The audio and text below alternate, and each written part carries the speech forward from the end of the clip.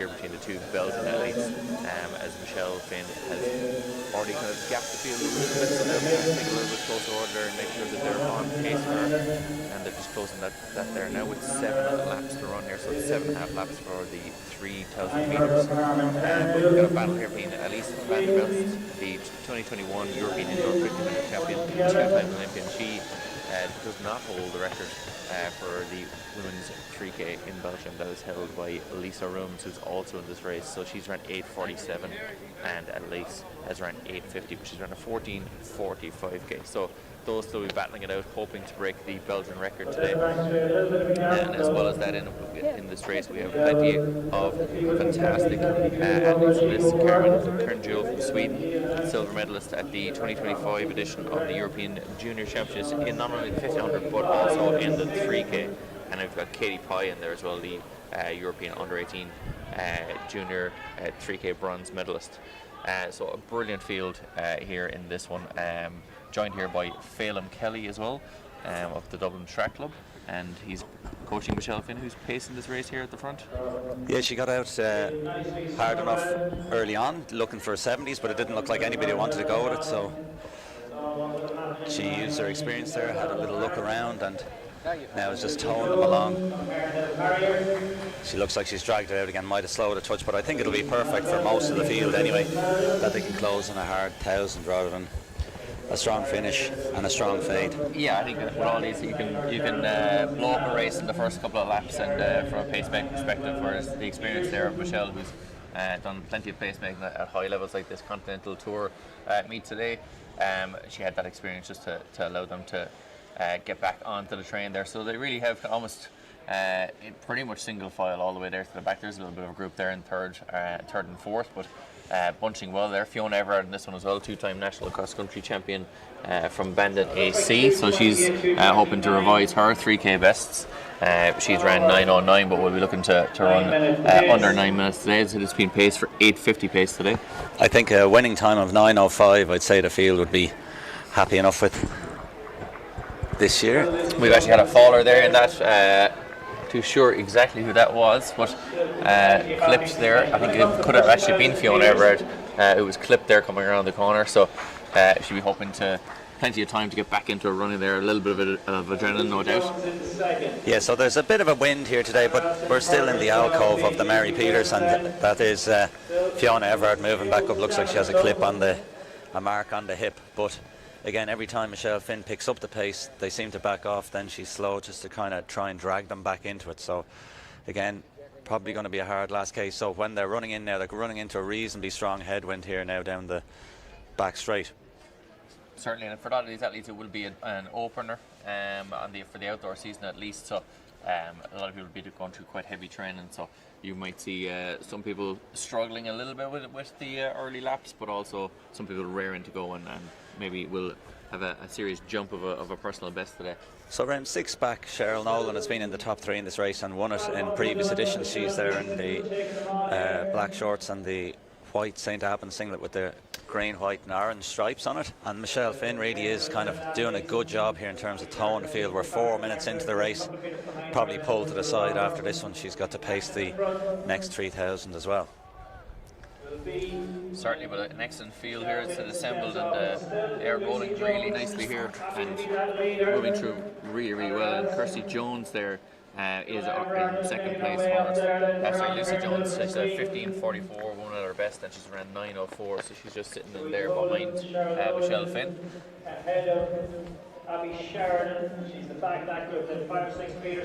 Yeah, so Michelle's still dragging this out. She's going to bring them to the mile mark anyway, and we've still got a blanket full of athletes there, around 10 athletes in the mix there. Yeah, really strong field there. You see Fiona Everard 4:44 just moving up there on the left hand side of your shot in the black crop top. She's getting herself, keeping herself in touch with that group there. Michelle Finn has stepped off after at the mile marker, and they've really, you can see that the pace has been starting to put on now. These athletes trying to move away. Fiona Everard there in 4th place, trying to hang on gamely there. She's closing that gap with those 3 athletes. So 4:55 through 1,600 metres, as Fintan Riley, our infield announcer, has called out as well. So here we go, Duggan. They're well stretched out now into the single falls, now into the hurt locker. Has the altitude training kicked in or kicked out? Yeah, and it's that little bit of wind there is kind of causing issues on the back straight. You can see them starting to struggle a little bit more there and taking almost a break then when they come into the second half of the race, second half of the lap. Yeah, so nicely strung out now. The moves are going to be put in as Cheryl Nolan just seems to be dropped off the back of that. Yeah, 4.36 is Lisa Rooms there, the Belgian national record holder at the front. So she's hoping to hold off her Belgian compatriot, who's directly behind her. They're battling it out for that Belgian record. Lisa Rooms will be turning to Lisa and saying, hey, there's not enough rooms here for the two of us. No, the commentary we have to be paid for, but the jokes are for free. Yeah, I think the Belgian record is off the cards here for the moment as well. As our sheets bluster Belgian bragging rights, perhaps, Phelim. Belgian bragging rights and some Belgian chocolate. So who's going to be sweet enough here now and have the finish the last few laps now as we come up to 2 to go? I'll call out the next lap split here. It looks like 3 kind of getting away. Fiona Everard's hanging in gamely there. That's a 72nd lap there, so it's winding up nicely. Zoe Toland and Abby Sheridan. Zoe was second in the indoor 3000. Yeah, I know she's going really, really well there. You can see the 4.38 there then as well is Carmen Carnjul, the Swedish athlete. As said, silver medal at in the 15 and the 3K at the European Juniors just last year. So she's a 9.05 and 4.10 girl at her best, and going really, really well here. Just in third place. Fiona Everard, they're still hanging on. So it's a really, really strong group there together, rolling really well. So still Rooms, Van der Lest, Kernjul and Everard. Yeah, they're coming around now. I think the lap count was just mistaken there, but they were going to have 2 to go. All right, I didn't think. We'll see now they're coming down to 1 to go, actually. Yeah, she's getting ready to switch it. We'll give you the next lap split again. Yes, ready for the bell. 4 of them here, moving across. Fiona Everard just behind, but it is Kern Jewel there, the Swedish athlete moving up just on the outside there. She obviously with the 1500 metre under the vest there, she'll have that kicking speed there, and it is Rooms got in second, and Vanderbilt in third, Everard in fourth. So these 4 now together. Kern Jewel, the Swedish athlete, he's hoping to get away from Rooms here, but Rooms is still hanging on.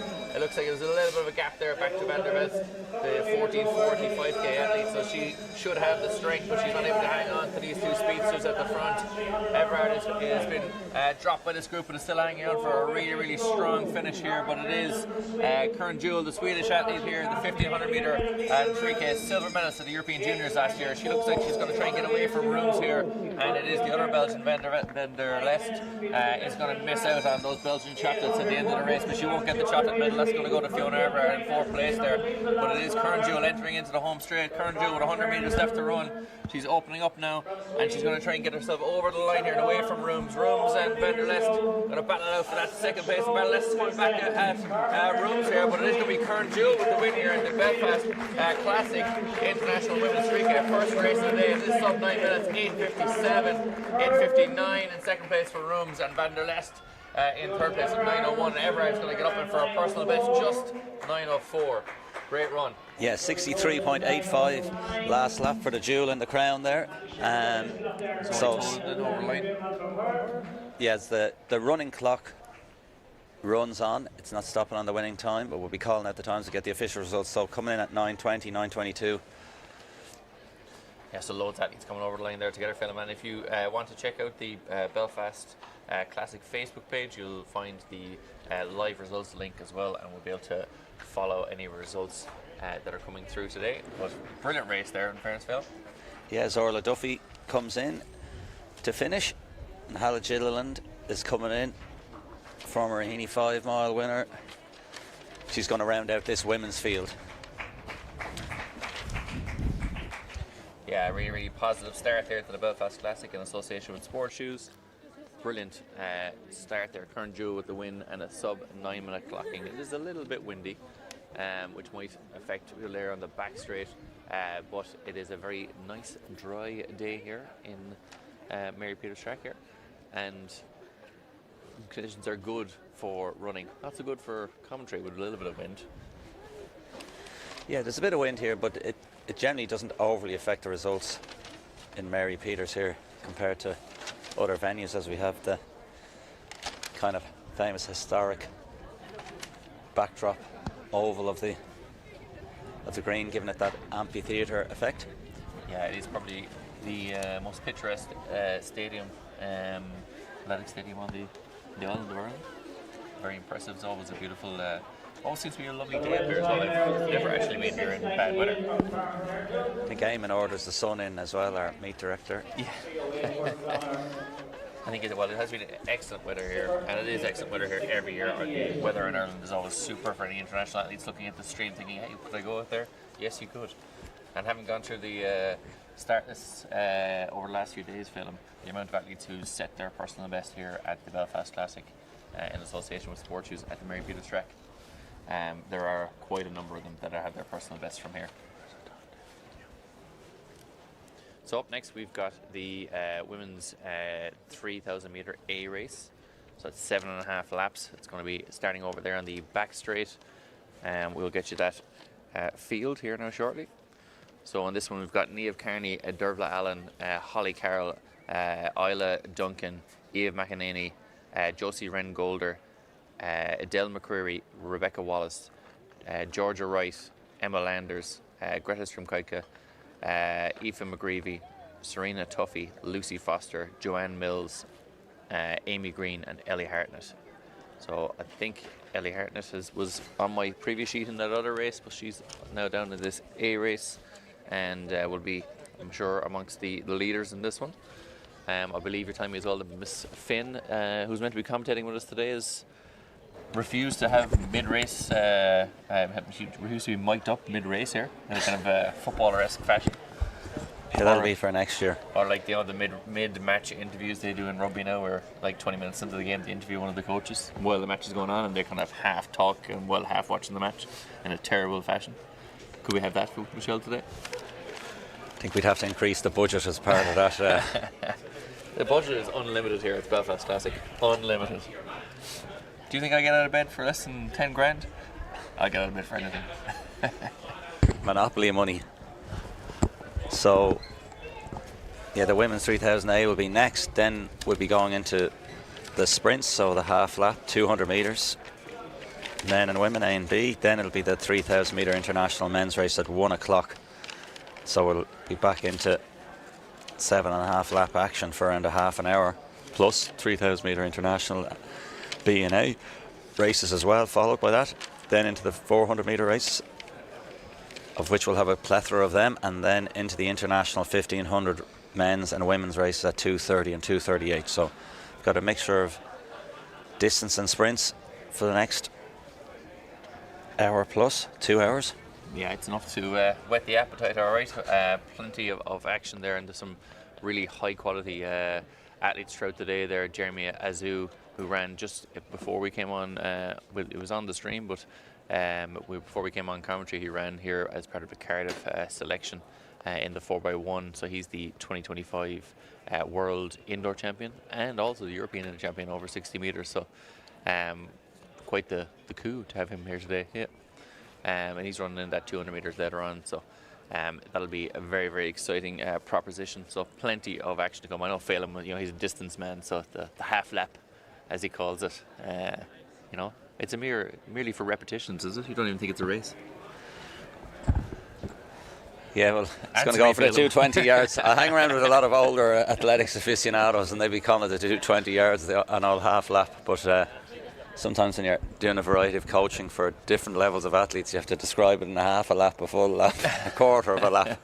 But yeah, we are at a... Yeah, to the cone and back. Yeah.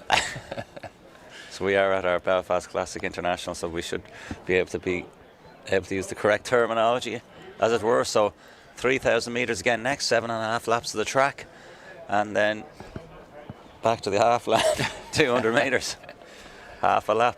Yeah, so we've got plenty of athletes in this one, as I said, kind of a selection of, I suppose, younger athletes and athletes who would have been maybe a little bit disappointed not to be in that international race. Would have been hanging on there to try and do as well as they possibly could at the back of that race. But it was a really, really high standard in that international women's race. And as I said, you can get your live results.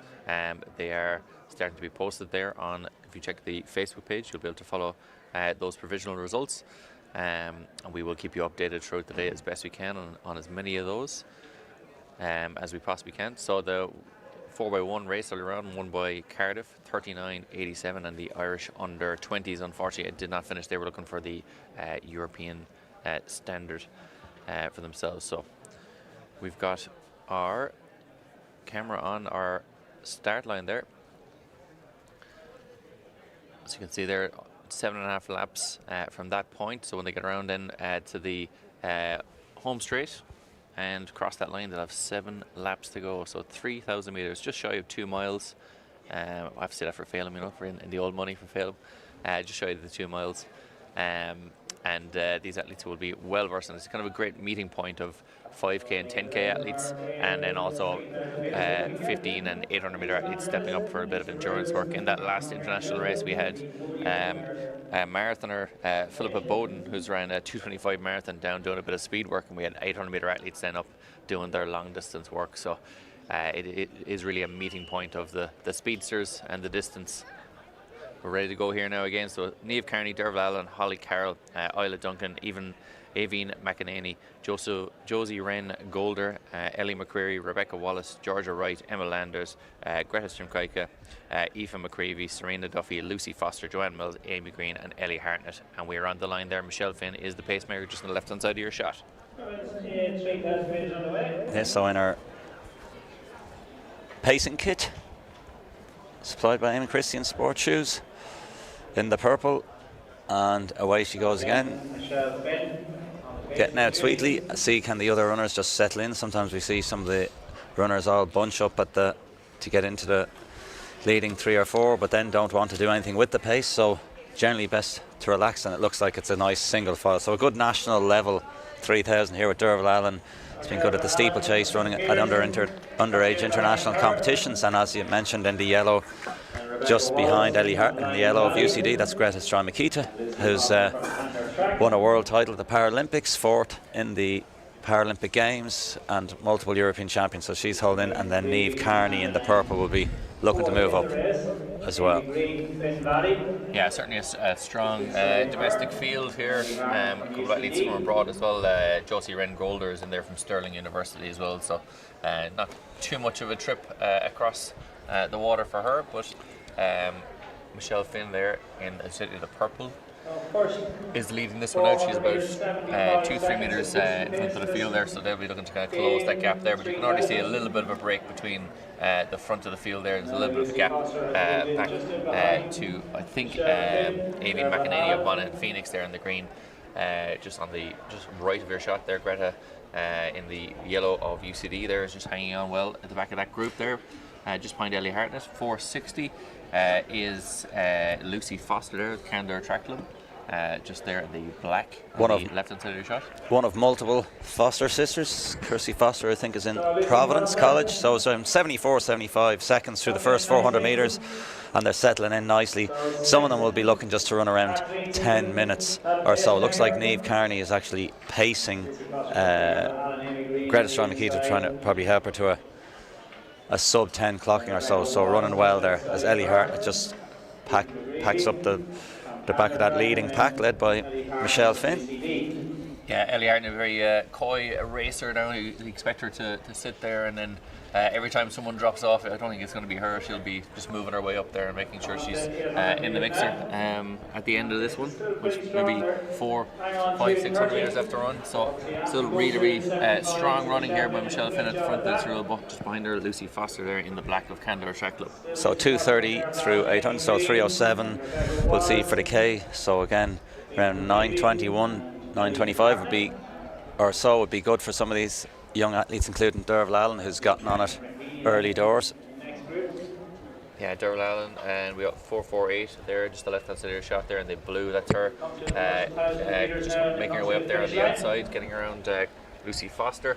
and just behind that then 4.62 is Amy Green of Finn Valley, just in the full blue singlet, and just behind that the Lagan Valley athlete, who I don't have. Oh, there I have Rebecca Wallace, 4.54, and Ellie Hartnett just behind that. Another Candor athlete is Aoife McGreevy, then 4.58, just having to work a little bit harder than she'd like to try and hang on to the back of Ellie Hartnett there, who's moving up again, is now in 5th place.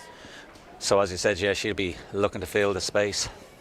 As they say in football, the pockets of space. She'll be looking to fill those pockets of space. As you mentioned, Candor Track Club, they have a lot of athletes competing here throughout the afternoon for the rest of the day.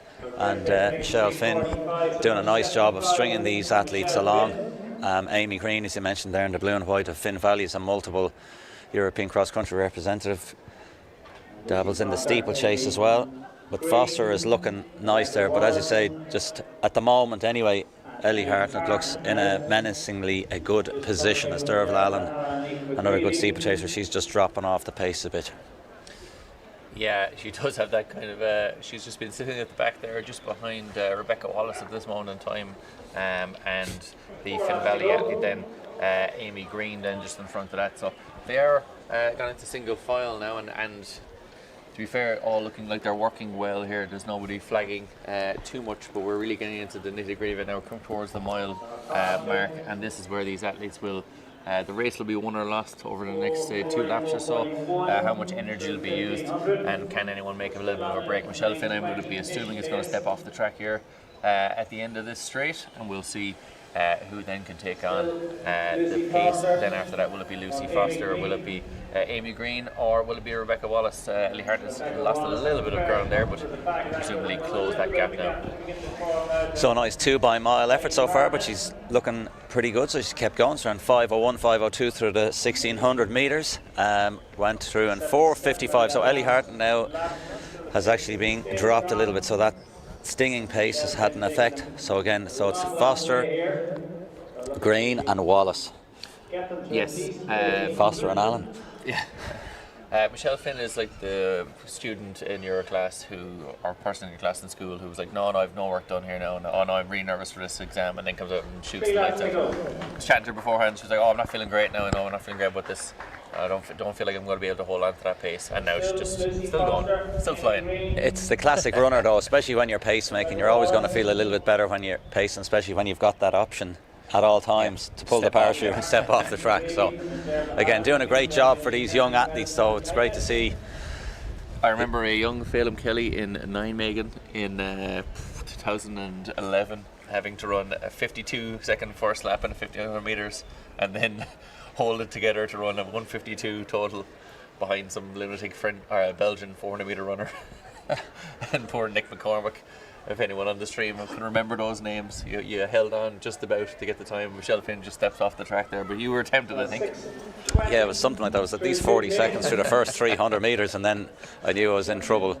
But we kept it together. But we were just talking about that on the way up. Sometimes the pacemakers do a good job, but then it's also the subsidiary, or who are the athletes that can push. And as you mentioned, Nick McCormick, whose name escaped me on the car journey up, was one of those runners that you could rely on if you're running a race, that they're going to really push on the pace, which really makes the races. So sometimes it's the brave runner that really makes a race, not just always the winning runner, as Foster Wallace just is trying to figure out with 2 to go, should she move into the front, and she does. Amy Green again would want to start moving. She generally doesn't have a massive kick, but does have great strength.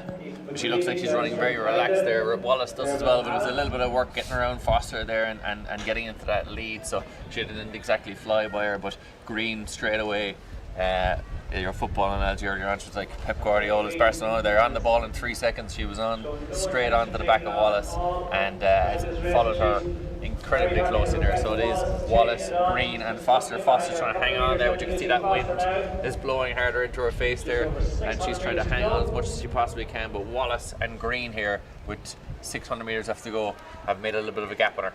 It looks like the wind has shifted a bit more so into a type of a crosswind, and young Foster looks to the ground for for some inspiration as she tires. But again, once that bell goes again, I think there could be a little lift again, and she'll have a bit of foot speed to perhaps get herself back in the game. But it's Amy Green having to make a push now for home. It could be like the German cyclist Jens Voigt, and she could look down and go, "Shut up, legs." As Green here has made a push for the finish. As you said, maybe not have that closing speed, but she's made a little bit of a gap on Wallace here with a lap to go. So it is Green with maybe 2-3 metres in front of Wallace. It's going to be a really interesting back straight there. She's gone a little bit earlier than I would like. But she's very, very brave to do that, but she is starting to move further away. I think she made a little bit of another metre there, but will Wallace close that gap now in the wind up the back straight and then hope that she has it in the home straight? So it's Green followed by Wallace, and Foster still hanging on their game lead, Hartnett in fourth. Yeah, Amy Green's going to have to really push. She's made the right move. There was 8:19 at the bell. Again, trying to push gamely now, pumping those arms hard as we come up to 200 to go. 8:55, 8:56. Can Wallace muster anything in this last 150? Foster looks to the ground again as well. 9:04 on the clock with 150 to go. Looks like Green has this all sewn up though now, as she'll come around the curve and will have a bit of a wind on her back. But we've seen them close before. Certainly, and things can fall apart there. She looks relaxed over on the shoulders there, and she's still pumping the arms, and looks like she's got it under control. Nice little gap here between these three runners in the end. And Foster is making a bit of a close there on Wallace, so Wallace going to be careful in the dying embers of this race. But it is going to be Green from Finn Valley with the win, 9:34, and Wallace second place, 9:37. Foster closing well, 9:38. In fact, Greta Strunkaika got over the line there with 9:43, which I think would be a big personal best, perhaps. Looking at Phelan here as he does the hand motion to say, I'm not 100% sure. Might have a 9:40 from previous memory indoors, but that is still a very positive run for her there, well under 10 minutes, so she'll be happy as Dervlan just nips under 10 minutes. Yeah, and certainly 10 minutes, I suppose, Phelan, would be the kind of the standard here for domestic athletes. You can get into the nines, then you're going reasonably well. 4:53 here coming over the line is Adele McCreary from Redfarnham, and 4:61 is Joanne Mills of Unattached crossing the line as well, and excellent time, 10:21, and it's Mana and Phoenix's Georgia Wright then getting up for that 10:26 to close out the fields with a few athletes pull out in that one. But an excellent finish to that one from Amy Green, Finn Valley. Good closing 600 metres or so. Yeah, I think both of those races were expertly paced, as we say, by the self-doubt but self-execution there in the end from Michelle Finn, the pacemaker, and she'll be joining us shortly now for some commentary. I was winding her up about being the pro athlete now. She'll probably have to go for a 20-minute walk, cool down, and 101 other things, and maybe a nap perhaps before she comes back up.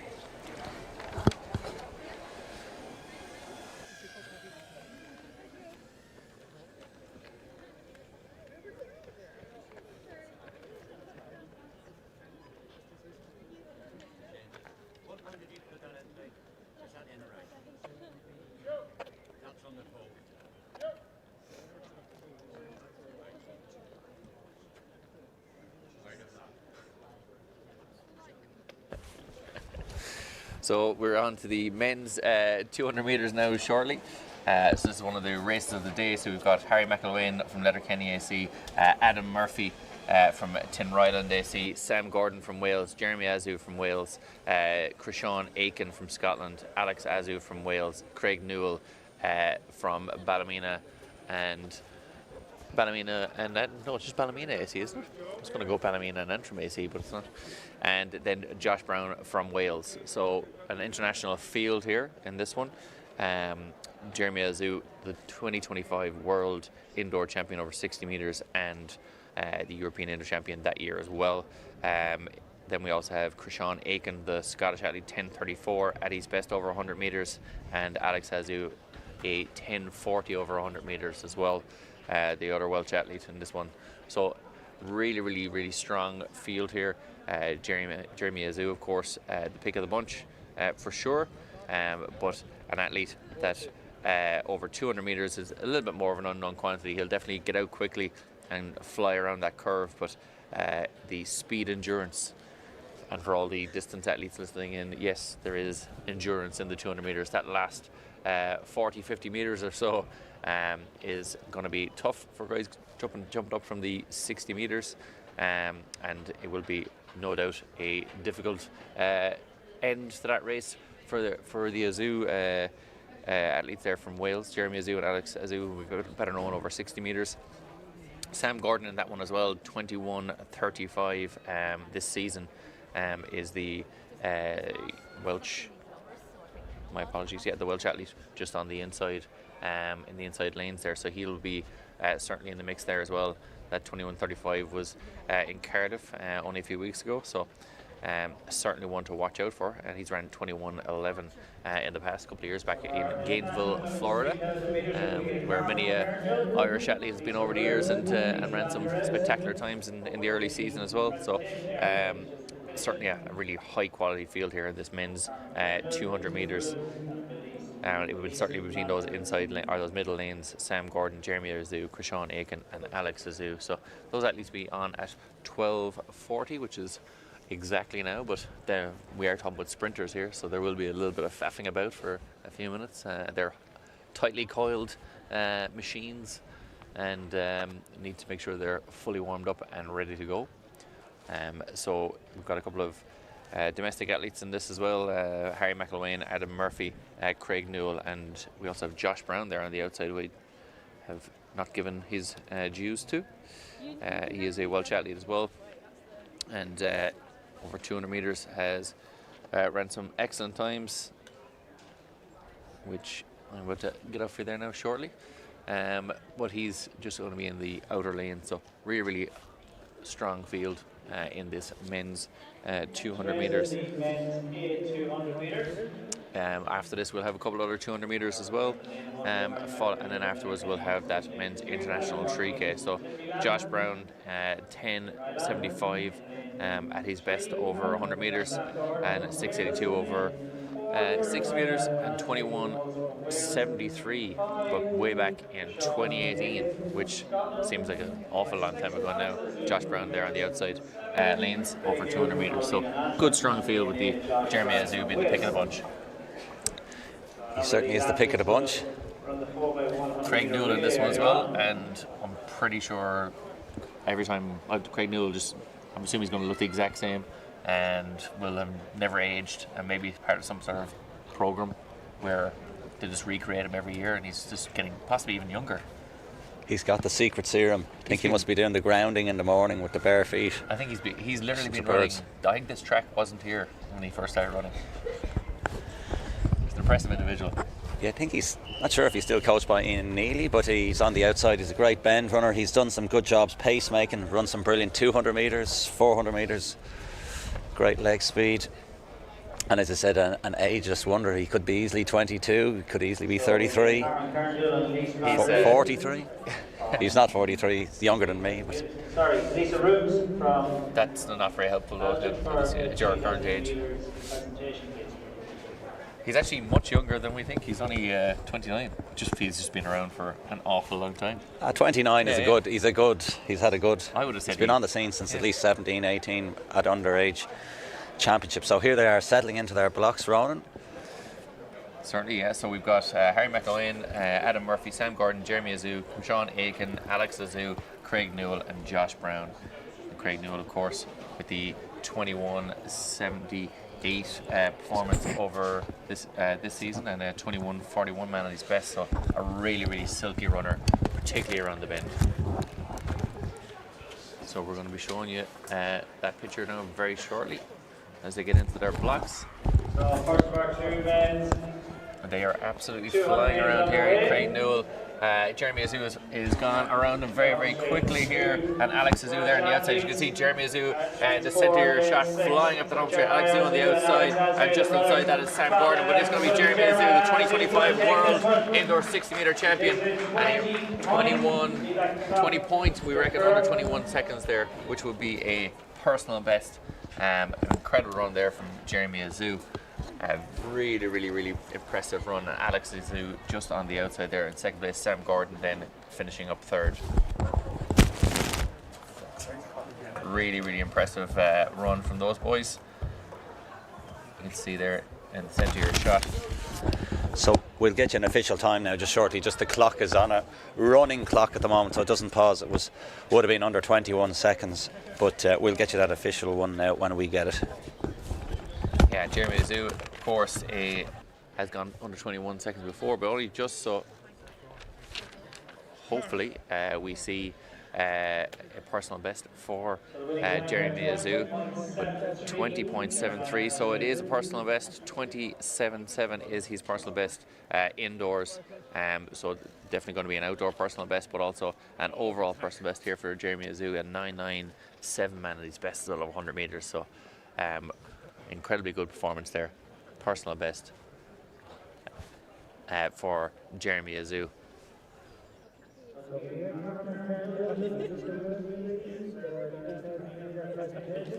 So we're going to try and get hold of those official results for you. But of course, if you are following on Facebook, you will find those results coming up on the live results page. And hopefully we'll get as many of those to you as we'll get those to you as best we can. So next up is the 200 meter A race, and that'll be coming on very, very shortly. And we've got a high quality field in there, and after that then you're looking at the two men's A race, an A race and a B race, and then our women's A and B 200 meters after that. So really, really high quality into the men's 3K then.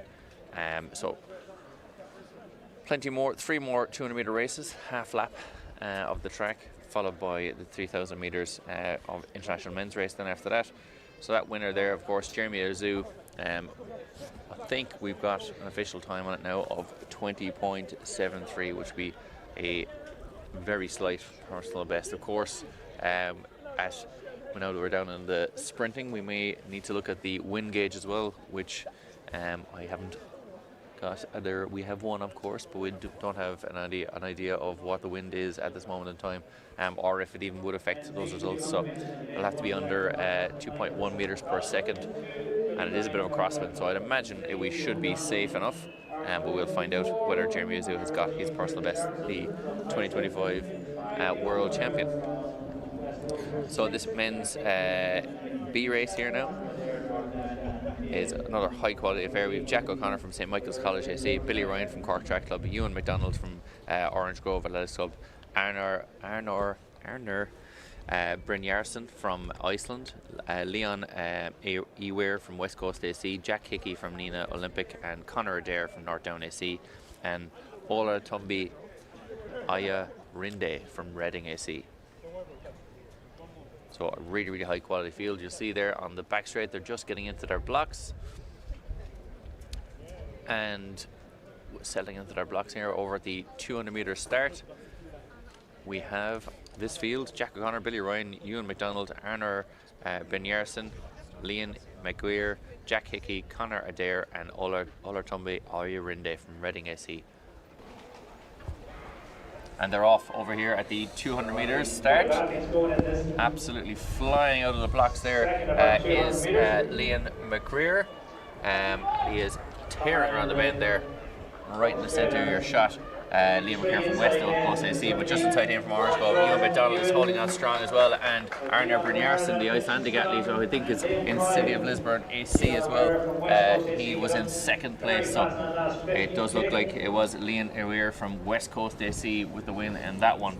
So those three athletes in the centre of your shot there now were very much amongst it there in the final metres of that race. Yeah, we'll get you the official results there now shortly, and the official result on the previous race. So Jeremy Azu ran 20.73, followed by 21.12, 21.33, 21.51, 21.71, 21.90 and 22.10. So the winning time there was 20.73 in the international A race 200 metres. So I was talking to him there about the potential wind factors, whether or not with the crosswind it should be okay in terms of is it going to cause any issues for the wind gauge, because that would be a personal best for Jeremy Azu.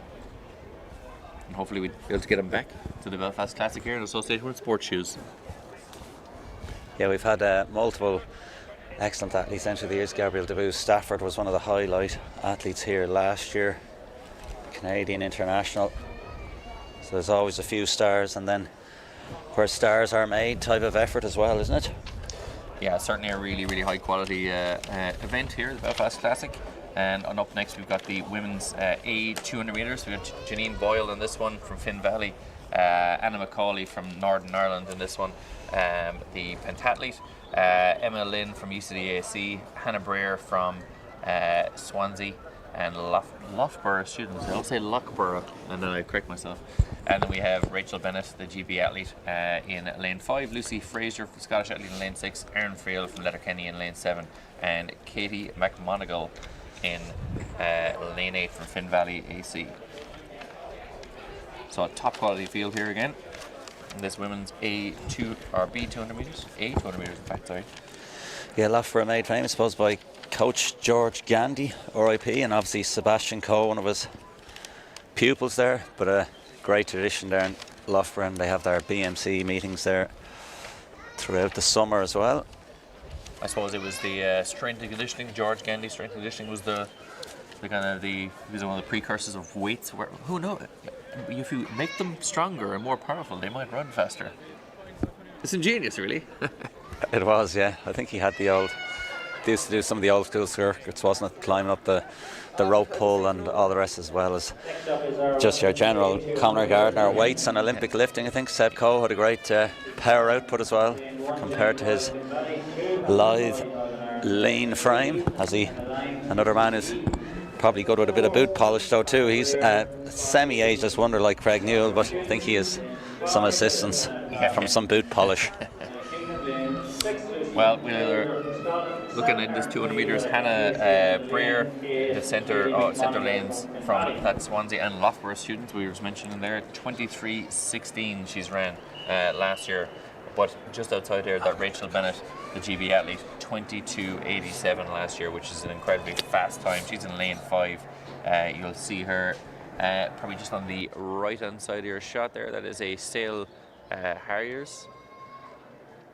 Sale Harriers vest there, so just I think that is her there, centre your shot, 22:87 Rachel Bennett, and Lucy Fraser just outside her, the Scottish athlete, then 23:64 as the season's best. So really strong race ahead of us here. The athletes to watch: lane 4, 5 and 6, Hannah Breer, Rachel Bennett and Lucy Fraser. Those 3 athletes will be under 24 seconds. It's generally a safe bet, isn't it? Watch lanes 4, 5 and 6 in a sprint event. Don't let people peek behind the curtain, Phelim. So we're on our marks here. And out hard on those blocks there, that is Hannah Breer there, I think, just in the pink outfit there, just in the centre of your shot there. She's absolutely flying it coming into the straight. That is 36, my apologies. Hannah Breer, yeah, the Swansea athlete. And just outside her, at number 37, is that Rachel Bennett. She's gone sub 23 seconds in the pass along. Levers there and tearing over the line. It is Rachel Bennett with the win in that one. The GB athlete in that's a Sale Harriers vest. And she gets the win with Hannah Breer there, the Swansea athlete in the pink vest, coming in second place. So we did not have Lucy Fraser, I don't think, in that one. No, some more good running there. So have no fear, all the results will start pulling them through as well. It's just one of the laser beams in terms of the clock stopping on the finish line for you to see on the screen. The results are still coming through, so we'll get the official results there, as we saw the Sale Harrier win there. And yes, on occasion some of the athletes like the outer lane. Karsten Warholm likes it, and also in Lausanne, amongst others. I think Xavier Carter and some of the guys back in the day used to like lanes 6, 7 and 8 on the wide. Well, you're starting ahead of everyone, like, you know, you're already ahead psychologically, getting in the brain. But sorry, we did in fact have Lucy Fraser, Scotland. She was there, centre your shot there. That is her there. She was in that one as well. So I think she was in 4th place there, and Anna Macaulay as well, the heptathlete in the mix there as well. That she's there in the red one piece there, number 34. So she's around 24 and 98. She'll be looking to train get that down a little bit further as she takes on the combined events throughout the season here, the Northern Irish athlete. So in our next race, women's 200 metres, we will get an official time on that last A race. Won, of course, by Rachel Bennett. The favourite for that race has come out and dominated the final 50 metres. So she had a little bit of trouble with Hannah Breer coming around that bend, but the superior speed, endurance and long levers got herself over the line over that last 50. The Sale Harriers athlete. This women's B 200 metres has Alicia Hagerty in it from Middleton AC, Laura Frey from Lagan Valley, Brynja Brinjdottir, the Icelandic athlete of I believe is also with she's City of Derry AC Spartans as well, local athlete here, but competing for Iceland. Ellen Daly from Kilkenny City Harriers, Catherine Hempton from City of Lisburn AC, Martha Orr from Orange Grove Athletics Club, and Sophie Parler from Olympian YAC. Yeah, I'm making a wild guess here that Ellen Daly is Molly Daly's sister, who competed in the World Relay Championships, compete at the first time at 3 generation athletes have competed internationally. Her mother Fiona Norwood, and I think her grandfather before her there, so that was a bit of athletics history there for you now. No pressure on Ellen Daly here. So what you're saying? You're putting a lot of... No, we'd never do that. But Brynja Brinjdottir, her brother, ran in the 200 metres earlier on and was in the top 3, so she'll be hoping to do the same. And we will hopefully see a strong performance here from these athletes. They'll be getting into their blocks now very shortly. A couple of jumps in the air to activate the nervous system, activate the muscles. And settle the nerves. I've seen it being done on TV, so I'll do it myself. Exactly, yeah. Well, take it till you make it. I'm living that life. When are you going to make it, Bill? When did that part start?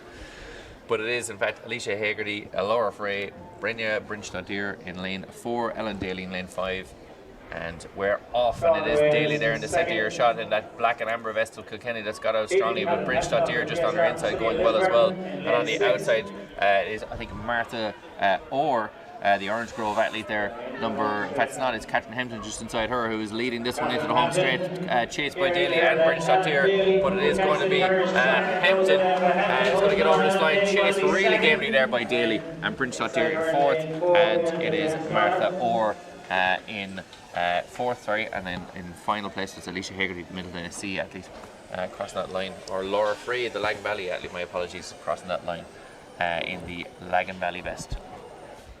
Excellent. Yeah, it looks like Daly nearly could have caught and then was like just holding it together and then slowly coming back to her, but tidy run. All the results are coming through live on the Facebook page as well. Yeah, they certainly are coming through on the Facebook page, and you can follow the start list there as they come through. But really positive run there from Hempton. Over 200 metres on the wind, plus 0.8, so we're in the clear, hopefully as well, for that Jeremy Azu run from earlier. But you can follow Belfast Irish Milers. You'll find the Belfast Classic and Association with Sport Shoes on there, and if you flick down, you will find the live result link is the 3rd post, so you can click on there and you'll get your live results throughout the day. So that women's A 200 metres, Rachel Bennett of GB 23.53, Hannah Breer 23.75, Lucy Fraser 3rd 24.27, Anna McCauley 4th in 24.61. B results from that 200 metres earlier on as well. 21.97 from Sean O'Donnell, Anya Brynjarsson, the Icelandic athlete 22.15, and Ewan Donald, Orange Grove AC 22.20. So really strong performances there in that men's B 200 metres. And now we are through the half lappers.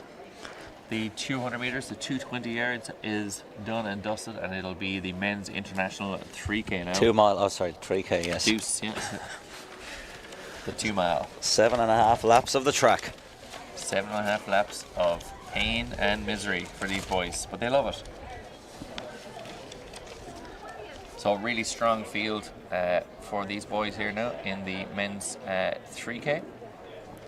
So So we'll get a handle on those boys very shortly. You can see them there all getting themselves ready. We've got, I see one of your athletes there, nice new singles though, film, but one of them, is that David Troy wearing a cap? Always controversial.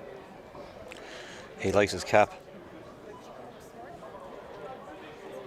So we'll get you this field now very shortly, because I've clicked off it and I now need to go and find it. So here we are. So we've got Michael Murphy from Tullamore Harriers, Gavin Curtin from Dunor Harriers, Finlay Prophet from Great Britain, Istvan Zoigi from Hungary, Sebastian Lorstad from Sweden, Sam Serrano from Belgium, Matthew Ramsden is down as Great Britain and Blackburn Harriers, but I believe is of Australian extraction. Henry McLucky, who might... No, he's not. He's the same name. Oh, same. Matt same Ramsden chap. from Australia had to reply to a story once on Instagram saying, "Not me, but Not good me." job, mate." Keep up the good work. Ben McMillan from Scotland, Callum Morgan, Jamie Battle, David Troy, Tony McCambridge, Ravi Clark, Quinn Meal Ingram, Jack O'Leary, Dermot Fagan, Dylan Casey and Chris Fielding. Yeah, so Jack O'Leary, 4th in the European Cross Country Championships. This is his, bumped into him earlier, as he said, just get the rust underway, get the season underway at some stage. But in fairness, as I said to him, it's still early doors for a long summer ahead, with Birmingham hopefully on his horizon at the European Athletics Championships.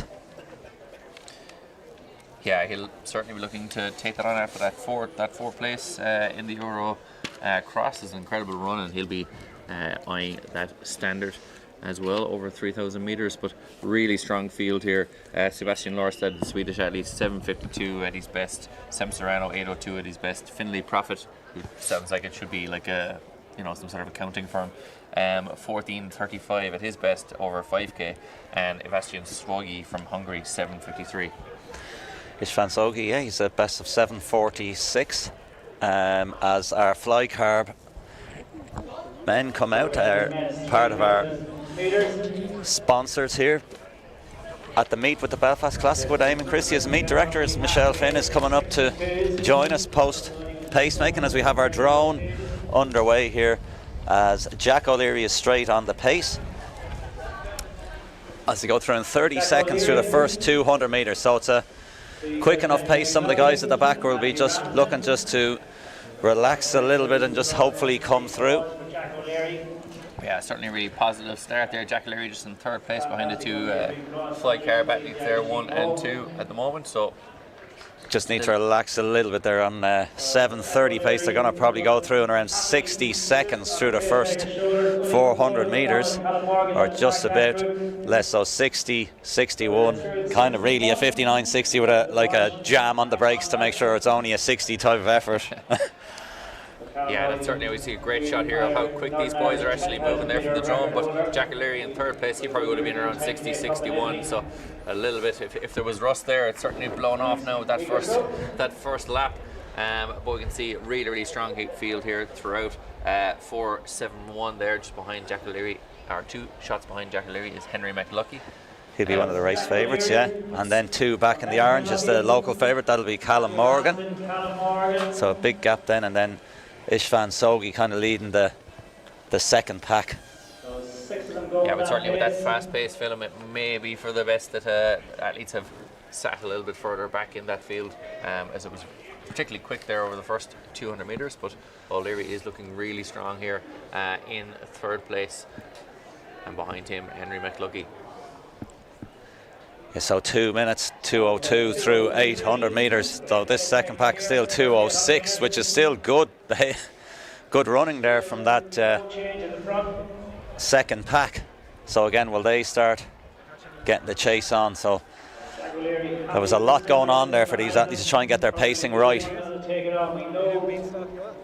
Yeah, a lot of experience in this field though, so these athletes will be happy to sit in there. 4.68 just behind there is Sebastian Lorstad, the Swede there at the very back of that group. So an international field here at the Belfast Classic in association with Sports Shoes, and a particularly quick 3k lined up here. Callum Morgan just there in the orange vest at the back of that leading group there, looking particularly comfortable at the moment. Yeah, so they're rolling now. Even the second pack was 2:40 through the first K. As we have our arms striding out, trying to hang on and pull this out just for another little bit. So we have our cameraman one with the camera and just standing in the way of the clock. We're looking for 306 to 1200. And we have photographer here. But we have Matthew Ramsden, non-Australian Matthew Ramsden, British Matthew Ramsden, sitting there in 4th place. So a group of 5 here, and obviously the first athlete there is our pacemaker from Flycarb, who's rolling really well here and keeping this pace, going at the coming up towards the mile very shortly. So going really well here, this group. Jack O'Leary there in 2nd place.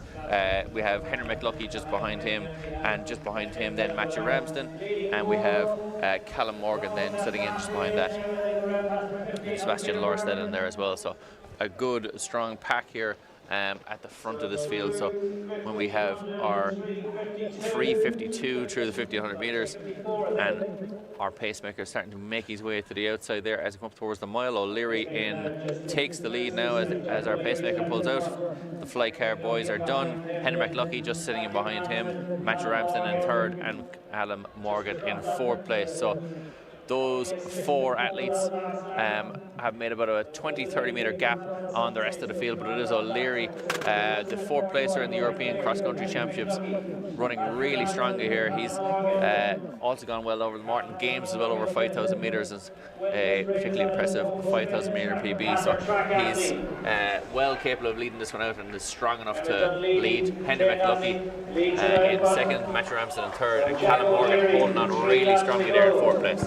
Yeah, he's been running well over 10,000. He's been having a good season, so for the last 12 months plus or so. So he's looking to keep progressing there. Jack O'Leary is leading it out, but I think McLuckie still be the favourite here at the moment. But there's no stopping Jack O'Leary himself the last 12 months.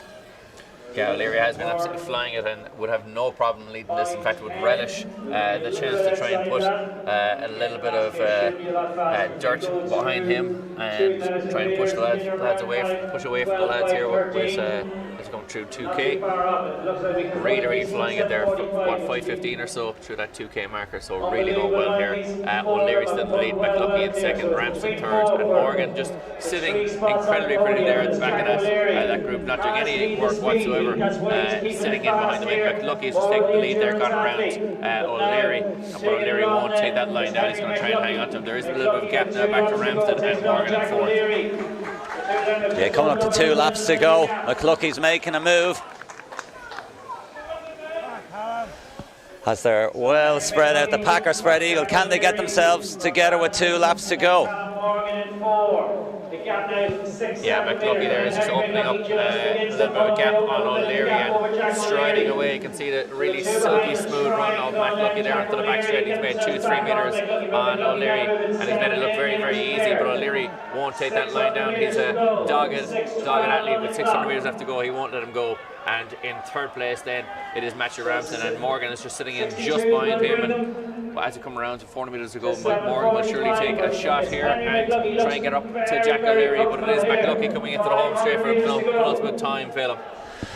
Yeah, he's looking good, coming up to the bell lap, for whom the bell tolls probably be around 7:40 or so, just a shade over 6:40 rather, 6:41, 6:42. So can he get a sub 60 as he's driving into the wind? Callum Morgan is coming back into the contention for the top 3. Jack O'Leary still looking to hold out, but it looks like McLuckie has this all sewn up as he comes down the back straight with 300 metres to go. Yeah, McLuckie is absolutely full of running there as he enters into the back straight. He looks like he'd run 2 or 3 more laps at this pace. He's flying down there, full of vim and vigour with 250 metres left to run. O'Leary running strongly as well, but Morgan has made a bit of a burst for it on the back straight. It's gone around Matthew Ramsden. He's going to try and catch up to Jack O'Leary, but McLuckie is home and dry. He's got the smoking jacket on. The cigars are being dropped to his table with 110 to go. He's absolutely flying here. He's going to get up and around that 7:40 mark, but Morgan is chasing O'Leary here. Morgan's going to come into the home straight and just try and go around Jack O'Leary, but as you see there in the back of your shot, McLuckie is home and dry, but Morgan there, you can see the battle on between Morgan and O'Leary for 2nd place, and Morgan is flying by, and the winner, Henry McLuckie, 7:43, a fantastic time and a brilliant run from him. And Morgan in 2nd place, 7:47, O'Leary in 3rd, 7:48, and this Matthew Ramsden 7:50. Incredible run. Yeah, so looks like Diarmaid Fagan coming in for another good run here. This could be a massive PB, all right. 8 minutes, 8:01. Looks like a big PB for Fagan. Yeah, Ben McMillan there, the Scot there, coming up for 5th place. Sam Serrano then in 6th place. So really strong international field here, and loads of personal bests, I'm sure, in the later ranks there. Really strong field. We're still at 8:20. Even for these athletes here, like David Troy coming out of the line there in 8:21, so real strong performances throughout. The winner, Henry McLucky, we get an official time on that. I think 7:42 was it? I would have thought 7:43, but we'll be getting them up live now shortly. We'll round down, as our friend Cahaldini would say. So up next is the 3,000 metre B. 3K. So we've got two more 3Ks to come, and then we're on to the 400 metres for international women. So a couple of 3Ks, two 3Ks to come, A and B races, and then on to the the women's international 400 metres at 1:38. So it is like clockwork here. We're flying through it. So really positive race there from Henry McLucky. Centre your shot there. He's been running really well this season, and certainly ran well in that race there with 2 laps to go. Flew through that field there. Jack O'Leary having to lead after the pacemakers dropped out, but he was going really well there, and getting himself over that line with maybe 500 metres left to run. Made a bit of a break for it and put Jack O'Leary under serious pressure. Impressive run. This men's B 3K. We're going to go for the B 3K first. So we've got Aaron Rush, Adam Foy, Mark O'Callaghan, Anthony O'Brien, Stephen Lunn, Rory Hollywood, Ethan Dunn, Matteo Ursacci, Evan Costello, Malcolm Kiplagat, Jack Garvey, David Woderick, Alistair Roger, Kevin Finn, Kieran Considine, Charlie Taggart, my apologies, Mark Cornett, Noah Watt, Cormac Lenny, James Traynor, Riley Connolly, and Jack Donnelly. Riley Connolly and Jack Donnelly, no relation. So there's a few caps on. There's another cap merchant on today. The Denora Harrier there has his cap on. Yep. My ears are far too big to wear a cap, unfortunately. I wish I was cool enough to pull it off as well, but certainly not. Fantastic international men's 3,000 metres in 3rd place. So this men's B 3K, Aaron Rush, Adam Foy, Mark Callahan, Anthony O'Brien, Stephen Lunn, Rory Hollywood, Ethan Dunn, Matthew Ursacci, Evan Costello, Malcolm Kiplagat, Jack Garvey, David Woderick, Alistair Rogers, Kevin Finn, Kieran Constantine, Charlie Taggart, Mark Cornett, Noah Watt, Karen Lenny, Cormac Lenny, James Traynor, Riley Connolly, and Jack Donnelly. So you can see the centre of your shot there. You've got Henry McLucky, we've got Jack O'Leary there in 3rd, and the local man Callum Morgan there getting up for 2nd place in the latter stages. And our meet director here at the Belfast Classic in association with Sport Shoes, Eamon Christie, just on the left-hand side of your shot, making all this happen. Yeah, he's been doing a great job now for a number of years. Great at kind of the meet made its name on the 800 metres, the women's 8, as the lads are lining up again. Our fly carb lads are on a quick turnaround from the international 3K to the B 3K. How do they do it, Philip? Do they do it through the use of fly carb, perhaps? I think our donations to Dublin Track Club and to myself for the parkour. yes, the old sodium bicarbonate. Yeah, certainly. I know they've got a stall here today as well. So if you're here, checking them out. If you're here listening to us, watching it on the screen as opposed to watching it live. And we're off here in the men's B3K. So 7.5 laps for these boys. As the fly car boys go to the front there to pace this one. And we'll be looking for a slightly more relaxed start to this one than the 30 seconds in the men's international race. Yeah, the 2 minutes dead 800 would be probably looking for a little bit more relaxed, but which they are doing. Yeah, certainly an easier pace than this one, but Rory Hollywood there, the Lagan Valley athlete, in 2nd place. Hollywood by name, Hollywood by nature. He's gone to the front of this field, making a name for getting on screen. Yes, and the clock is a little bit off there. Yeah, we will get all of the results, of course, on live results here. Check it out on the Facebook page. The Donor Harriers athlete Adam Foy there has gone into second place. You can see a great drone shot here. Plenty of crowds here at the Belfast Classic. And a fantastic shot of how relaxed those athletes do look here on the back straight, and they are rolling really nicely here. But a lovely scene here at the Mary Peters track.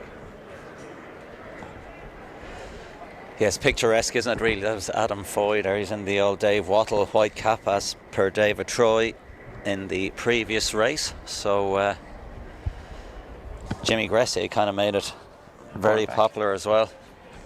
And you have to say, Philip, some fantastic club names here in this one as well. We've got Keeper Lit from Charlie Taggart is running for Keeper Lit, which I thoroughly enjoy. Yeah, we saw a young athlete in the opening race in the underage 1000 in the Keeper Lit. Can't see the Keeper Lit singlet here. There though, I can see the North Belfast Harriers though, Annadale Striders singlets and the Lagan Valley. So a lot of the local athletes who'd be training here throughout the year are running in this B3000. Yeah, you'd have to think that those athletes will know every little crack, and they get like a basketball team at home. They know the dead spots in the track, they know the dead spots in the court. They know exactly, they'll have ran this. It'll be like second nature to them. But it is still Rory Hollywood, the Lagan Valley athlete, at the lead of this, just behind the pacemaker, and Adam Foy then in second. And we'll get an idea there of our third place athlete.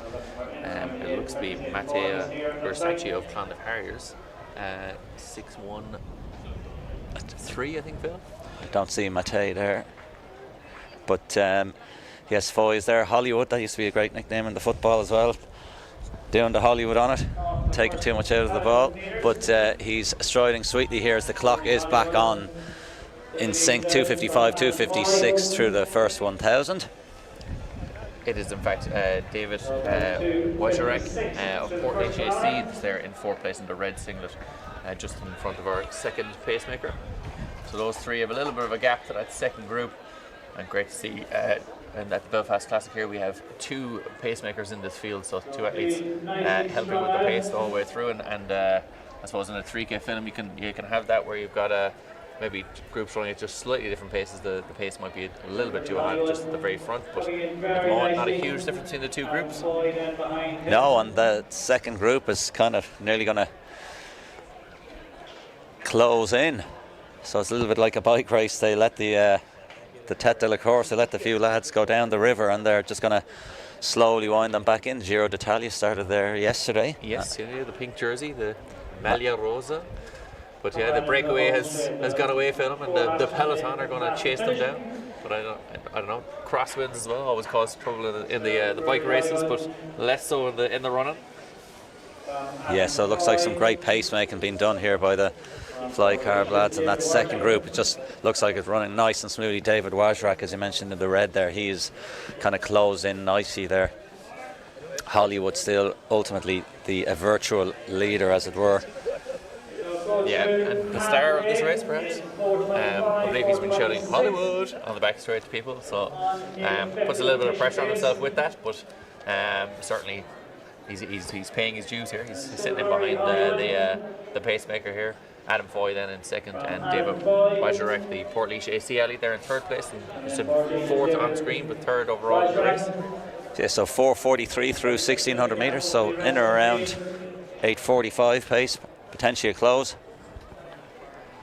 Yeah, certainly a really strong effort here from these boys. Under 9 minutes for domestic athletes is always good running, good benchmark. So if they can get that 8:43 instead of conditions a little bit windy, we'll find out what it's like. We're obviously up a little bit higher than most. We'll find out in a few minutes from Michelle Finn what it was like down on track. Exactly, on Trackside. Yeah, she's just come back from her pace and duty. She's going to be linking in now shortly. She also ate the last of that chocolate bar, and I didn't see anyone getting offered any. Which is I kid. David Wajrak, the Portlaoise AC athlete, has gone in there in second place, and Rory Hollywood is now gone into third on screen, second overall. and David Foy then, or Adam Foy, my apologies, into 4th place on screen, 3rd place overall. The flight card boys there at the front are your pacemakers, your pacemaker, and you've got a secondary pace group then just behind that, just off screen. You can see there just you catch that second group there on the drone shot. So 2 pacemaker groups in this race. So really, that second group we're trying to break 9 minutes, which would be a nice benchmark. But David Wesright, the Port Leash Seattle there in 2nd place on screen in the red signet. Yeah, he's striding sweetly there. He's moved as well. He's run this race particularly well, and. Yeah, as you said earlier, the 10-minute mark for the women is a great benchmark for the national club level, and again 9 minutes for the boys, and the men is also another excellent marker. So they're going to have 2 laps to go, 6:30 on the clock. The arms start moving. Yeah, so 2 laps to go. The race, the hard work has been done here to be starting to sniff home here. David Wajrek has made a bit of a gap there, maybe metre, 2 meters on Rory Hollywood, and Adam Foy then is starting to get dropped a little bit by Rory Hollywood there from Legan Valley, but he's still starting to look back, which is always a sign of a man in a little bit of trouble, and he's been chased down then by the Annandale Striders. The Stags are on the move, and Wajrak there with 600 metres left to run. Portlaoise Seattle, it has made a little bit of a gap, but not enough of a gap that Hollywood, who I'm sure would like a spectacular finish, as his name is Hollywood, he'll certainly try and hold on for dear life there. Some of the famous athletes from Portlaoise down through the years include Anne Keenan Buckley, and now more recently the Mulhairs, Michael Mulhair, David Mulhair, and Mary Mulhair, exactly, and there's multiple others, but it's Wajrak now representing Portlaoise with pride here as he's going to come into the bell lap. Yeah, 400 metres left to run, 2 half-lappers as Phelan would say, and they have our clock 7:41, so trying to get in around 65 seconds or so. We get an 8:50, which would be a lovely run, but he's full of running here with David Wajrak. Rory Holland then in 2nd place, Hollywood in 2nd place, and Adam Foy in 3rd. I'll get an idea of the hard finishing young man there from North Belfast Harriers, the yellow jersey. David Wajrak on the back straight. He is rolling now. 2:50 to go, 8:10 on the clock. So we'll see, can he run a 30-second last 200 for an 8:45? Might just be a little bit out of his compass, but you don't know. Hollywood in 2nd. Foy coming back into it a little bit in 3rd with his cap on as the young North Belfast Harrier has a look at his clock, but he's going to have to pump it up a little bit as Foy looks back. The young and the old, but it's Wajrak now at 100 metres to go, 8:35 on the clock. Probably be looking to get under 8:50 if he's lucky. Hollywood is coming back at him, but he is going to run out of track. So can he just get under the 8:50? Looks like he's just going to be a shade over 8:50. Hollywood next, followed by Foy, and our young North Belfast Harrier coming in.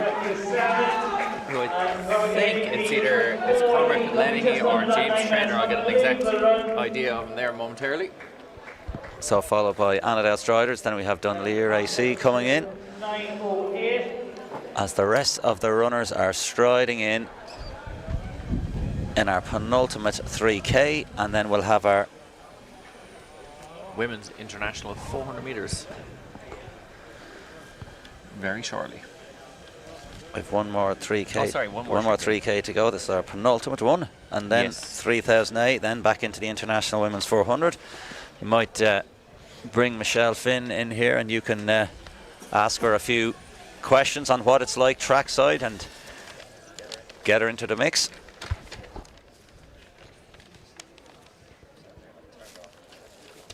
So we're going to be joined here by Michelle Finn, 2-time Olympian and 2-time pacemaker here at the Belfast Classic with Sport Shoes. And she's going to be joining us very shortly, giving us an idea of what it's like on the track. As we mentioned earlier, she refused point blank to mic up for the race, which was a disappointment to many. But she's going to be getting on very shortly here for this men's A3K. I'll bring you through that field as we get her set up here. She's got hair and makeup. Phelan doesn't have enough hair to go through hair and makeup, so, and we didn't have enough makeup for Phelan. But the men's A3K here, we've got Adam Plows from 361 AC. We've got Oisin McGloin, Stuart Spencer. Stuart Spencer has joined us from Puerto Torrevieja.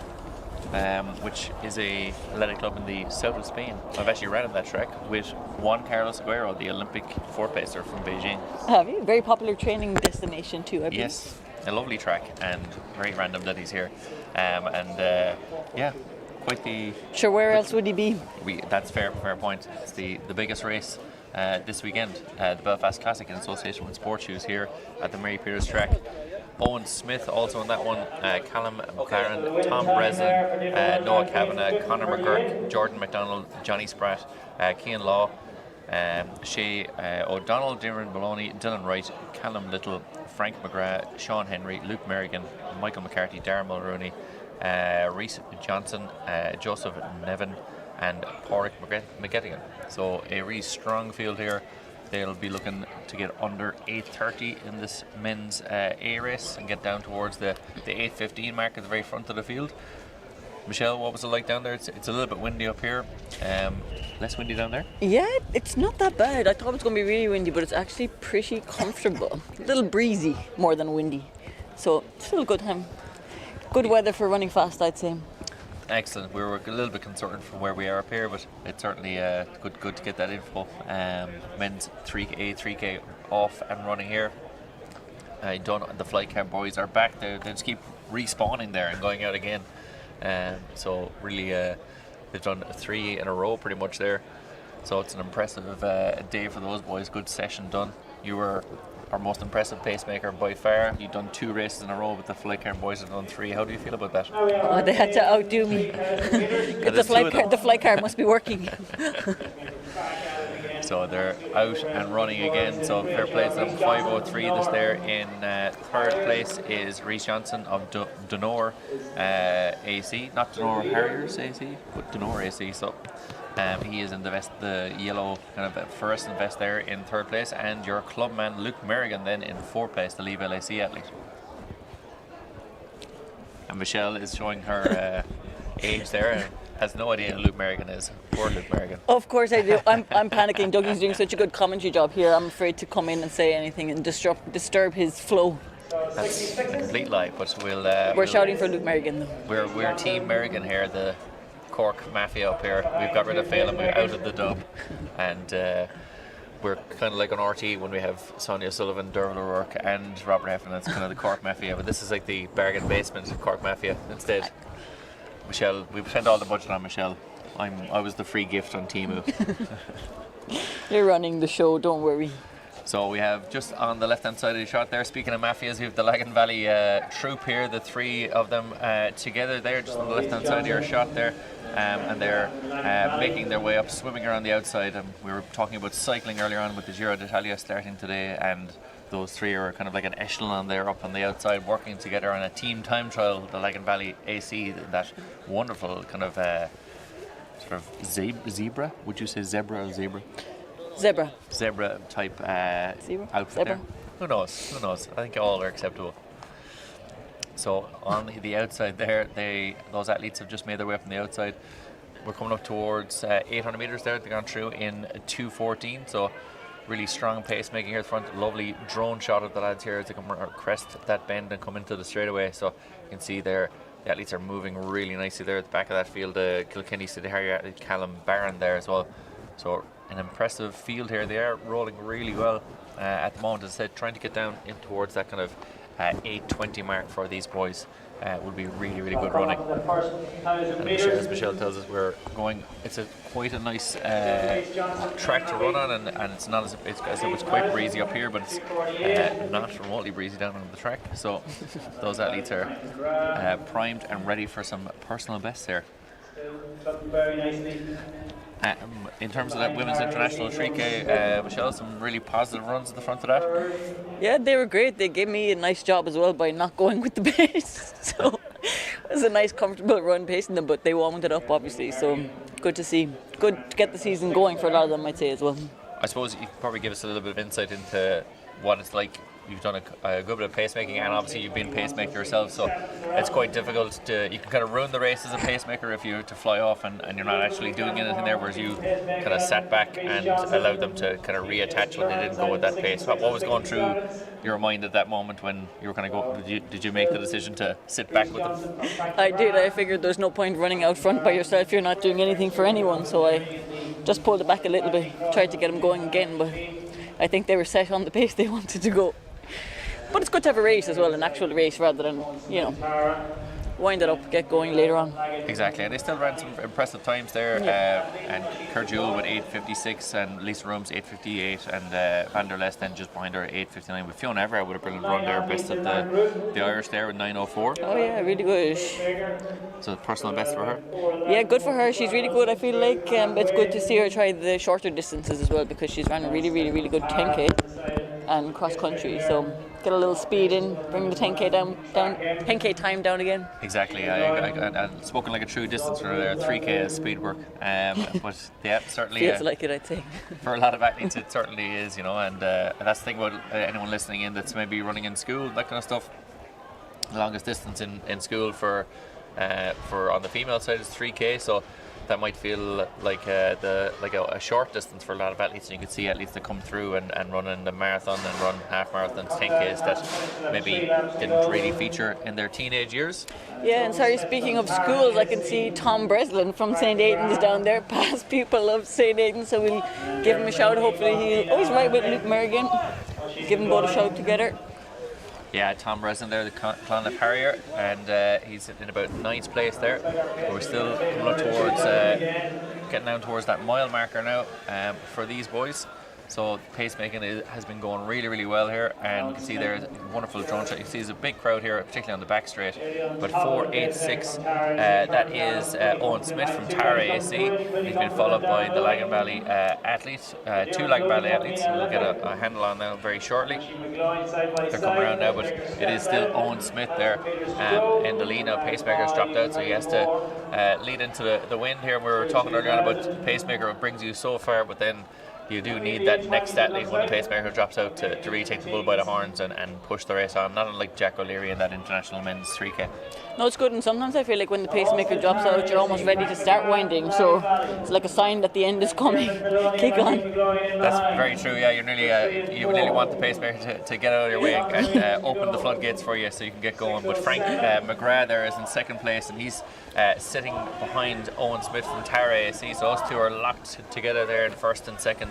Owen Smith just at the all blue the best of that Tara AC, and then just next to him then Frank McGrath then is sitting in. Frank McGrath making a bit of a jump to get up into that group there, but with in around say 600, a little bit longer to run at this moment, but these two athletes are rolling really, really well there.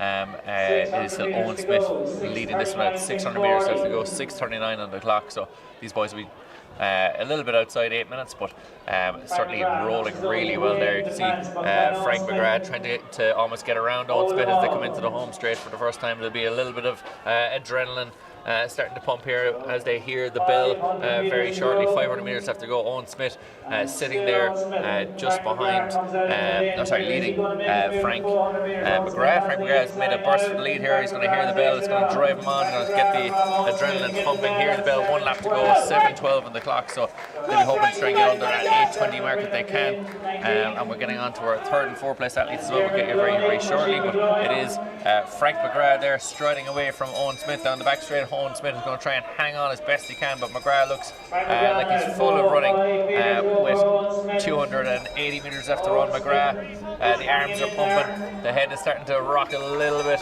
but Owen Smith, can he try and eke out those yards and try and get back up onto the shoulder of Frank McGrath. 200 metres left to run the Lagan Valley ACL. He'll know every inch of this track. Smith is trying to hang on to it, but I think his day is done.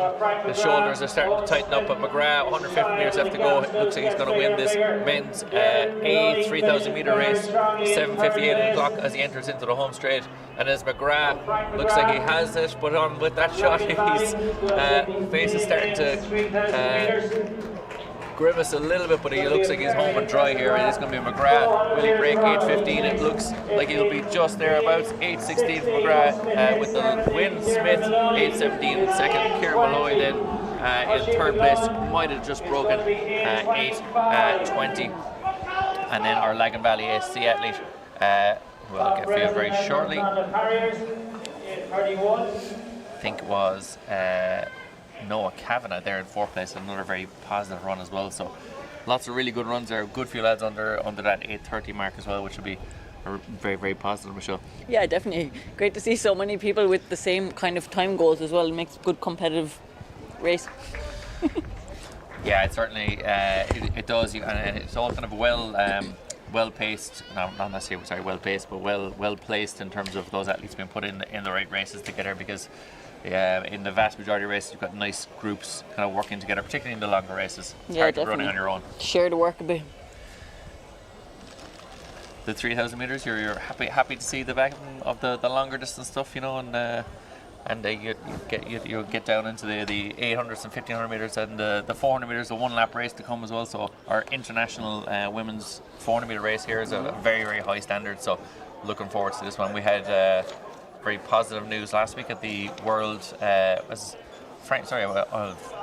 Was it looking away from the screen there for a second? Frank McGrath was on the phone immediately after that race, which is, we'd love to get that back. You see him there, the laureate on the shot there.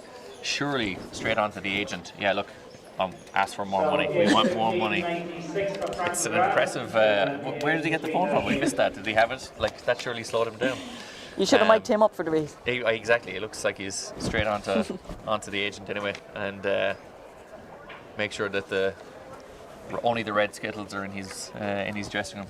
Did you have a dressing room? Did you have a whole setup as a pacemaker here today? Oh, I had a dressing room, got a new kit, got new everything. That was a new kit, wasn't it? Sorted out, Did you have to give that kit back? Well, I haven't. I'm not sure.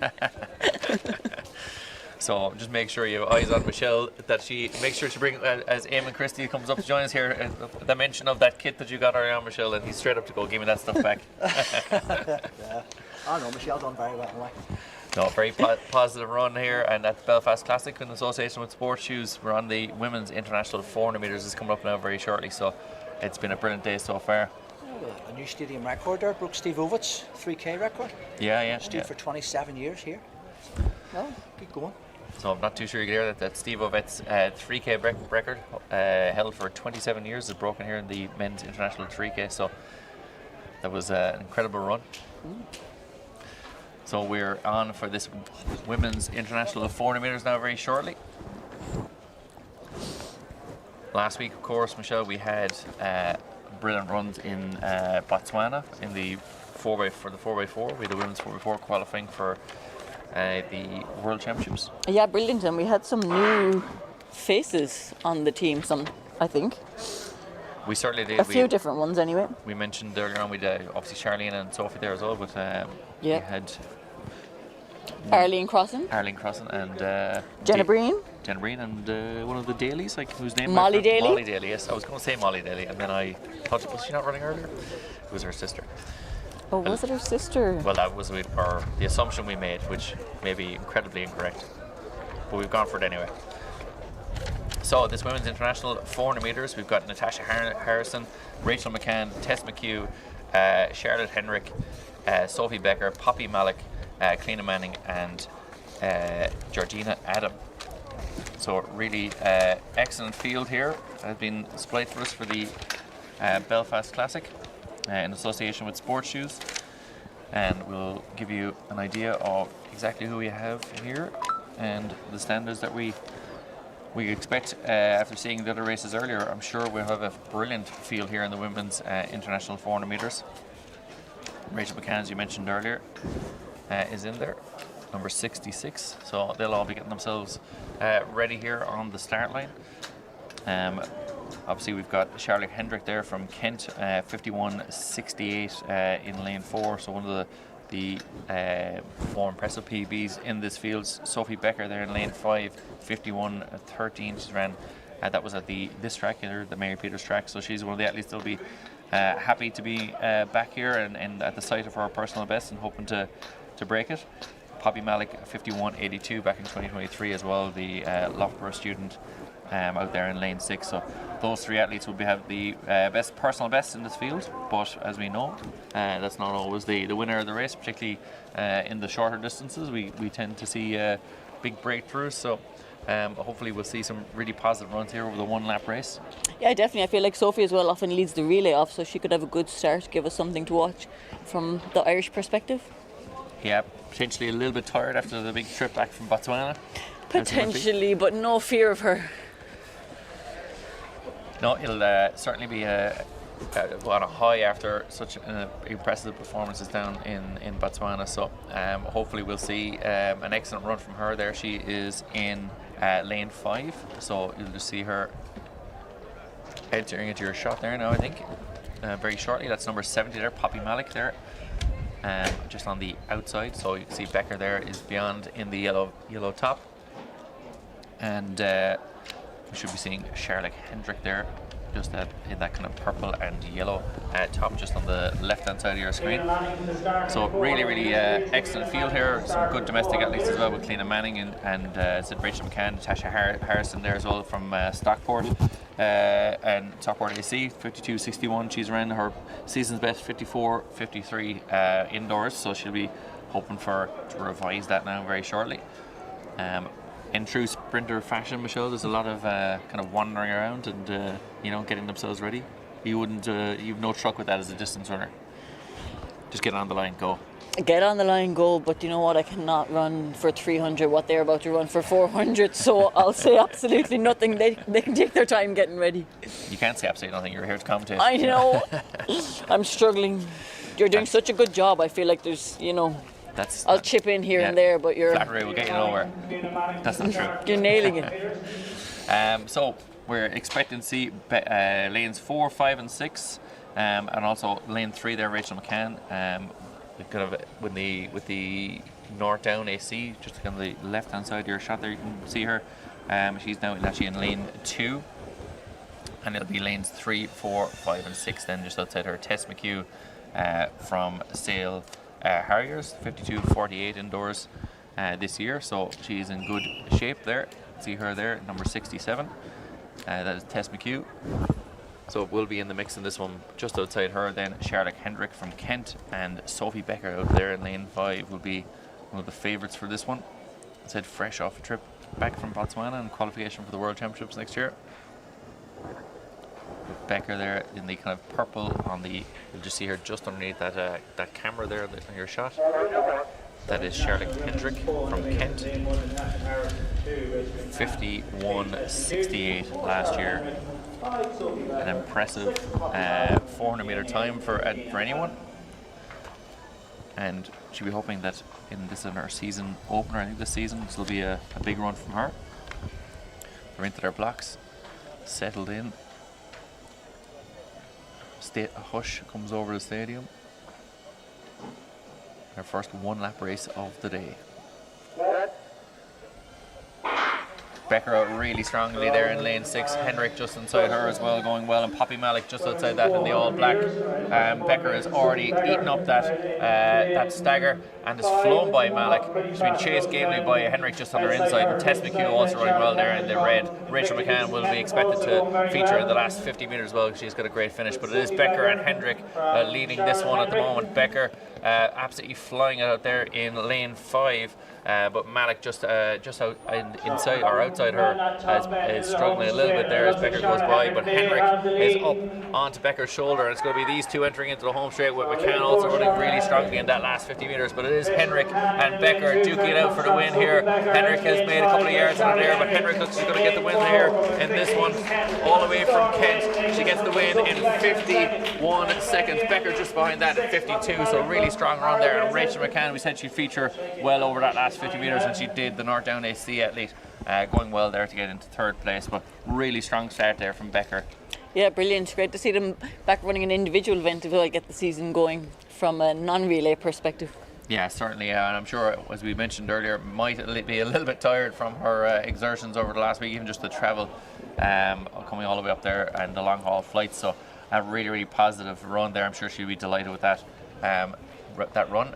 particularly strong start there. She absolutely flew by Poppy Malik, ate up the stagger after 100 metres, and was going really well down the back straight. But Henrik, you could see, had got out well as well, and with 150 metres after the run, she did get up onto Becker's shoulder and finished really strongly. Rachel McCann running well then to get third place. Third place from lane 2 as well, which is a difficult one.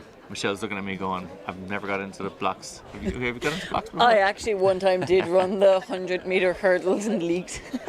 I'd say that was quite the sight. That should be on. We end your pacemaking and we'll just get you doing random events. Don't think you'd want me to. Well, you can get over the hurdles in a steeplechase, you know. I can get over the hurdles, that's why I did it, but yeah.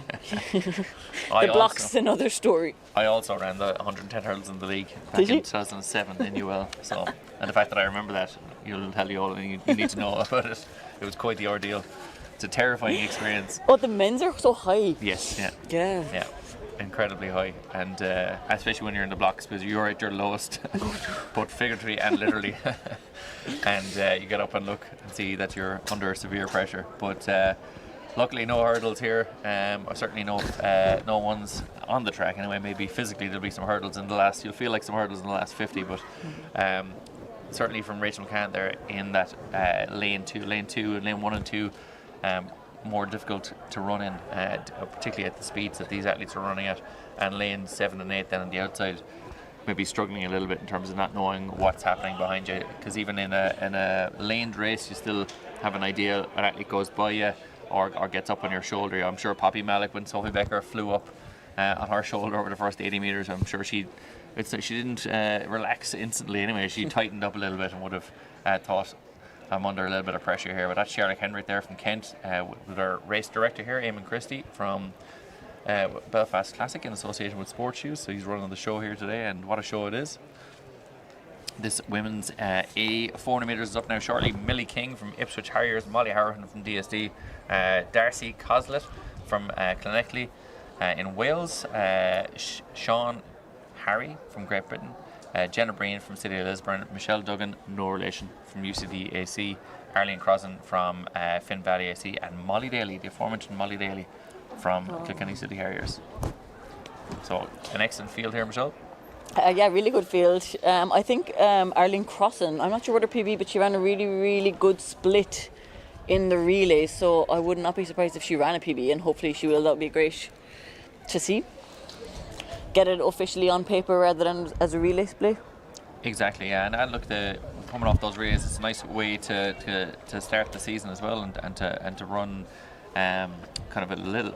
Well, obviously it's a World Athletics relays and a major scene. It's still with the splits a little bit easier to kind of handle rather than starting the season with a out and out 400 metres. But she has ran indoors 51:12 this season, so her personal best, of course, 53:63 from Ordingham, and she'll be hoping to revise that today, so I'm sure that's well within her wheelhouse. 74 there, centre your shot, the DSD athlete, that is Molly Howerhan, and just inside her then is Millie King, the Ipswich Harrier. So we've got a mixture of kind of athletes here that will be breaking out to the scene. As we said, Michelle said that we're starting to change those 4x4 teams, and kind of new blood starting to enter the scene, like Molly Daly as well. So Molly Daly is down as being in lane 8, but she is very much in the centre of your shot there, just beyond Darcy Coslett. So that needs to now into their blocks. City Lisburn AC athlete Jenna Breen there out in lane 5. One lap. Molly Daly out strongly there. She'll have an excellent finish as well, and Millie King there in lane 1 as well, running well, and Molly Howard, the DSD athlete, shot out of the block. So Daly is already flying it there just inside her. Darcy Coslett then as well, going really well down the back straight. So these athletes flying around that first curve and into the back straight. Feels like a long way to go for these 400 metre runners at the speed they're going at, but they'll with 200 metres left to run. The battle there is right in the centre of your shot in those middle lanes, and it is Jenna Breen there on the outside running really well. The City Lisburn AC athlete will know this track really well. She's going to enter into the home straight first. Number 77 there, centre of your shot. Number 76 is Sean Harry just on the outside running really well. Out in lane 7, and she looks like she's got a little bit of running left in her. Jenna Breen, though, is holding on, but we got a fast finish here from number 78, which is Michelle Duggan, the UCDAC athlete. Has gone really well, and just almost off Broadway there on Millie King on the inside lane from the Ipswich Harrier, who's out of it after 100 metres, got up there for 3rd place as well. So brilliant running there from Michelle Duggan, fast finishing. Michelle Duggan from UCDAC, 2nd place Jenna Breen from City of Lisburn, and on the inside lane Millie King, reminiscent of John Akabua in the 1972 Olympics, from lane 1 in the 400 metre hurdles, finishing really strongly there. Incredible run. Yeah, so good. Really good finish from Michelle Duggan. I feel like I see her around UCD all the time doing kind of tempo type stuff, and I wonder if the little bit of distance running is helping her finish strongly. That's you're really trying to get some association in there for Michelle, of course, working with what's your official title? I'm struggling with the commentary. I'll stick to the pacing next time. No, you're all over it. You've got what is your role in UCD? What's your official title? UCD distance coach. Yeah. Are you going to try and recruit Michelle Duggan to the 800 metres, perhaps?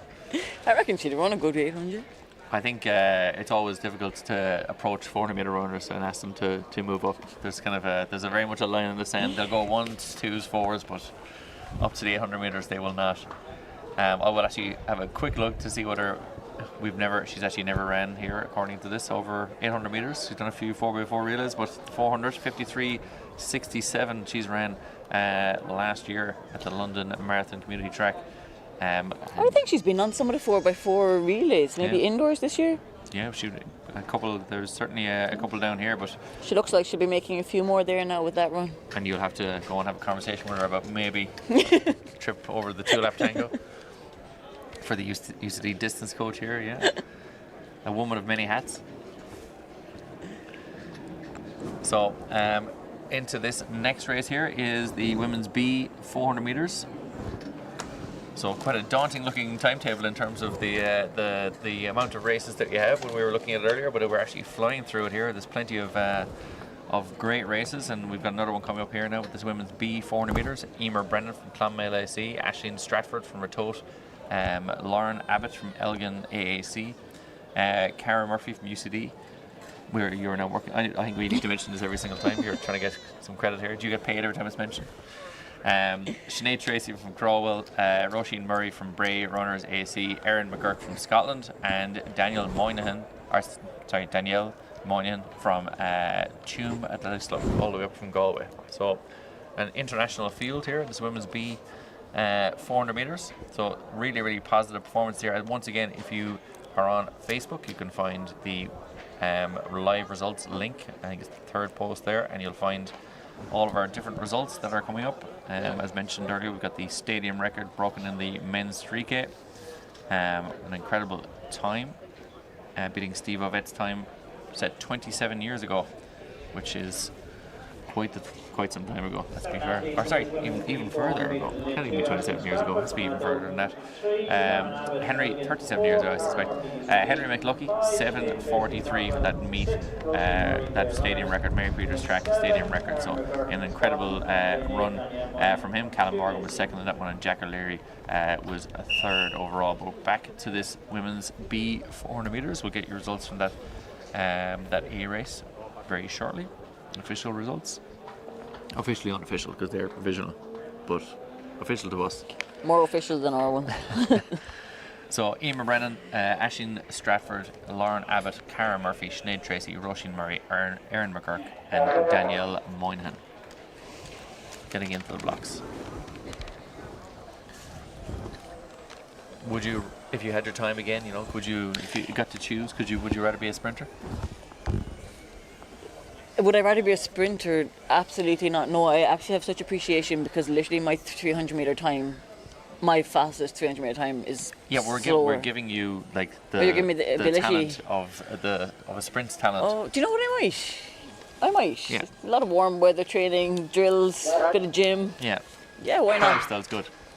less wheezing. And that they're off running very strongly there in lane 6 is Roisin Murray from Bray Runners AC. As you can see her there, she's eating that stagger up very easily and she's flying down that back straight. And just on the inside there, I think that's Cara Murphy there, the UCD AC athlete, the yellow of UCD. She's flying it there as well. You can see on that drone shot there, some really speedy running there. It's difficult to even keep up with these athletes as they fly around here with 150 meters left to run. The lactic will start to build up here now, and they'll be getting into a bit of a skeleton dance as they get into the home straight. But on the inside there, the Ratoath AC athletes, Ashton Stratford, number 82, is entering into that home straight and absolutely flying there. Tall athlete, long levers, flying up the home straight. And outside that then, Roisin Murray, that Bray Runners AC athlete, just on the outside there. But it is Stratford on way home. She made up some amount of ground over that bend and into the home straight. Flew away from everyone and ran them in around 55 seconds. So an incredible there run over that last 50 meters. So she's just doing a lot of speed endurance because she blew away the field there over that last 50. Yeah, probably the most decisive win we've seen in the sprints. Yeah, probably about 30 meters there in the end, and considering she only took the lead probably entering into the home straight. So an impressive run from there, full of running from her, and I'm sure no doubt she'll be chomping at the bit and hoping to run more personal best. So try and figure out what her personal best is, but I'm sure she wasn't too far away from it there. Incredible run from the Ratoath AC athlete. And Ratoath have been producing plenty of good 400 meter runners over the last couple of years, as well as middle and long distance runners as well. Yeah, this kind of post 400 meter carnage is the type that might put me off wanting to become a sprinter. They're probably feeling a little sick down there now. Yeah, no, they certainly they wouldn't be going again anytime soon. It is not easy. That I think the rest of the lifestyle, you could be a sprinter that always pulls up and goes, a bit of a niggle, I'm not going to run. That could be your game. That'll be a nicer lifestyle. 55.06 indoors is what Ashton Stratford has ran, and 54.56 outdoors. So she was very, very close to that there. So an impressive run from her. Good sign for the rest of the season. Certainly, and I suppose, like, from your perspective, you would have been in a lot of these races and this kind of level of racing throughout the years. Continental Tour, of course, here today at the Belfast Classic in association with Sport Shoes, and kind of bopping from one race to another. It's all these international athletes coming over, and you would have been at races internationally.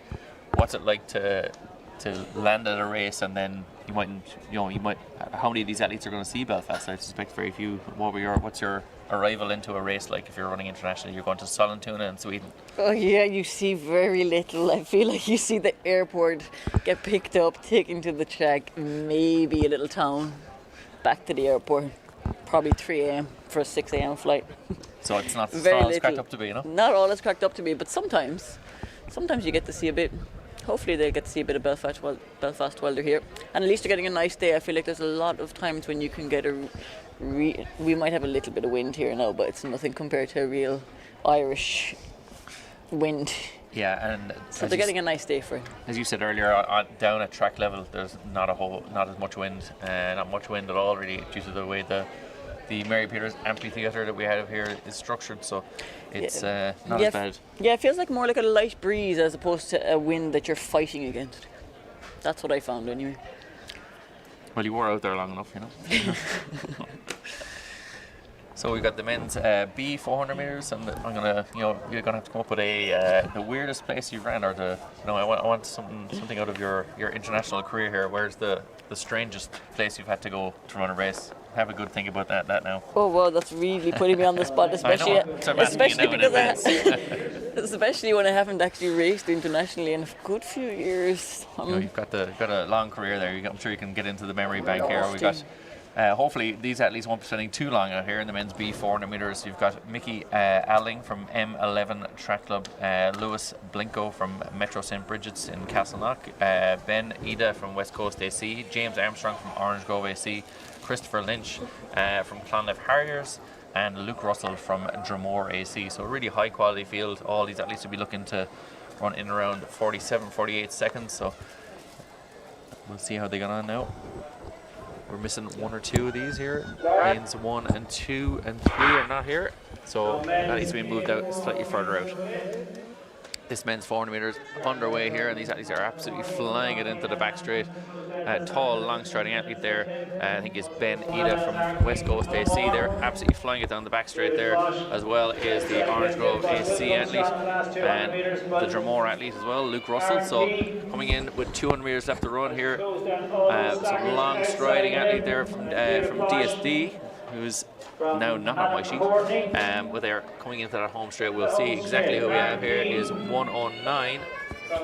So it's Aaron Keane going really well here as we get into this last couple of hundred meters, or a couple of meters. We got Aaron Keane. It's the winner here in this men's B. He was actually on our A start list, but our men's B race here, Aaron Keane with the win on that one. I'm not too sure of the official time there, but I think there's been a few pullouts there, so we've got a little bit of change in that men's A's and B's 400 metres. So we'll have to bear with us there as we try and get a handle on exactly who was in that one. Yeah, the start list can chop and change there, Ronan, and he was keen enough to get to the line as he was just getting close in the last couple of metres. As looks like you're trying to kick it down, but it's he who slows down the least and who's dying the most. Nearly kind of sorts out the finish of these races, and the odd thing of the contradiction of try less and you might actually do better.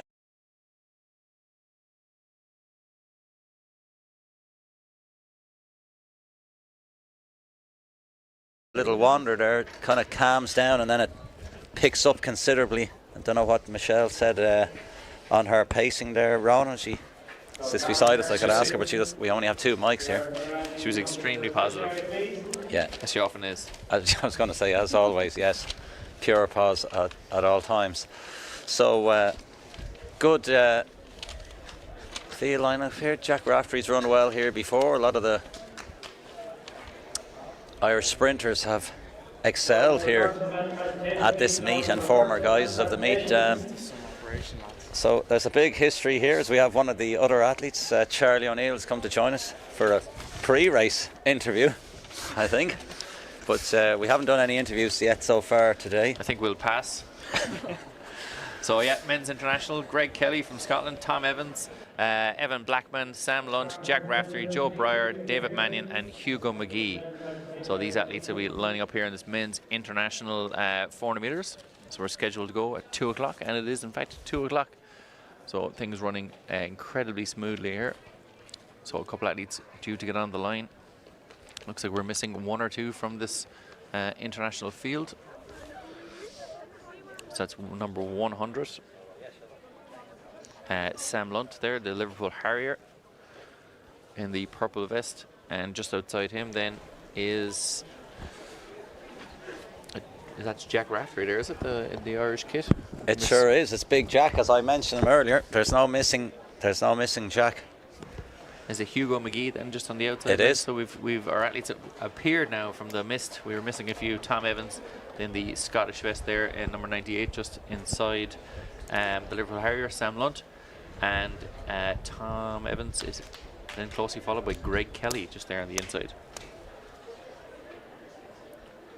So we're have the full complement, I think, at this stage. Lane 7 is currently free. That should be David Mannion of South Galway AC. So he's not there. So men's international 400 metres in lane 1, Greg Kelly from Scotland. Lane 2, Tom Evans also from Scotland. Lane 4, Sam Lunt. So our 2 Scottish athletes are in fact there. That is Greg Kelly and Tom Evans. Greg has been moved out of lane 1 and is now in lane 2. So we've shifted people out, which is always good to see. It's nice to see that adaptation rather than computer says no, even though there's empty lanes. So good to see them being pushed up. So as you said, lane 7 empty, the last minute stand behind the blocks before. Will we get a jump, or will they just step in behind? I love a good jump. Oh. Got a jump from Jack Raftery, the Castleknock man. Yes. Raftery will be amongst the favourites in this one. As we mentioned earlier, 3, 4, 5 and 6, always a good bet in the 400 metres or any sprint race. Generally the favourite lane, so he's fresh from Gaborone in Botswana, oft visited site, which was the World Relay Championships, which interestingly the World Championships aren't till next year, which I was confused about. It's not often you're confused, Phil, as they get off really strongly here.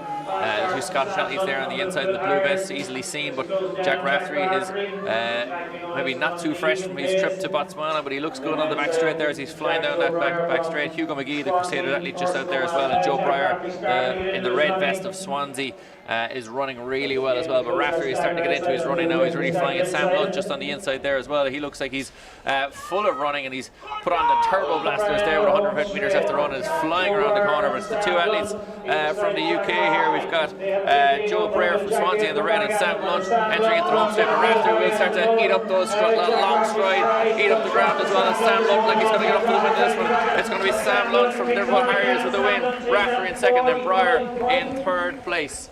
So a really, really tight finish there between those three athletes. Yeah, so a 45-second clock, and as we said, unfortunately the clock is running through on the live clock trackside, but the official times are coming through, so we'll get them as soon as possible. So whether it was 45 low, 45 high, we're not sure.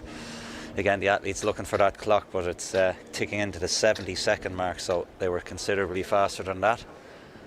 Jack Raftery, a strength 400 metre runner, always coming through well there. So another good time. The 3,000 metre men, I think, was a stadium record. I was talking to Christie earlier, getting the lowdown. So a lot of good running so far. Yep.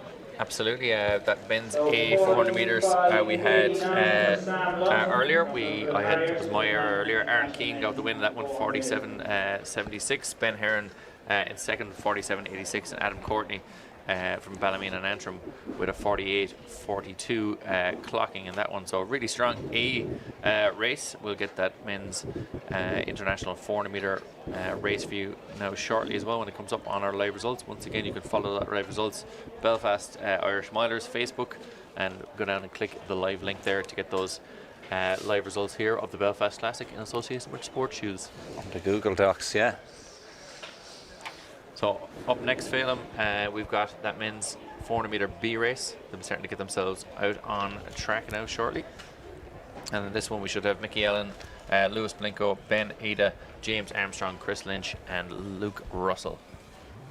Lewis Blinko, very good. There was an Adrian Blinko back in the day. He was a good New Zealand distance runner in the 2000s. Unsure of their relationship, but you'd have to assume father and son, perhaps. No, Adrian Blinko had an E at the end. I think he went to Michigan. They could be long distance relations, yeah, with an E missing. Yes, actually, sorry, now that you... But it's a rare name, yeah. Blinko. That's where it would have sparked the memory bank. It's in there of somewhere, the early 2000s. Yeah, actually, now that you've said it, the name does ring a bell. No bells in this one though, the 400 metres. The famous 2005 to 2012 era. The golden era, yeah. They call it. When I had dreams that have vanished. It's all got a bit dark up here on the live stream, but it's certainly all lovely down the track, light and breezy. Yeah, we have not breezy, as Michelle was telling us. Light breezy. It's quite breezy. It's a swirling wind as our next few 400 metre runners are coming out. Is that Clonmel Farriers, Chris, former, well, once a Belvederian, always a Belvederian, but former. Yes, Belvederian. It's like being an Olympian. You're always in the club. Yeah, you have two Belvedere teachers here and an OB 2001 as well.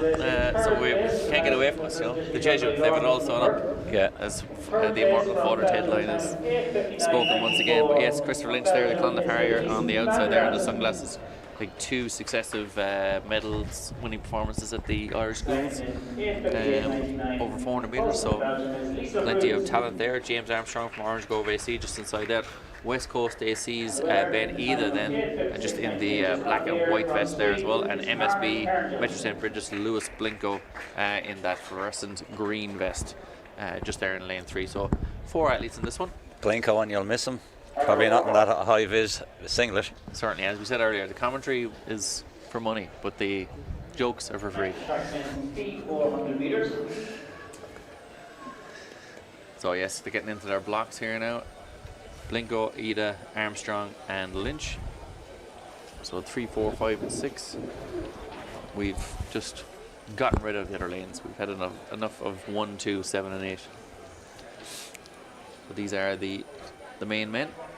It's men's B 400 meters. And Chris Lynch has a 48-point PB, so we're hoping to break that. It's a good day for running. Really quick start there from Ida.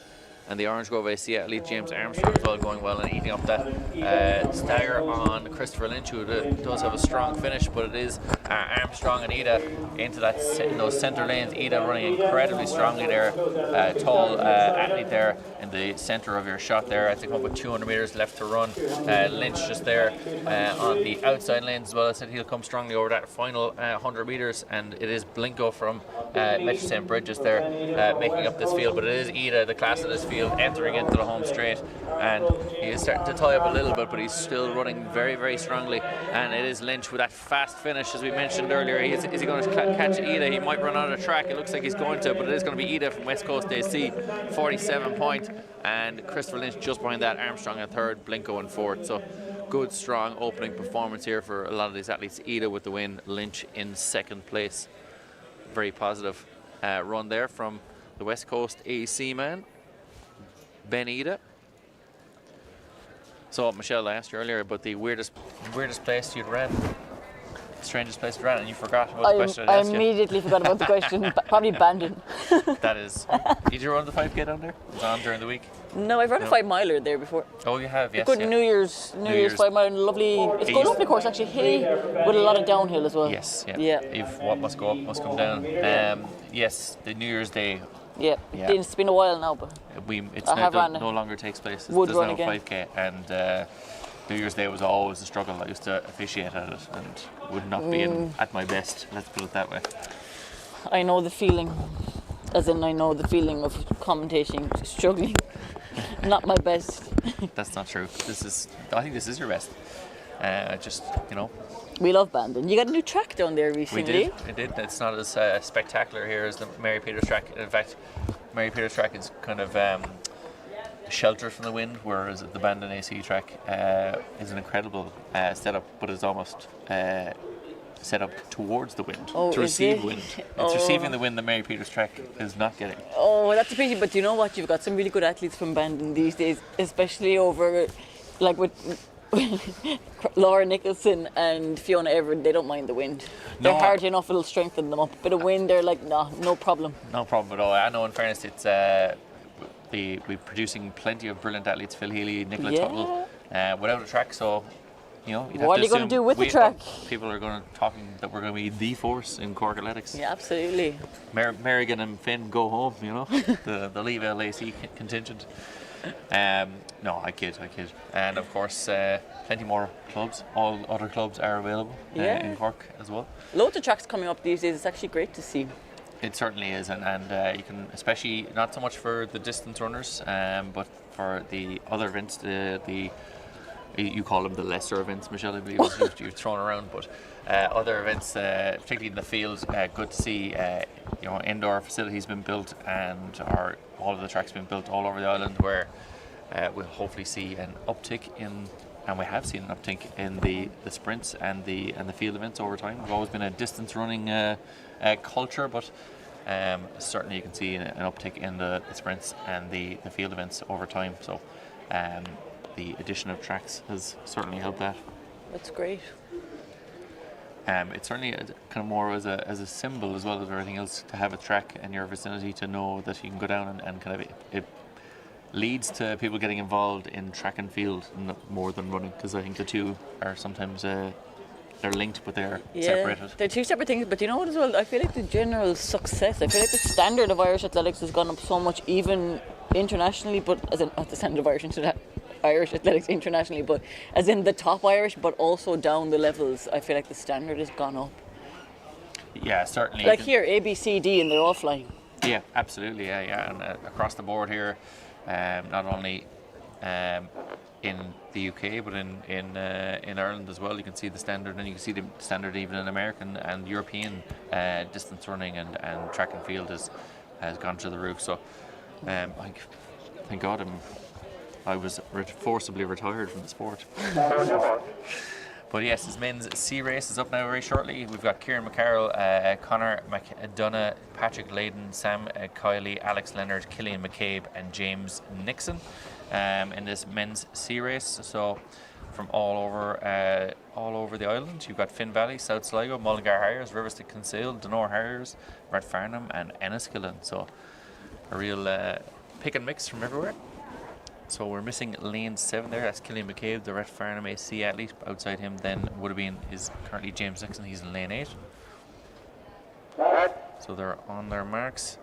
And the gun is gone and they're off. The Mullingar AC man, Patrick Layden, has got it really strongly there in that kind of mauve vest in the very centre of your screen.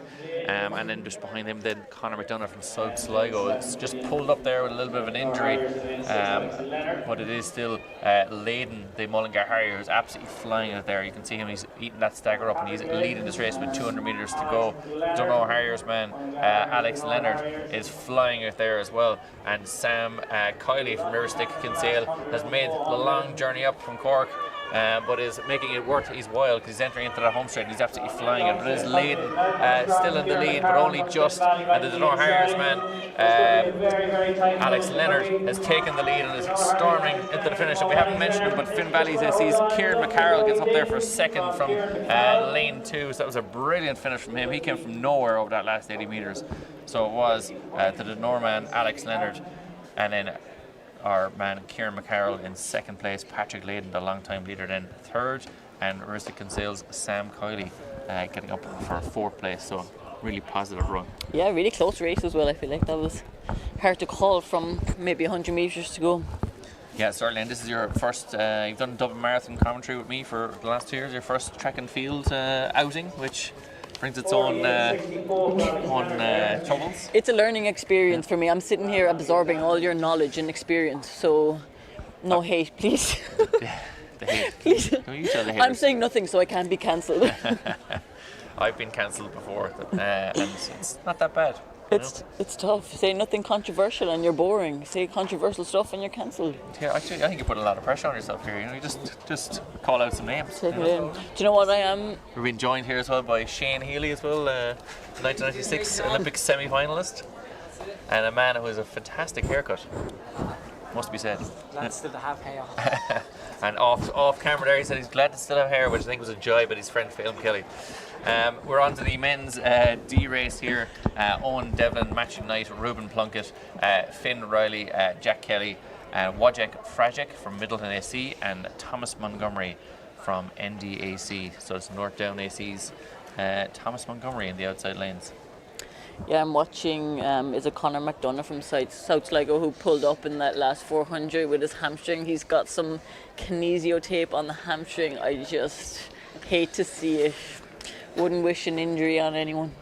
No, and certainly when it's something like a hamstring, it's not, you know, there's certain injuries, you know, that might be a week or a few days, but you never know. Maybe he pulled up to save himself. Hopefully, yeah, we'll manifest it. But he, it's any athlete, you know, if you're injured, you feel like your whole world is a collapse. So not a nice sight. And the only thing is, it's so early in the season that he may get a little bit of time to recover and still get the most out of his season. So hopefully it's a short-term effort for him. But it's certainly. Always, Michelle, a difficult thing to deal with as an injured athlete. It is not what you want. Certainly not. But a lot of these athletes stepping up today, they're having their opening races of the season as well. So it is certainly trying to figure out the transition from the heavy training for the winter and then getting into a little bit of speed work can often crop up. You can crop up with a few different injuries over this time across all the different running events as people transition into that type of training. Yeah, can't speak much for the sprint, but I know a lot of the distance runners are just back from altitude, trying to get the days right, trying to see who's peaked on the camp, who trained too hard, and who's ready to go. And what's your experience of altitude, Michelle? Have you do you know, I actually don't have that much experience. I feel like I've done a lot of training at like half altitude, you know, like high but not high. So I love it. Yeah. I love the air, the mountains, the scenery. It sounds like you just The went on a good holiday. vibes. So this D race here, the altitude training not necessarily needed for these boys, but you'd be surprised they're still running over one lap, and one of the likes of Jeremy Warner back in the day would have been well capable of running a decent 800 as well. So these guys will be doing plenty of endurance work. David Gillick's been running his half an hour tempo runs and that kind of stuff as well. So 3 athletes in this one. We have our 2 North Down AC athletes, Matthew Knight and Thomas Montgomery, and 132 then in between them, Ruben Plunkett from Portlaoise AC. So these 3 athletes are almost in lockstep down the back straight there as the stagger starts to unwind, but it is the Portlaoise AC man, Ruben Plunkett, who is flying it there, but just inside him, Matthew Knight then running really, really well and making up this field. Thomas Montgomery then on the outside, the more diminutive athlete, but it is entering into the home straight, leading at the moment. Matthew Knight, a 131 there, flying into the home straight, and just on the inside of him, then, or the outside of him, is the Portlaoise AC man. You can see lads starting to tightening up there a bit. The Portlaoise AC man, Ruben Plunkett, absolutely flying up in the home straight, and gets by Knight and beats out Montgomery, our 51 or 50 point race here, and some real excitement there from Thomas Montgomery with his friend Ruben Plunkett from North Down, so possible PBs there, but certainly Portlaoise AC's Matthew Plunkett with a brilliant finish there, and looked in a bit of bother there with 100 metres to go, but He held it together. he held it together. With any recommendations for the last 50 of 400 metres? No, you know my experience with the 400 metres and the last 50 of the 400 metres, and I believe you commentated on it. Yeah, we've never really discussed that and how you would feel about that. I'm judging from your tone that you're not impressed that we made you famous. Oh, No? Hey, look, I didn't blow up. You blew up. that was my first experience of lactic in my whole life. Coming from Joni Walsh's marathon coaching style. There's a lot of blame getting thrown around here with Michelle. You just got to own it, you know? No, do Take you some know what? responsibility. I'll own it. I took one for the team. I had did. a lovely scholarship from UL. If they asked me to throw a shot put, I would have thrown a shot put for them. There you go. And has Philly ever thanked They'll you? never ask me to do the Has Phil relay ever again, thanked no, you? that's for sure. No, me and Phil discussed it many times. Yeah. Yeah. That's good. We good both. there. Do you know what? We both got a lot of interesting takes from that actually, because I had qualified for Rio at the time, and a lot of people were like, "How did she qualify for the Olympics?" And then Phil, on the other hand, I think got a lot of, "Oh, what did she run? Was it 52?" Yeah, something like that. Yeah, and I think people were like, "Oh, 52 is not that fast." You know, we both got a bit of. You both got heat. And I got Dennehy both. We both got both, I think. Yeah. The only man who came out, smelling of roses is Carl Dennehy. He's been living off it ever since. I'm sure he's listening in from somewhere in the world. Yeah, do you know what though? I loved the rush. There's a great rush from being absolutely hunted down. By an actual sprinter. Yeah. Yeah, certainly. And Michelle, that is about 10 years ago. Yeah. Yeah. So we Crazy. should try and recreate that. We should get No, everyone thanks. back. I want to get everyone back from that, and we'll have myself and Carl recreate it in at least at the sounds that maybe dogs won't start screaming at. So, for those of you who aren't, the younger generation, the 2016 Irish Universities Championships, you can find it on YouTube. And you can put Michelle through that again. And I'd just like to apologise once again for my part in that. So we're on to the women's D race here, and I have to say that the Belfast Classic should be running the trains. Eamon Christie should be running the trains in this country, because 14:21 and we're on track, and this will go off at 14:23 under pain of death. So he has the place running like clockwork. No, it's good though actually, because with the warm-ups and stuff, if people take caffeine, whatever eating you're doing, you can actually plan to your event and be ready. Yeah, no, it's an impressive setup for sure here at the Belfast Classic, and we've got quite the day for it as well. So hopefully we'll see a very positive run here. I'm going to try and find our women's D race here on the timetable. And of course, we are now struggling to find it on our sheet. There's a lot of races on this sheet.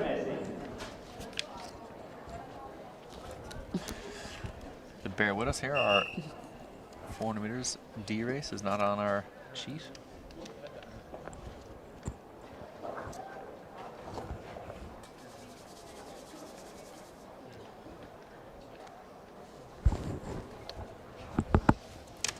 After this, we're going to be having our men's 1500 international.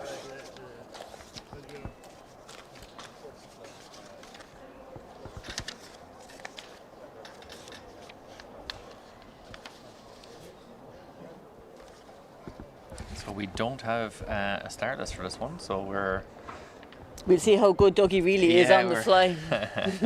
We're really see who we recognise in this one.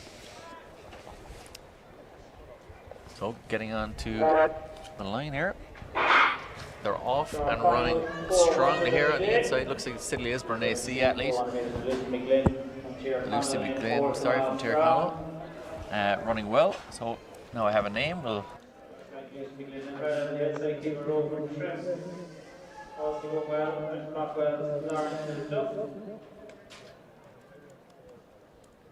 We'll see here, or we go into the back straight. 200 metres left to run. We've got some really, really positive running here from this women's race. In fact, here we have our sheet here. It was labelled incorrectly. We've got Molly Curran, Quiva Fitzsimons, Ellie Kate McRae, Lucy McGlynn, Mia Brett, Lauren Kilduff, Erin Han, and Quiva Rowe. And entering into the home straight, it is Lucy McGlynn, the Tyrconnell AC athlete, who's absolutely storming here with 50 metres left to run. On the inside there, it is Molly Curran, the City Lisbon AC athlete, who's trying to hang on gamely to her, but it is going to be Lucy McGlynn with the win in this one, 55 seconds. An incredibly good run there. Crawwell AC athlete, Lauren Kilduff getting up for third place as well. And I printed off this timetable earlier in the week, and it's a D women's race, which no longer exists. But look, we were just really prepared. We were so enthusiastic. We printed early. Yes, exactly. So that is my error. Apologies to the women's C race. That was Lucy McGlynn there with the win. In that one from Tyrconnell AC, Lauren Kilduff was third, and City Lisburn's Molly Kern got up then for second place. So positive runs there for those ladies. Men's international 1500 metres is up now very shortly. So we're, as I said, flying through the fields here, running like clockwork. We're going to have the men's 1500 up shortly. That's never happened to me before anyway, that I've completely lost an entire race, so that was quite fun. Thanks for putting the pressure on me as well. You know. That was payback for the 2016 Tour before. Deserved. You waited 10 years and took your shot. Fair play. So this race, we're very excited about this one, men's international 1500 metres. Chatting to Phelim on the phone, our other commentator on the phone earlier on the way up, and he had a good shot of the field here. A good section of this field was in the back of the car, so he was a taxi man as well today. Bring him back up here. He's probably down there shouting though, actually. Yes, Phelim is not a man who shouts. Supporting, cheering, exactly. We encouraging. Other members of the crowd are all, I'm sure, doing the exact same thing, and then we've got ourselves on screen, which is always positive. That's what the people want to see, really. Let's be fair. Yes, men's international 1500 metres up now very shortly. Good field here. We've got Piers Copeland, Alex Malloy, Rowan Mel Ingram, Ben Pattison, Joel Doy, Isaac Camelli, Michael Robnes, Max Wharton, Philip Marin, Frank Buchanan, Oisin Murray, Tom Graham, Marr, Cathal O'Reilly, Ted Higgins, Ben Brunswick, Mark Hanrahan, Archie Davis, Callum Elson and Colin Smith. And they are going to be on the back straight now very shortly for 3 3/4 laps. So a really strong men's international field here. And this one would 1500 metres. Maybe not your favourite race to run, but one of your favourite races to watch, perhaps? Yeah, I like to watch the 1500. You never know what's going to happen. Be interesting to see if they go with the pace or if they run tactically or what the plan is. And I suppose you coming from kind of a distance, more of a distance run rather than coming up from the 800, Michelle. So would it you'd rather hold off from the front in the first couple of laps yourself when you're running the race, or would you rather lead it from the front, push the pace? What would your go-to move be here for the 1500 metres? My go-to move for the 1500 would be a hang on for dear life and try not to get dropped.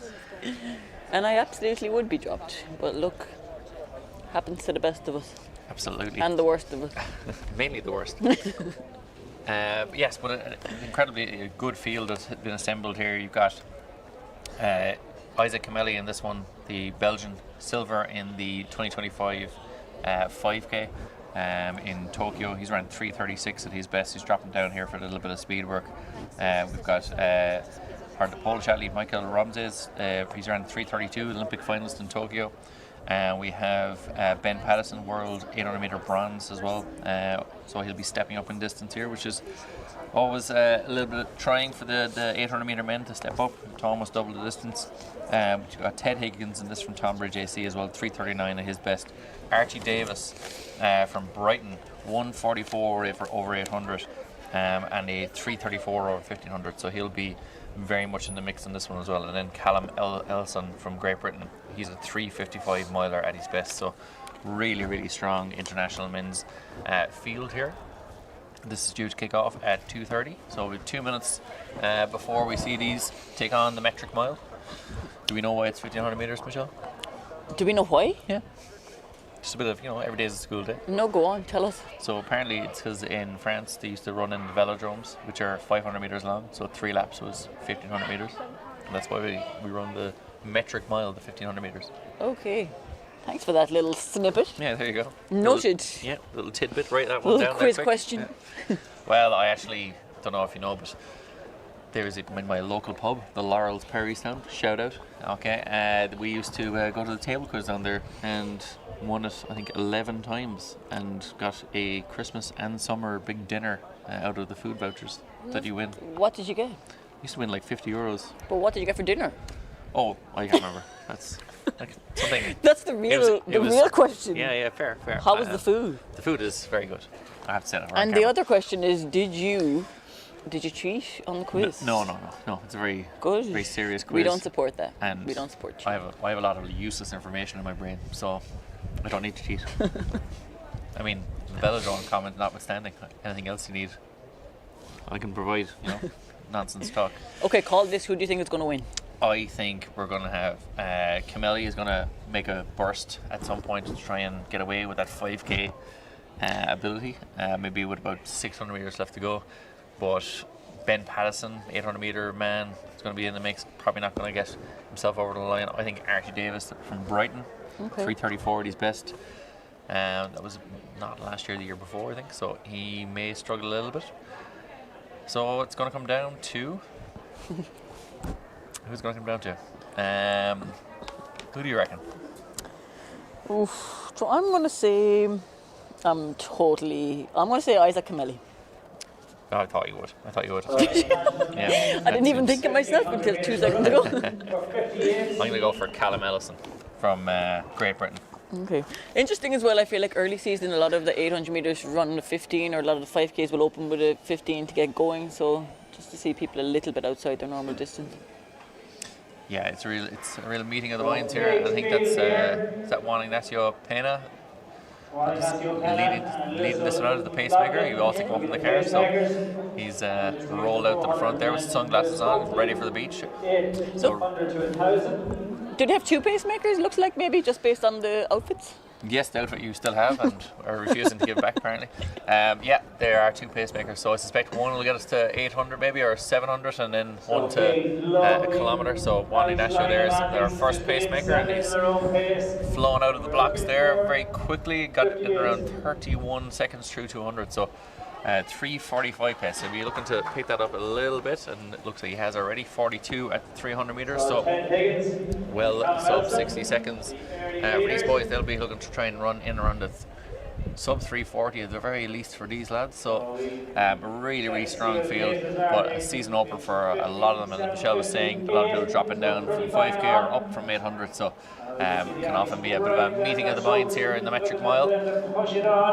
But on the back straight there, all still locked together, all the athletes still in the mix, as you suspect they would be as they came through 400 and come through 500 there now, nicely bunched in this field. Just in the back there, Colin Smith, the Mullingar Harrier as well, so they're almost single file here, so excellent pacemaking job from Juan Ignacio. Yeah, looks like the second pacemaker, also Louis O'Loughlin, ready to take over from Juan there.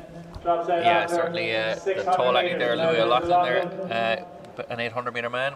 has dabbled a bit in the 1500 metres as well, but he's going well there at the front, and just behind him I think that is Ted Higgins and then Archie Davis. So really strong field here, and everyone's still very much in the mix. They come up here towards 800 metres.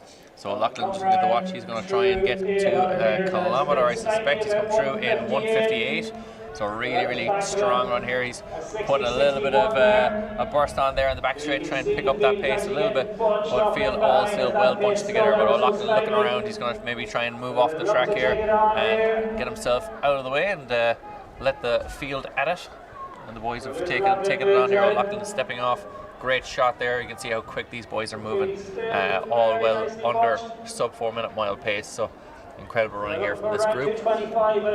That is number 350, so that is Callum Ellison, the man I mentioned earlier, the great British athlete. He's run 355 miles, 346. Just behind him is Ted Higgins from Tonbridge, and we're all starting to bunch up here with a lap to go, 2:43 on the clock. We're going to see an incredible last lap here. I'd say there's 13 athletes in this field. There's a bit of pushing and shoving, a bit of argy-bargy there, and athletes' arms getting thrown to and fro here with 350 metres left to go. 300 now, 349.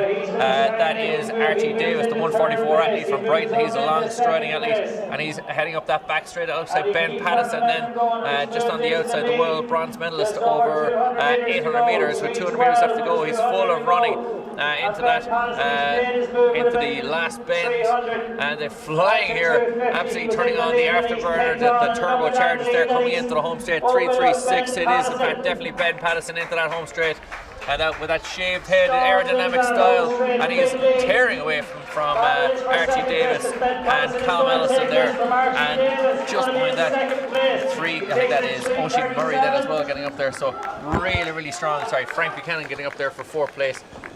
Really strong finish there with Ben Pattison. Like, it was like he was shot out of a cannon there with 150 metres left to run.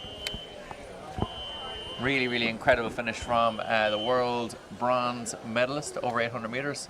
You can see he's kind of staccato style stride there in that last 110 metres. Really strong finish from Ben Pattison. Impressive running. So excellent race there, Michelle, from those lads. I'm not too sure of the time there. I was almost overtaken with excitement there in that men's 1500 metres. So hard to get a gauge on exactly the finishing time. But if you check the live results link, you'll be provided with that very shortly. So our finish line clock here is running through. So we're updating you to the live results link.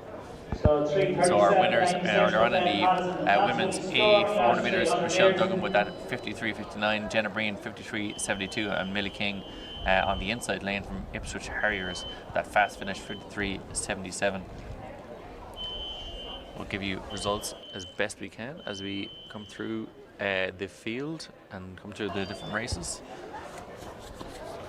Up next we've got our women's international 1500. So starting on that back straight again, we will have that field. We'll give that to you now very shortly. Frank McGrath was the winner of that A 3,000 metre race, 8:15. Owen Smith second, 8:16. Darren Maloney from the Olympic, 8:20. So women's international 1500 metres is up now very shortly. So on this we're going to have Cheryl Nolan, Zara Redmond, sorry, my apologies. We're not. It's like that. I was like, that's a tough day at the office for those girls. Good double. Hey, look, we can't all enter 2 races, you know. Like, your good self. In this women's international, we have Adele Monaghan, Niamh Carr, Leah Ryan, Emily O'Shea, Lucy Holmes, Amy O'Donoghue, Emma Hickey, Melissa, Courtney Bryant, Ava Lloyd, Anne-Marie Nissan, Emily Parker, Lorena Martin from Spain, Molly Hudson from GB, Taryn Rawlings from the US, Beth Ann Morley from Great Britain, Lila Belshaw from Great Britain and Colchester, Nell Van Pulst, I should have made you do that one, Emer Cooney from ACC, Kate Nurse from UCD, where Michelle is the lead distance coach. Let's go, Kate. Nessa Niafin from NS Track, and Pia Langton from Kilkenny City Harriers. Yeah, Pia Langton just ran a world under 20 standard in Clonmel last week. Could be in the 800, I think, actually, but I reckon she could run under 20 standards in both events, 8 and 15. Yeah, a really strong field, especially even in terms of the young athletes. You've got Emma Hickey in there as well, European cross-country bronze medalist. So really, really strong field here of all ages. And I'm sure we'll see a really strong performance here. What kind of time would these athletes be looking for, Michelle? Great question. 4 minutes? Is that a bit quick? It could be a little bit quick, but A lot of them train with Sarah Healy, or European indoor champion. They won't be running 4 minutes, but probably low. Under 4:10, would you say? yeah, from looking at the personal bests, we've got a lot of athletes in around that 4:05 to 4:10 mark. So I'd say it'll string a long ways down, actually. There's a lot of people in there. 4:15s as well, probably a good few of them. 4:20 even. yeah, we've got a couple of athletes in around the 4:01 mark, but none under 4 minutes. Melissa Courtney Bryant is at 4:01 as we get underway in that women's 1500 metre field. We got a little bit of pushing at the very start, but they'll all settle themselves down now as the pacemakers make their way out to the front. But yes, we have Melissa Courtney Bryant, 4:01. She's a Commonwealth Games bronze medalist back in 2018 and a silver in the 3K as he is a Euro junior. So she's a very accomplished athlete. Ava Lloyd, 4:06. Anne-Marie Nissen, the Dane, is around 2:01. She's the Danish national record holder indoors. Lorena Martin, a 2-minute lady at her best over 800 metres, stepping up to the 1500 metres. Emily Parker, 4:09. Taryn Rawlins, 4:03. And that was in Trier in Germany, and she'll be really training today to do her best to win the race. And we have Neil van Persult, the Belgian athlete, 4:08. So a lot of athletes in around that kind of 4:05 to 4:10 margin in this one as we come up towards one lap, and we're at 62-63. So that is a lovely pace, 4-minute pace for these athletes. So I was going to say pretty good double here for the pacemaker Zoe as well, who just ran the international 3K. So that's actually her to run the full race and then come back and pace a very quick 1500. Yeah, she is putting you to shame, I would say, a little bit. But no, certainly, a good day. You've done the same yourself, going back from a full race and then pacemaking later on in the day. It's good to kind of get a session in as well, by getting that other run in. But she ran a PB as well. So she's full of energy and full of life today, running really well there, just in front of Melissa Courtney Bryant, the fastest in this field at 4:01, and at 8:28 3K as well, which is somebody running. She's plenty of strength there. She enters into the lead there, 1:54 coming through 700 metres. But it is Courtney Bryant, the British athlete from Poole AC, down there in the very south coast of England, and she has got 5 or 6 minutes to go into the rest of the field. We'll try and get a clock there to get to about 2:11, 2:12 there through the 800 metres. So a little bit of a slower second lap, but she is got that 8:28 3K pace. She's flying down the back straight. She's going to try and get away from the rest of the field and put a little bit of pressure on them to chase her. And she has a huge group then lining up behind her, but she's got maybe 6-7 metres on the rest of the field as we enter into the home straight for the penultimate time here. But it's a long way to go here for Melissa Courtney Bryant. But she has that strength, and she is full of running in here as we enter into the home straight for the second and last time. 500 metres left to run. Just behind her, 2:85, that is Ava Lloyd, and just behind her then 2:86 is Anne-Marie Nissen, the Danish athlete there, has gone into second place overall, 2:89 then Molly Hudson from Derby AC. So a big group there behind, a lot of toing and froing and changes in that second group, but no change here at the front. Melissa Courtney Bryant, and no quarter given either with 300 metres left to run. She is storming into that back straight. There is a gap, and that gap is only getting bigger and bigger for the 8:28 3K athlete. She has got the strength, she's got the speed, and she is getting away from this field. But the Derby ACL, Molly Hudson there, has made a little bit of a break there on the Danish athlete Anne-Marie Neeson and Ava Lloyd there as well. Those three are kind of locked together in that second, third and fourth spots, but it is still Melissa Courtney Bryant here with 150 metres left to run. She made that gap at about 600 metres, and she has kept that gap pretty much the whole way to the finish here. 100 metres left to go. She'll be looking in around under 4:10 would be a brilliant result for her today. She's storming into the home straight here with 50 metres left to run. Really good run from her. And 4:04 at the finish.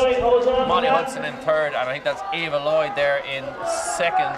Anne-Marie Neeson ran out of it then in the last 100 metres, but a really strong performance there from Melissa Courtney Bryant. Molly Hudson in third, and I think Ava Lloyd up for second place there. So Yeah, I think that was a PB for her. I'm pretty sure her PB is 4:08, and it looked under 4:08 to me. I think Ava Lloyd is a 4:06. Oh, sorry. According to my records, but Sorry. certainly close to a personal best anyway, or first a good run Yeah. for sure. Good opener. Good opener, very good opener. But yeah, Melissa Courtney Bryant there, that was a dominant performance. That was. She's good across all the distances. Good over 3K. Good over 8 and 5 too, I'd say.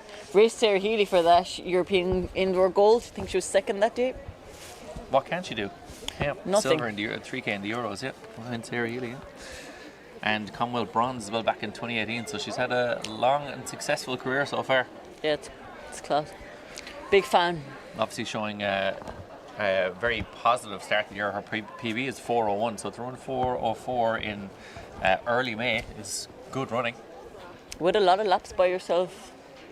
Yeah, certainly, and that gap, she made that gap. It's probably kind of psychologically difficult to put that effort in to get away from everyone, and then you don't know, you can't see what's going on. There's no big screen here at the Belfast Classic. It's one of the few things that they haven't provided yet in association with sports shoes, but yeah, I can't see the big screen, so how do you know where everyone is? You just run for your life, I suppose. She got on the pacemaker, took the couple of laps and held it. And do you find when you were in stadium to do a big screens, did you spend a lot of time seeing? Did you ever look at it, or you never look at it? I don't think I look at it, but I'm never. If I'm in a stadium with a big screen, I wouldn't be the one who's winning the race. So it's not really. I wouldn't be needing that info, you know. See what's going on at the front of the field, Yeah. you know, from your position. I don't need the screen. I can see it from the back. Very good. No, in fairness, she didn't need a screen there. I think she knew she had 20-30 meters there at the end of the race, so, and a strong finish as well. She never lost that gap after making it, so a very positive performance there from Melissa Courtney Bryant. Ava Lloyd in second, and Molly Hudson in third. Anne-Marie Neeson was in fourth place for a long period of time, the Danish national record holder over 800 metres, but ran out of it then in the last 100 metres. Perhaps that step up to the 1500. Yeah, still a really good run. It's a long ways over 800. I know people double it, but it is a long. If you're more of an 800 meter runner, it's almost double the distance. It's like people say about you run a good half, or you run a good marathon. It's double the distance, and it's huge. Yeah, no, definitely. But that's a really good one. She has some really good training partners that run the 15 as well, though. So. No, it's definitely. You know a lot about that field well enough then. I'd know them. Yeah. Okay, so fair enough. I do. You really batted that one back at me there, you know. Fair play. You'd make a great criminal, you know that. You wouldn't give away any information. Depends when you get me. You could get all the info, or you could get nothing. That's Depends fair. on the day. Well, hopefully you can give me some info on this next race. We've got the women's international is done and dusted. We're on to our second half of our timetable there. We are flicking over to the men's 800 metres, even though we clearly have, the women's 800 metres. So we're on a 2:47 with the women's 800 metres. So we're going through about, it looks to be 800 metre races, and then we have a couple of hundreds, back to some more 800 metre races, and finishing off the day with multiple levels of 1500 metres, a mixed relay, and then the pièce de résistance, the men's international 8 and the women's international 800 metres. So women's 800 metres on track. So we'll get you that start list now very shortly.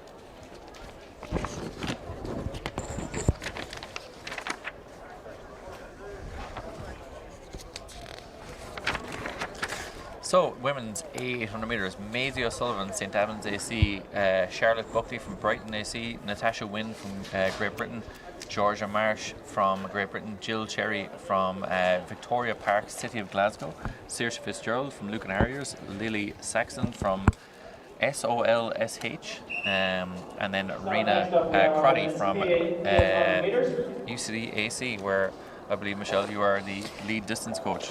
Well, Renee Crotty coached, I think, Adam McMullen, but she is the IUA indoor varsity champ.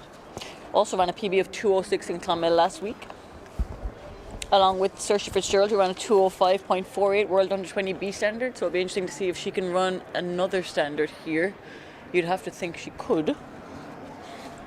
Yeah, definitely within her wheelhouse, particularly if she's running that at the start of the season. You'd have to think that another race, particularly over 100, can really. I find the first one is always a difficult one. They are off here in this race, so you'll see just on the outside. Yeah, you have Renee Crotty there. On the inside, Maisie O'Sullivan and Saoirse Fitzgerald there, the Lucan Harrier there, the tall, long-striding athlete there, kind of just left of your of the foreground there. Your shot 1:52 is her number. So she has gone into second place there, just behind. I'm assuming the pacemaker, but we'll get an exact. Yeah, it is in fact the pacemaker. Gone into the lead there. Saoirse Fitzgerald just behind her, and Renee Crotty there, UCDAC athlete, in third place. So they've gone through at a reasonable lick here. Coming through 300 metres in 46 seconds. So they're flying it here, looking for a time of around 62-63 at the bell here. So coming through 400 metres, and it is still Fitzgerald there in second place, Crotty in third. So really strong running here from those two athletes there at the front of this race. And we'll get an idea of the third best athlete there. I think it's Natasha Wynne, sitting in third there, but really positive run there after the pacemaker has dropped out. Saoirse Fitzgerald's gone into the back straight, and it is Georgia Marsh there in the grey outfit has gone into third place. And these athletes got off 250 metres after the run. Renee Crotty is tearing after Saoirse Fitzgerald there, who has sat in behind the pacemaker and then led after that. So she's really gone for that world B standard again. Under 20 B standards, so she's really getting after it here. But it is Renee Crotty in second place and Georgia Marsh there in third place, also looking to get stuck in. Lily Saxon there just in fourth place is getting put back into the main group there, but it is still Saoirse Fitzgerald. Still looks like she's got plenty of running left. She's made 12 metres on Georgia Marsh there, who's getting up for second place, but it is Renee Crotty in third. Fitzgerald 2:04, I think, getting over that line. So really a positive run from Saoirse Fitzgerald there, Georgia Marsh in second, and Renee Crotty in third place. So very positive run there from Saoirse Fitzgerald, backing up that run in Clonmel last week. Yeah, consistent and quick. And she has been coming all the way through the juvenile ranks. You've seen her come through, so she's a very high class athlete, and over multiple distances. Over 8 and 8:15 and over 400 as well. So an athlete, multi-talented athlete. Just in the centre of your shot there, Renee Crotty in third, the UCDAC athlete, and second place was Georgia Marsh. So that world under 20 standards was 2:06. So we reckon Saoirse Fitzgerald should be under that. I got 2:04 as she got over the line there, but hard to. 2:05 is still well under that standard, so backing up that 2:05.48 from last week, so obviously in good form. We're joined again by Phelim Kelly, who will be joining us very shortly for this women's B 800. Yep, came back especially for it. Yeah, it's another excellent field here. We've got Zoe Ritchie from UCAC. We've got Outdoor varsity 800 metre champion. I'm reliably informed here. Hazel Hughes from Clonus AC, Ava Diver from Beachmount Harriers, Faye Mannion from Ennis Track, Clara Casey from Foyle Valley AC, Charlotte Myers from Crusaders AC, Janet Richard from Athletics Malta, and Tara Rose Smith from Finn Valley AC. The famous Athletics Malta. The old Zoe Ritchie information may or may not be the UCD coach having that information to hand as well. Beside us, Michelle Finn doing some coaching at UCD AC as well. It's part of our multitasking duties. So what was the winning time there? Sorry, for the women's 1500? I was watching from the far side of the track.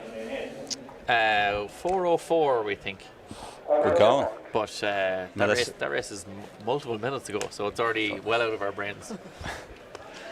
As we're set here. Yeah, so we've got Zoe Ritchie there in the UCD vest on the inside of your screen there, the yellow vest. Hazel Hughes, Ava Diver, Faye Mannion, Clara Casey, Charlotte Myers, Jeanette Richard, and Tara Rose Smith in this one. It's a pacemaker there, centre your shot, and they've got out reasonably quickly, about 16 seconds through the first 100 metres. As the stagger starts to unwind a little bit, they've cut in and get up to the 200 metres here. They're coming through in about 28 seconds. So a good race to the 200 metre mark as they come a cropper. It is a 2-lap race, I think, rather than a Chariots of Fire race to the 200. Get to the break and win at the 400 metre halfway split, but seems to be a little bit of Calamity Jane there, but it'll settle down here now. So that's Sarah Rose there from Sutton running for Finn Valley up in Donegal. Yeah, good run there. It's come up towards the bell there. 60 seconds, and they were like scalded cats getting out over that first 200 metres. And 60 seconds is a fair old clip for athletes trying to run just under 2:10. So coming up onto the back straight, we could see, as you said, a bit of calamity here. They're all bunched together again, but it is a really, really good race that we're seeing here. Zoe Richard, the UCD athlete, is trying to break the rest of the field and try and move away from the athlete from Foyle Valley AC, Clara Casey. And battling together, and she's been overtaken now by Clara Casey and gone in with 200 metres after around 1:36 on the clock. It's going to be a great finish here, Philip. Yeah, we'll look out for the red of Ennis there. Looks like my one to watch out for, with 1:20 to go. There's a brave run from Zoe Ritchie all the way there, but here comes on the outside Ennis Track Club, listed as Faye Mannion. Looks like one of her former teammates, Gemma Galvin, as well. But Pat Hogan always has a great array of athletes in Ennis Track, and here she comes powering through into the finish, probably on for a big PB. Might end up around 2:07 and change. Yeah, Clara Casey there in second place as well, but Faye Mannion looked like she was almost out for a Sunday stroll with 50 metres to run there. I'd say there's plenty more to come from her, because that was a very relaxed looking 2:07. Yeah, it looks like she could be a good metric miler as well. Last year we saw Emer Marr run well, I think, in the 3000 in one of those, and I called she could be good at the 1500, and she did well in the summer winning the European under-23, and I think Faye Mannion certainly one that can look at moving up a distance as well as being a classy half mile or 800 metre runner. So I think a lot of those runners can take a lot of confidence from that, even though they might have been looking to go a bit quicker. But going through in 60 shows that a good few more. Great catch in the wind here. The sheets were flying, and Ronan Duggan's rugby teaching went well there as he snatched the paper before it blew into the sky. Cat-like reflexes. Yeah. At my age. Wasn't quite like the West Ham bubble that blew away and died. He grabbed it. He's held on to the dream here in the commentary position of the Belfast Classic. Yeah, in association with sports shoes. But what a run from Faye Mannion there. That was a 2:07, as I said, looked very, very relaxed, and plenty more to come from her. I'll go, yeah.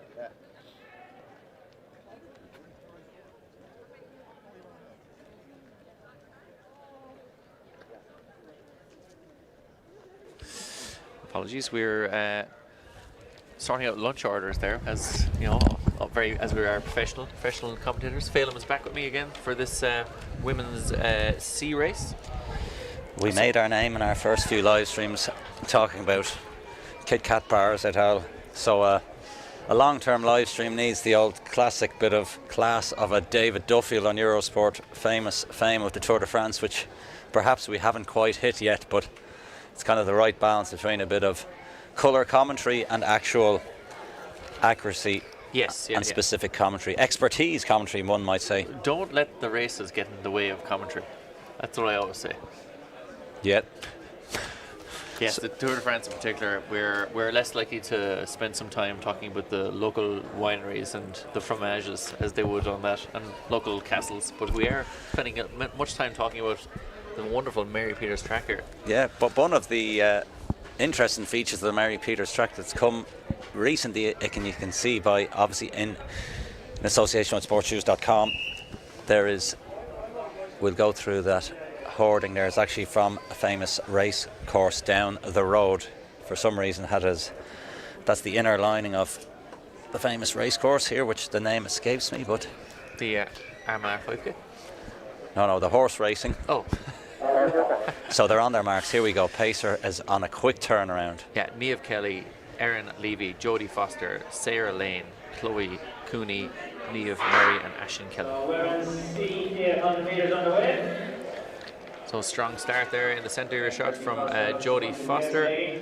But getting into the two-lap tango here, we've got these athletes that are going to try and hang on to the pacemaker. They got out pretty strongly there, 15-16 seconds through that first 100 metres. They're going to cut in and going to try and settle themselves now. It's always a bit of a mad dash for the first 200 metres. This is where the race gets blown apart and the lactic that gets into your legs. 29 seconds through the first 200. Perfection again. Perfect, settled and on the money.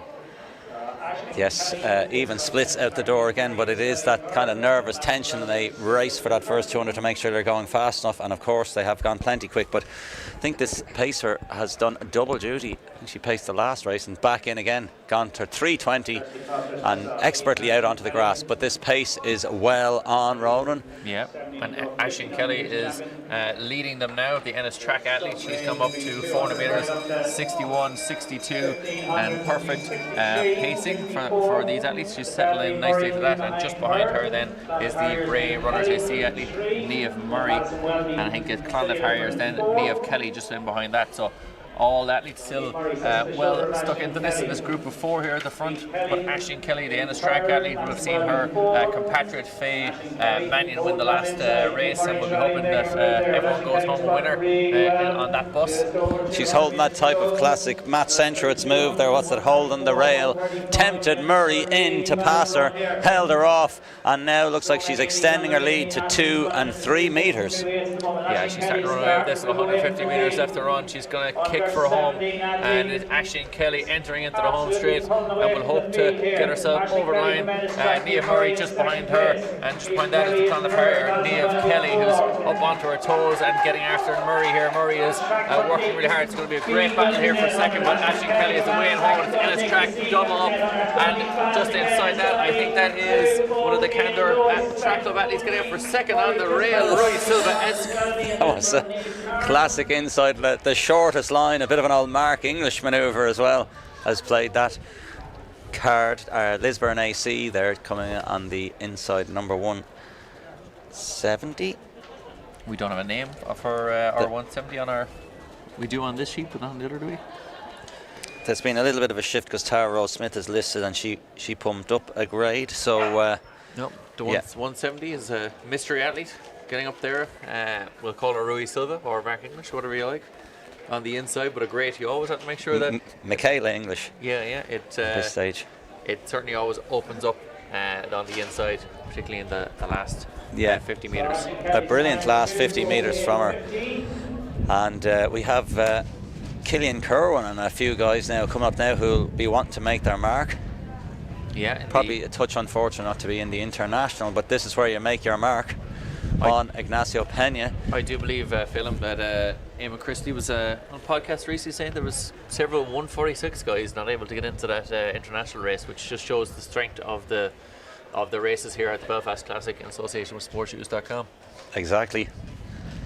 And Killian Kerwin had one of his best runs, most impressive runs anyway, when he ran 147 and a championship record at the National Indoor, the Irish Indoor Championships back in March, end of February, start of March.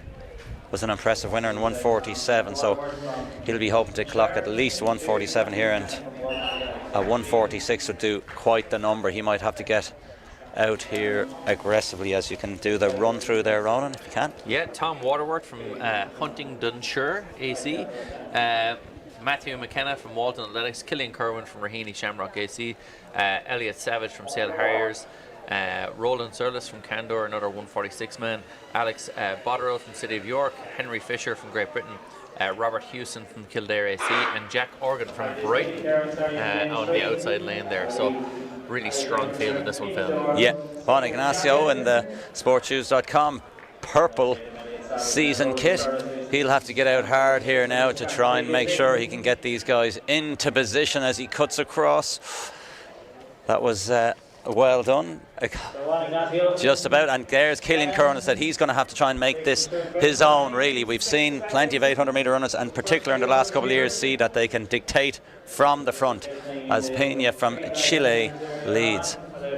Certainly, Kerwin there, the virtual race leader, just sitting in second place. Roland Surlis in there as well. So plenty of talent in this one. The Sale Harrier, Elliot Savage there, you can see in the green vest as well, featuring in this one. And 204 is Henry Fisher, and he'll be hoping to be hook, line and sinker till the end and get the win. This one, Pena has stepped off the track and nearly gone over the steeplechase barrier, but Kerwin has gone into the lead, and a really, really strong first 400, but everyone's still in the mixer.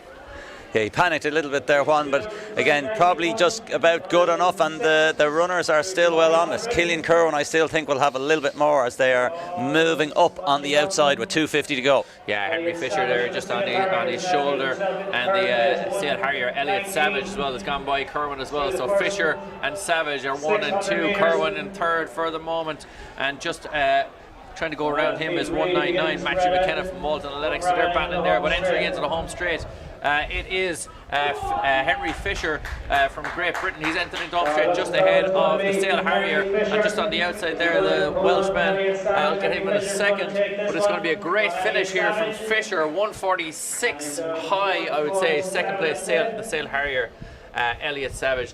Third, I did not get, Phil.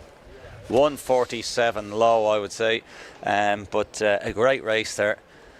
Teed them up. Maybe there was a 146 there with touch quicker through the bell, but again, a lot to play for and some great racing there. Again, it's early doors. I know there's been so many scintillating times here in Belfast the last number of years, but sometimes you've just got to dust the rust the dust, dust the rust, yeah, dust it off and get going.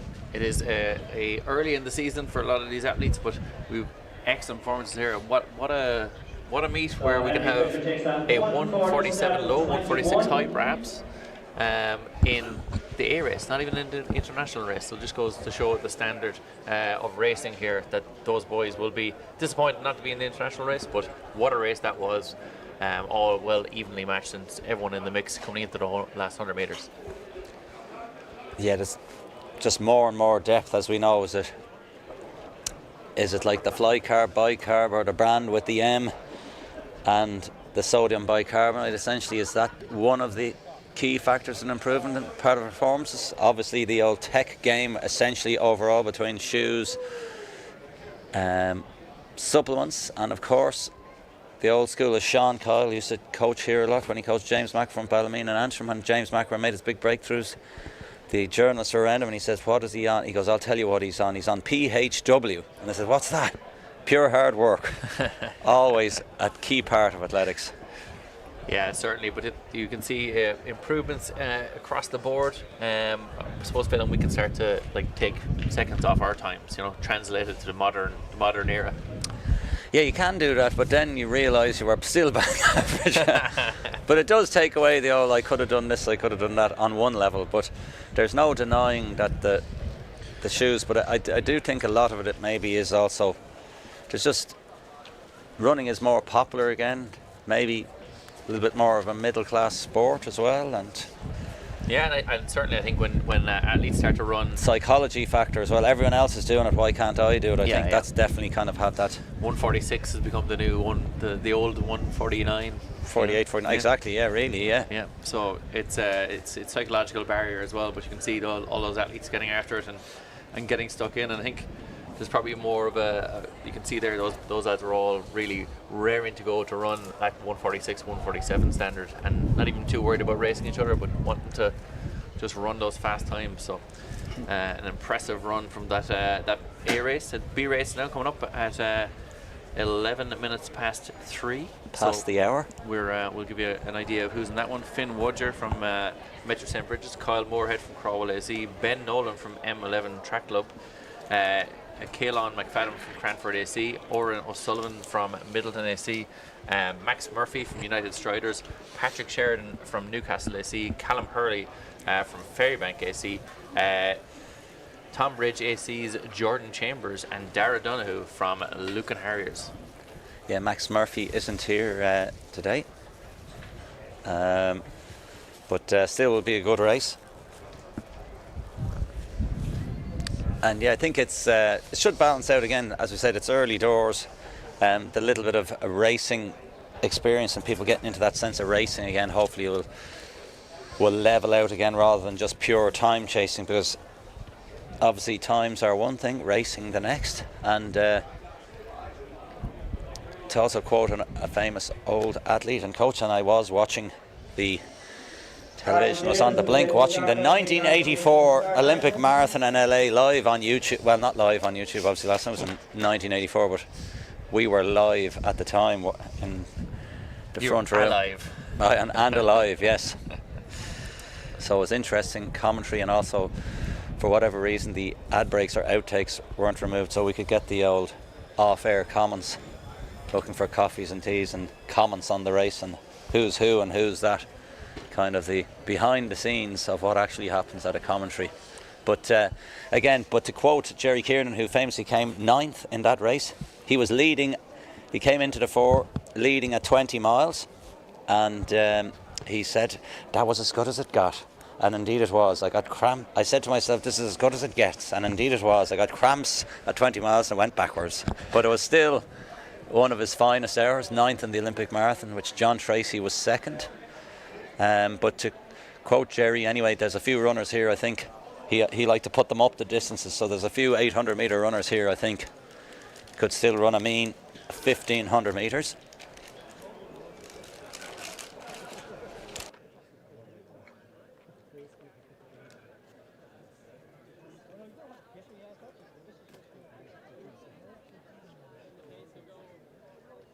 Just having a momentary pause in the commentary as they sort themselves out in their lane order, and we'll be back live on the air in around 15 seconds.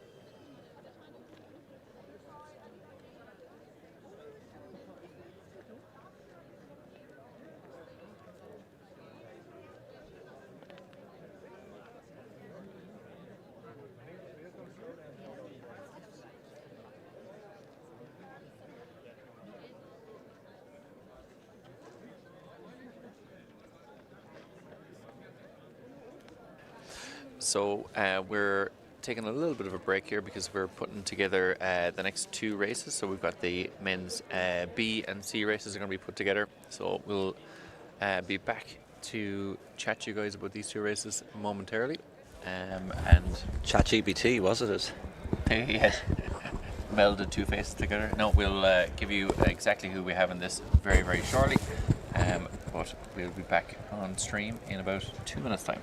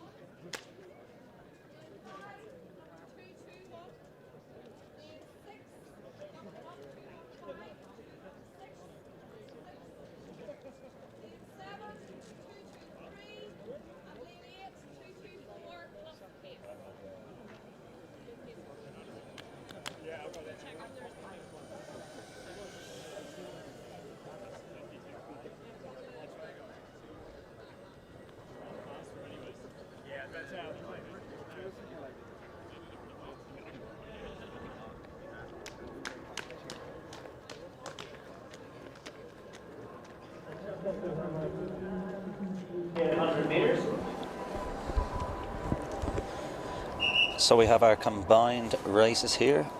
Killarney Valley in the inside. We're just going to try and jumble them up ourselves on the fly. So that looks like Jack O'Leary from Killarney Valley, then Kyle Moorhead from Crawwell. Oran O'Sullivan is in 4 from Middleton. We'll get you lane 3 now shortly.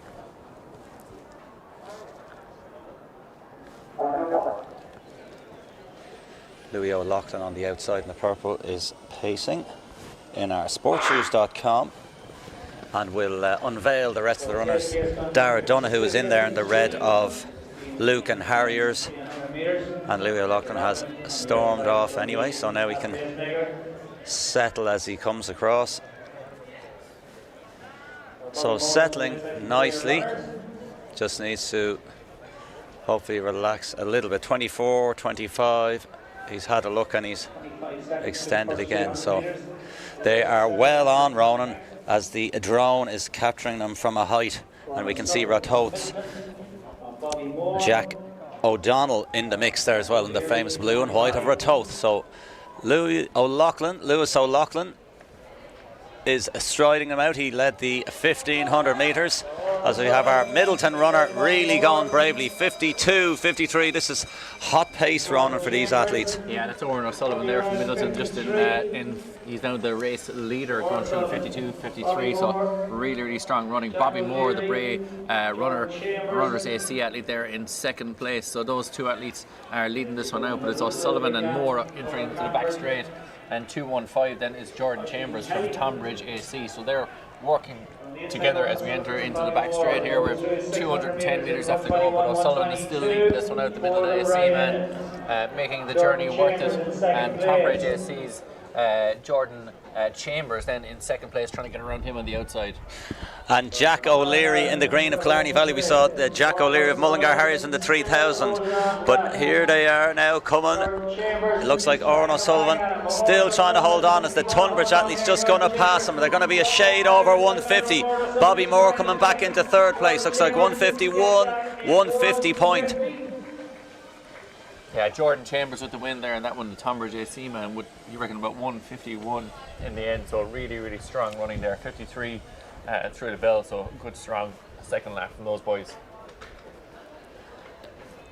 Yeah, that was a hot pace early doors, a little bit like some of the women's races there. A startlingly hot first 200 metres and then kind of settled in.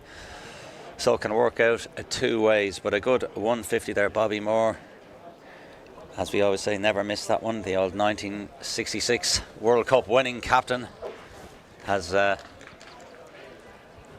a quantum leap. The old show, he's come back into 2026. A niche reference for today's youth on the live stream here, but I thought he'd gone backwards there, Bobby Moore, in the last 220, but he came strong there with 50 metres to go. He got going again, so really good finish there from Bobby Moore.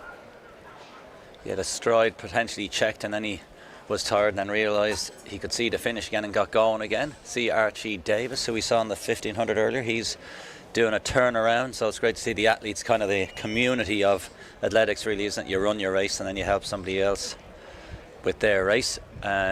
Sean Carrick is striding out there from Clonliffe Harriers. I think Matthew Fitzpatrick is in the all black, looks like a flying Kiwi. That's in the Dunleer gear. Yes, full field is Rory Quill, Clonliffe Harriers, James Gilland from Queen's AC, Sean Nolan from Moy Valley, Sean Carrick from Clonliffe Harriers, Ben Nutter from Stirling University, Michael Moore from Cranford Athletic Club, Damien Prendergast from Clonliffe Harriers, Matthew Fitzpatrick from Dunleer AC. So full field here for this men's D 800 metres. So we followed on. We're actually getting ahead of schedule here now as well after the B and C races were put together. Really strong field here. These athletes will be looking for 54, 55, and as Phelim said, we've got Archie Moore doubling back from that men's 1500 metres from earlier. So good to see the pacemakers being found. Archie Davis, yeah, not Archie Moore. Archie Davis, sorry.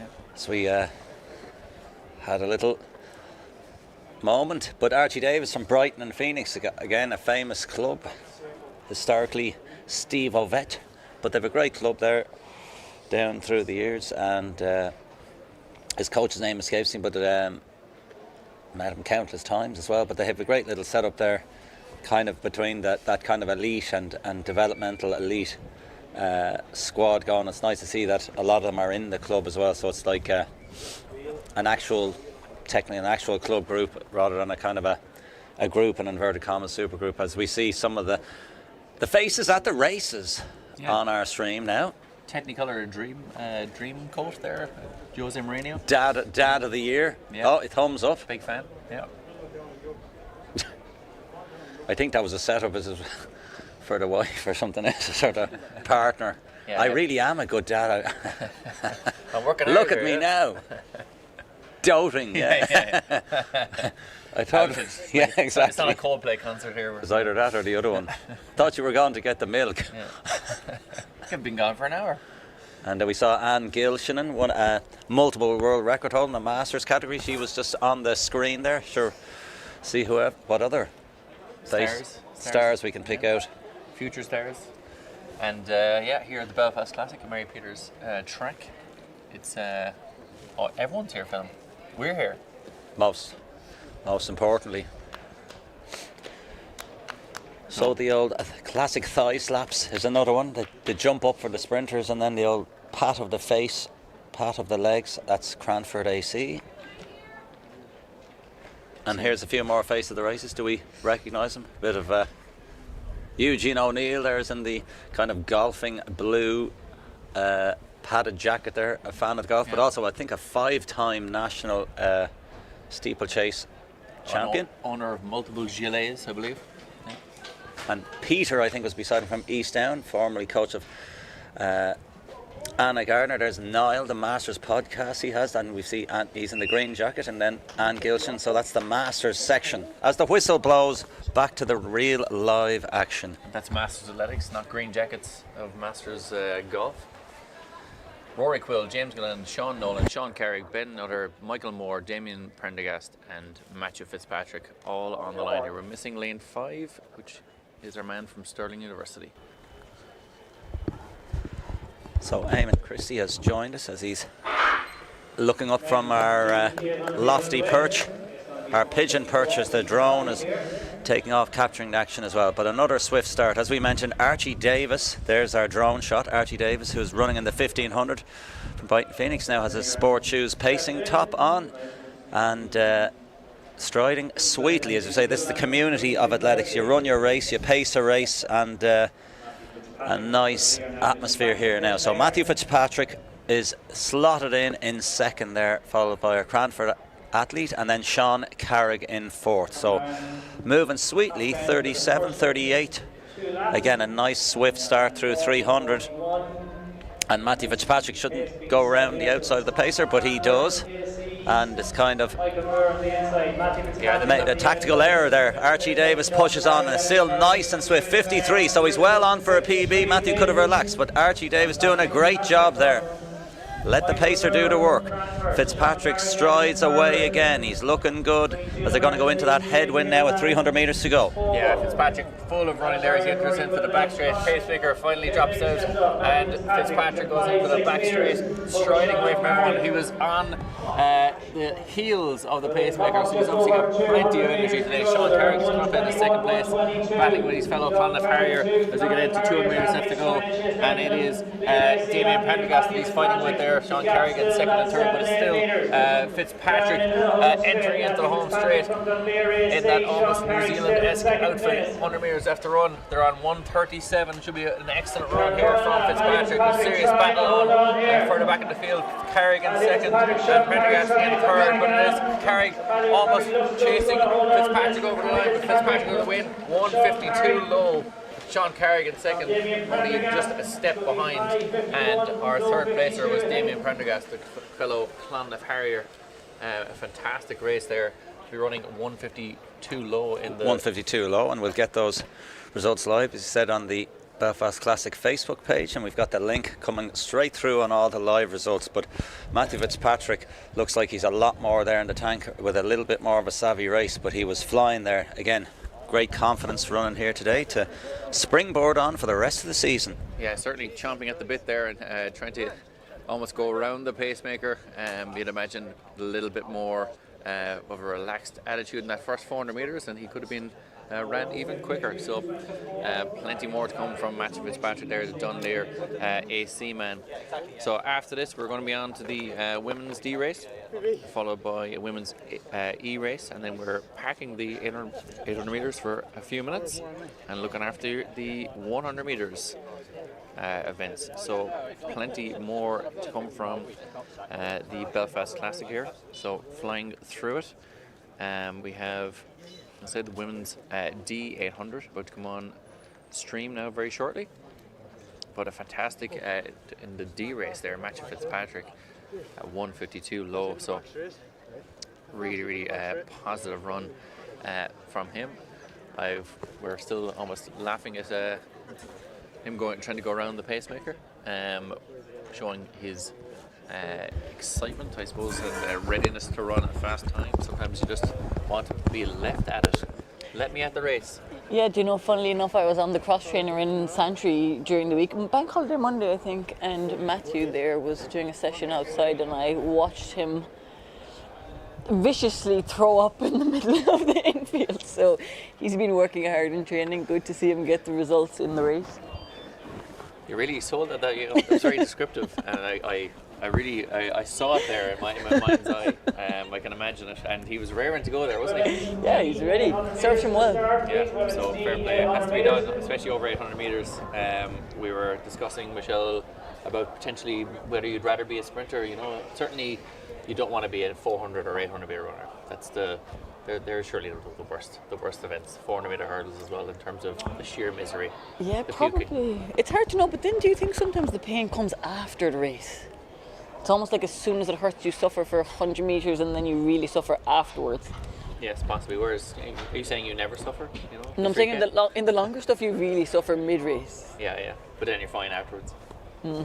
Absolutely fine. Bounce back again. So we'll see who's going to make everyone else suffer in this one. Neela McKenna from Monaghan Phoenix Athletic Club, Cleena Riley from Dunleer AC, Eve Mooney from Ratota AC, Susie O'Flynn from Raheny Shamrock AC, Amy Kirkpatrick from Glasgow University, Millie O'Neill from Stirling University Athletics Club, Rachel Jez from Lucan Harriers, and Hermione Sheridan from Newcastle AC.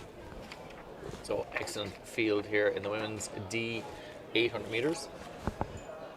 We have athletes of all ages in this one, and our pacemaker there as well, doubling back from our earlier 800. So we should see a strong run in this one. This is the D women's 800, followed by the E directly afterwards, and then we'll be on to our 100-meter races momentarily. So this race is due to go off at 3:29, and we are pretty much bang on the money here for that time. So these athletes ready to go.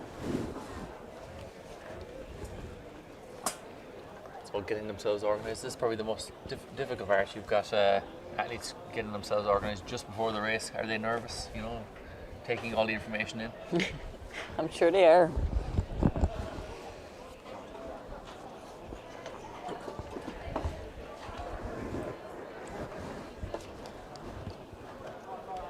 Ronan Duggan a brief break as his hefty wallet falls out of his pocket, and a stretch he's been on the stream without pause for nigh on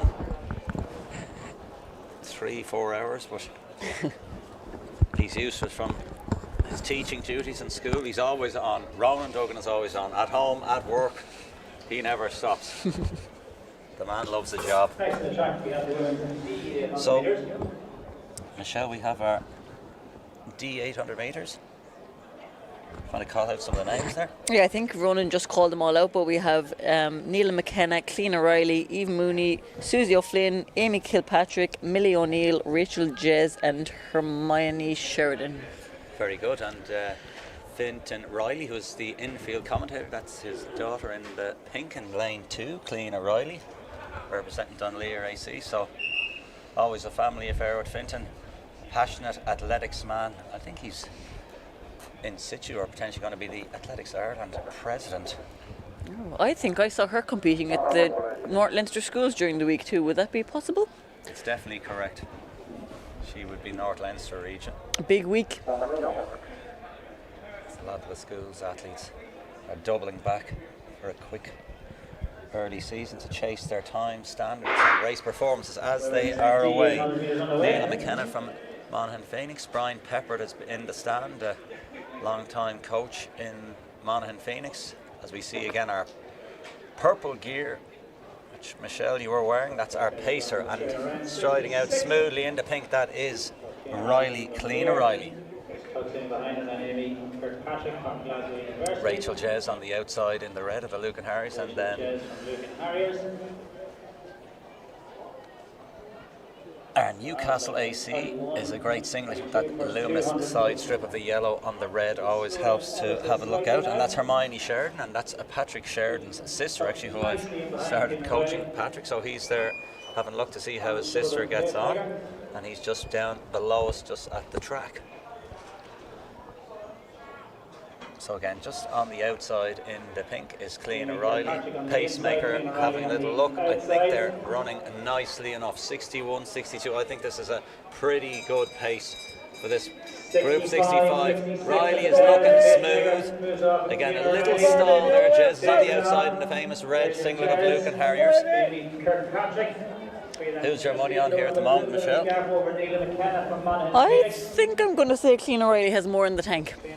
Although they look pretty strong coming up behind her now, actually, now that I say that. Always the commentator's curse, but certainly three in the mix here. Jez just moving up onto the shoulder Three of them going pretty. But Riley, as you say, looking still strong enough as they're going to approach 600 metres, 140 on the clock. 141. So again, around the 210, depending on how hard they can close. But you look like you're calling it nicely so far. A lot can change in 800 metres as they get rubber-legged a little bit with 120 to go. The lactic is filled, but Riley in the pink is striding out again. Looks like she has it sewn up. Michelle, you called the winner from a 350 to go. She has the strength, the speed, and a nice boundy elastic stride. So here she comes striding nicely into the finish. 2:14 on the clock as it runs on. And another great run there. Yeah, she looked really comfortable the whole way. It's very good going. So again, the field is rounded out, all under 2:30, as proud father now goes over and congratulates the daughter. There you go. He wasn't impressed with the other Father of the Year candidate. He had to come back across and go for it. Go for it. His wife certainly does know he's here. She begrudgingly knows he's here, I think. But that's part of the deal. So as an athletics man, so great running there. And we've seen, I think Finn, his son Finn, might have been running earlier in a 400. We've seen his daughter Nasa runs a lot as well. She's in Candor Track Club, headed by Mark Kirk as the head coach anyway. Katie Kirk, one of the founding members of that club. So again, they're tapping their toes, pushing the feet into the ground, dealing with the nerves, and also trying to keep spruced up for the next race, which is the 800E, due off at 3:35 on various clocks, and we're at 3:34, so we're pretty much on time. There's been one or two withdrawals. Chrissy was telling me that Abby Ives, last year's winner, who I mistakenly called as Polish, I think, into the finish line at the time, but she has had to withdraw with a sore foot, unfortunately. But there's still going to be some great athletes there, headed by Sarah Calvert, who I think has a time of 2 dead. And again, it's always a time for somebody else to make their name. And every year can't always be a record-breaking year, so it's good to see hopefully some good races. And we've seen some pretty good races so far in some of the women's 1500, men's 1500, and the 3K. So they're standing back from the line. Women's E, we have Lara Corrigan, Ilo Dwyer, Myrn Nivukula, Annabelle Lawler, Sive Nivukula. So it should be sisters there, twins potentially. Dara Ellie Winters, Aurelia Crotty, Erin Sproul, and Holly McNulty. Again, not all as per programme. We have, you can see Tullamore Harriers there. You can see the two Lucan Harriers there though. Myrn and Sive Nivukula. Aurelia Crotty is there from Tullamore Harriers. A sister to Renee, who ran earlier, I'm pretty sure. So there we go. Athletics very much is a family game. We saw Molly Daly and her sister, one running the 2, Molly in the 4. So we mentioned again 3 generations running for Ireland. It's the first time ever that happened. That was at the World Relays last week. So again, a nice smooth pace, 30-31 for that first 200. Again, it's hard to kind of get the pace correctly even. You're always going to go out a little bit hard, and a nice smooth 31. So our pacer are doing a good job as they're bunched up. As we see the Nivukulas there, one at the back, one just running wide, and as you mentioned there, Aurelia Crotty, Michelle, is looking pretty good there in the blue and white of Tullamore Harriers. And that's Myrn Nivukula is of the 181 of Lucan Harriers. Again, we see the 2 Fitzgeralds, Niamh and Niamh Fitzgerald and Owen Fitzgerald do a lot of the coaching in Lucan Harriers, as Myrn Nivukula has stepped on the gas. Michelle, do you want to call the winner here again? I'm going to call Murren. Yeah, she's looking strong. I feel like in these ones they kind of have paced themselves pretty well and seem to be able to hold on. And again, just as I say that, she looks under a little bit of pressure from the girl in second. What's her name? That could be Lara Corrigan there from Monaghan Phoenix. I'm going to stick with my original. She'll come back in the last 200. She's going to have her strength, but again, it looks like a nice, tight race here. Murren still looking strong. That's coming back into the 4. It's number 184, that's Dara Ellie Winters from Boyne. And that's Lara Corrigan has pushed into the lead. I spoke too soon. Yes, you did, but a nice run here from Lara Corrigan. She's coming in, striding sweetly into the finish. Murren set a good pace, 2:17. We'll get the official. Rose Winters, and we have Crotty coming in 4th, and we have Nivukla again rounding out this next 800E race. Next up is the sprints.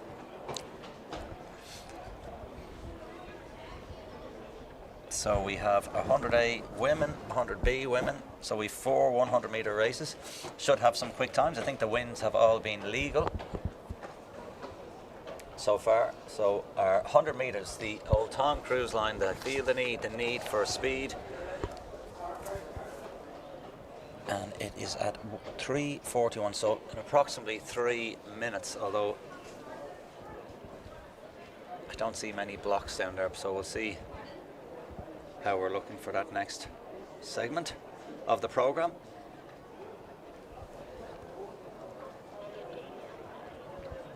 So there's Lara Corrigan and the athletes there just debriefing, so we might just take a little pause from the commentary just for a second as we see where the officials are sorting out the hundreds, and take a breather, and then we might come back to a little bit of faces from the races.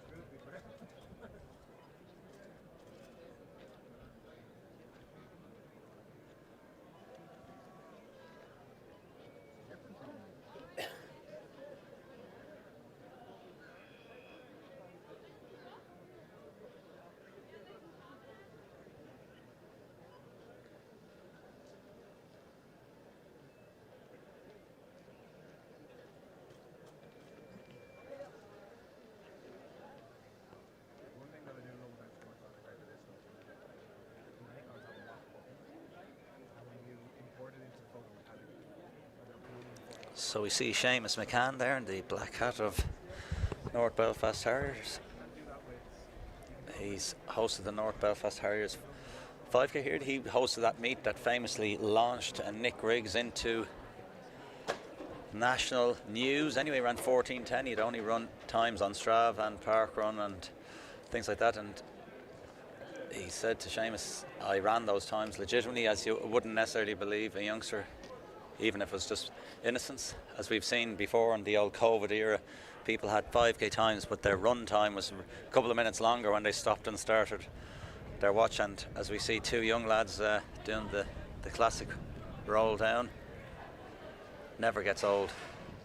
Some of the old games are always, there's a really fascinated fan there having a breather, getting ready for the 100 metres. Could be potentially watching the stream as we look at her, but I don't think so. Well, she's had a look to the right, maybe she has.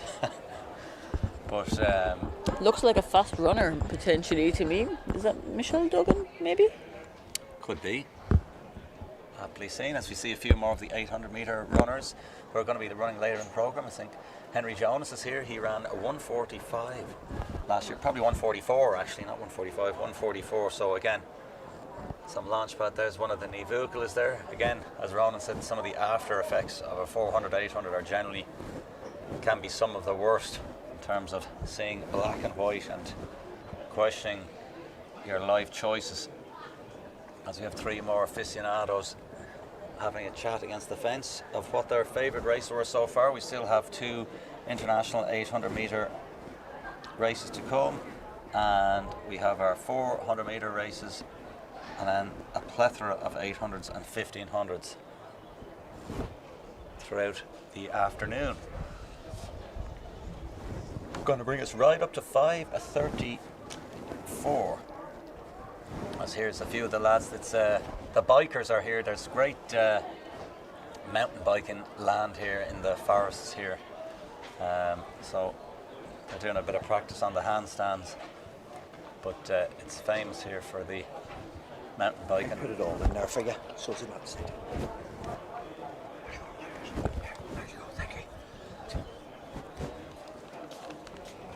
So we're lined up. And Chrissy's popped up. There's a...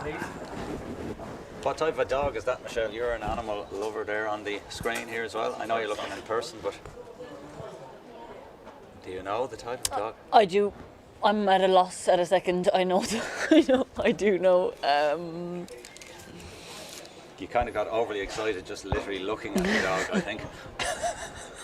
A miniature dachshund. Is that a miniature dachshund? I think that makes sense. Ronan Duggan has come back in with the cue. Ronan, would you like to come back in? I think he's like at a loss. What do I do? I've been talking for 4 hours. I want to keep talking.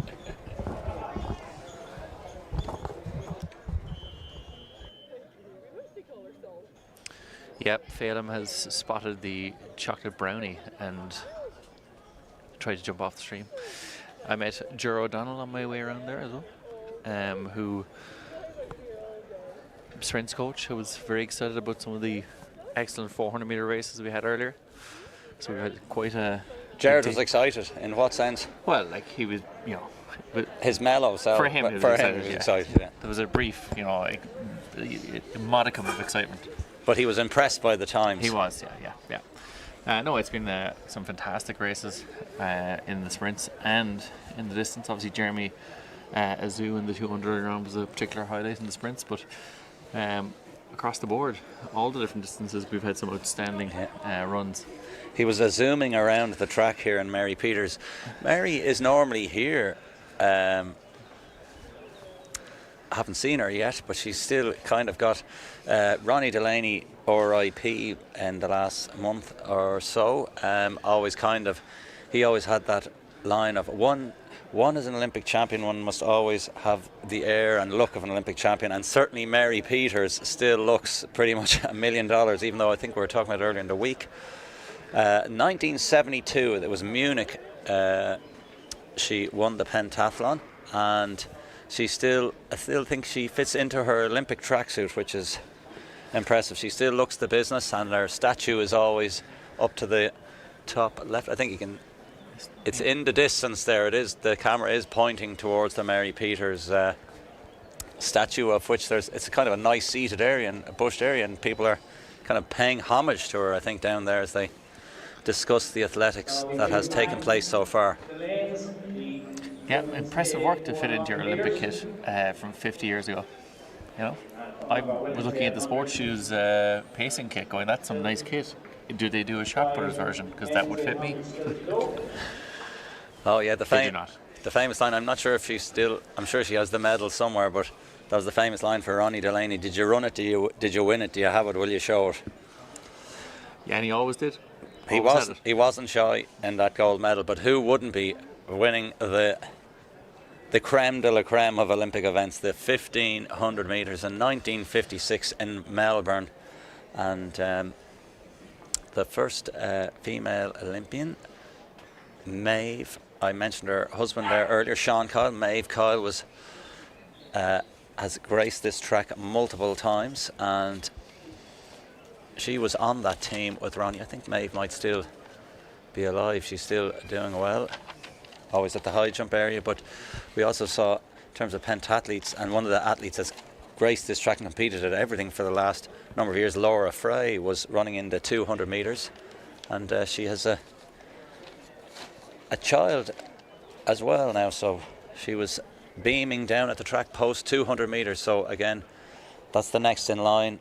As we've seen here, it's kind of a family affair, isn't it, with sisters and families and mothers and grandfathers alike. It's kind of the lineage of Irish athletics. When you see a new good athlete, it's like, who are they? Oh, their father was pretty good. As we see, Molly Daly, Rob Daly and Fiona Norwood, both great 400 metre, and then Fiona in the 400 hurdles as well. Yeah, and certainly I suppose it's a sport that it gets into the bones, gets into the families, and everyone gets involved in it. It's similar down in our club. Recently they'd opened the track, and different people doing the traffic and different jobs in the day. And I was looking around, I was like, I'm related to pretty much everyone here. So yeah, it is. So nearly always a family-run operation, but we certainly have a good operation being ran here today. It's 100 metres up next, women's 100 metres at 3:41. I think we're a touch behind schedule, but we had to take a little break there for the 100 metres. They were just getting the blocks set up there. Yeah. So I was there's nobody in my family really involved in athletics, keeping up my black sheep persona in the family. It's a healthy enough effort on your part to break out and rebel by doing a very healthy thing. I think they're happy everybody's back in the park run though now, so I'm popular again. I have something to offer the family. So in this women's 100 metres, Janine Boyle from Finn Valley, Angelica Stelica from West Coast AC, Leila Colfer from St. Lawrence O'Toole, Rachel Bennett from Great Britain, Lucy Fraser from Scotland, Lauren Ryan from Dunedin AC, and Rihanna McCarthy from UCD AC. So Rachel Bennett and Lucy Fraser doubling back from the 200 earlier. Yeah, we saw Rachel win her 200 race, I think in 23.5.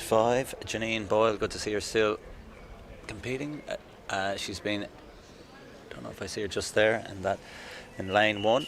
She might be running a bit later in the long jump. She competes in the long jump as well, and has competed for Ireland in multiple underage international relay teams. An 11:72 performer at her best. She is being given bib 2 on our list here, but I don't think that's her there in a bib 2, is it? I don't think so. I think that could be Breer again, who we saw in the doubling back. So yeah, an excellent field here. Sale Harriers in the centre shot. That's Rachel Bennett, who stormed home in that 200 metres earlier. So she may need to get a little bit quicker here on the first 60, but she certainly has a finish. Sale Harriers athlete into their blocks now. 100 metres. As the wind whips up.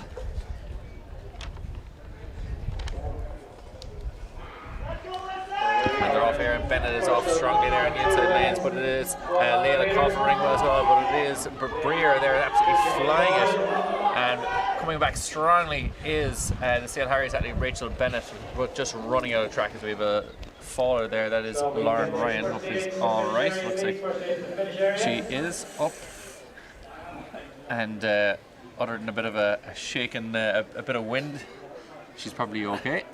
But good finish there from number 2, which is Breer, and Bennett, number 5 there, centre your shot, second place. Some good track burn there, yes. I think there's a bit more shock there than I was worried there. There could have been a collarbone or something gone for a minute, but looks like the shock has kicked her back up, and she says she's all right, but that is going to sting. In about 10 minutes, and then also tomorrow morning. Yes. You get that stiffness of, oh no, I hit something very hard. But hopefully, look, she's generally alright. Said no broken bone. That was my first thought as well, was, oh no, that looks like a shoulder or a collarbone, which it could quite easily be, but she is up and moving anyway, and all is well. So a positive end to her 100 metres there. Next up, we are going to have the women's sorry, men's A 100 meters. We've Women's B, you were right the first time. We look like we've lost the women's B. I think the women's A and B were put together. And I think No, that's the back straight there. You're looking at Ronan. yes. So the women are in their blocks there. I know there's blocks everywhere. Part of the commentary gig is we're actually looking at the screen as well. So they're warming up down the back straight, some of those runners, but we are certainly have our next women's race. They've popped out of their blocks. They have been tested. As we see MSB in there always, that's Chidinma Adikabi from MSB. Always a great singlet. It's one of the easiest ones to pick out. I like the luminous colours when you're commentating either on screen or live at the venue. The bright singlets make your life a hell of a lot easier than a regular blue or green, of which multiple clubs can be wearing them. So it looks like there's only going to be 3 runners in this, and then we'll get into our men's races. Yeah, number 15 there in the left hand side of your shot is the Orange Grove AC athlete Esther Hameen Smith, and we've also got Finn Valley's Amy Timoney there, who's just in that lane there in the very centre of your shot, number 12. So those 3 athletes, Amy Timoney in the blue and white of Finn Valley, and we have Chindaima Adekibi from Metro St. Bridget's, and Esther Hameen Smith, Orange Grove Athletic Club there on the left hand side of your shot. So these 3 will be getting into their blocks very shortly. Timoney Adikabi and Esther, is it? Esther Hameen Smith, Orange Grove Athletic Club. And wearing orange. Yes, and very much a club producing many sprinters over the last couple of years, the Sykes brothers and many more besides.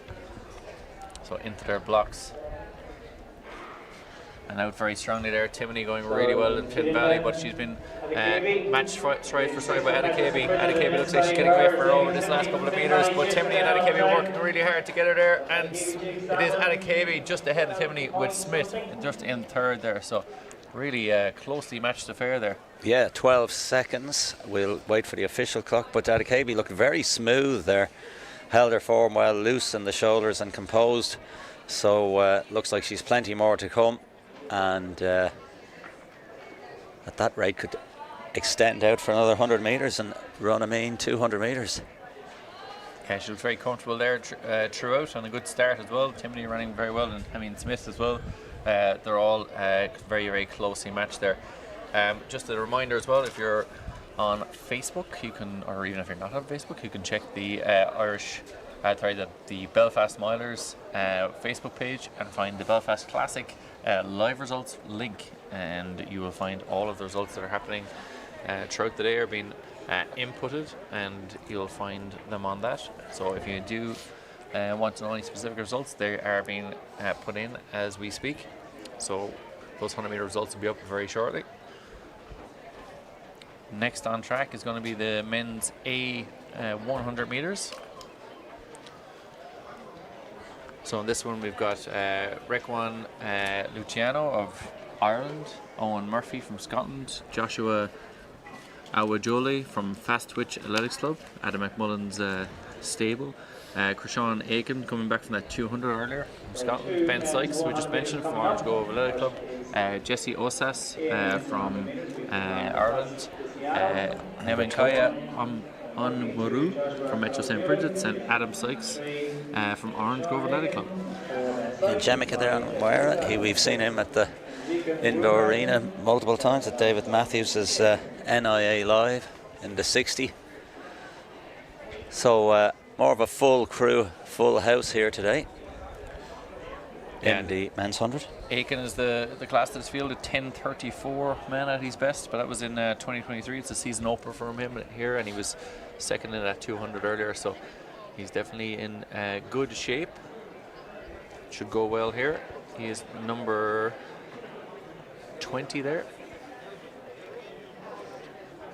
And he'll be wearing the blue of Bonnie, Scotland. Yes, well, he looks like he's in yellow there now, but... Oh, sorry. I'm thinking of... the yellow and black of Scotland. Owen Murphy, sorry.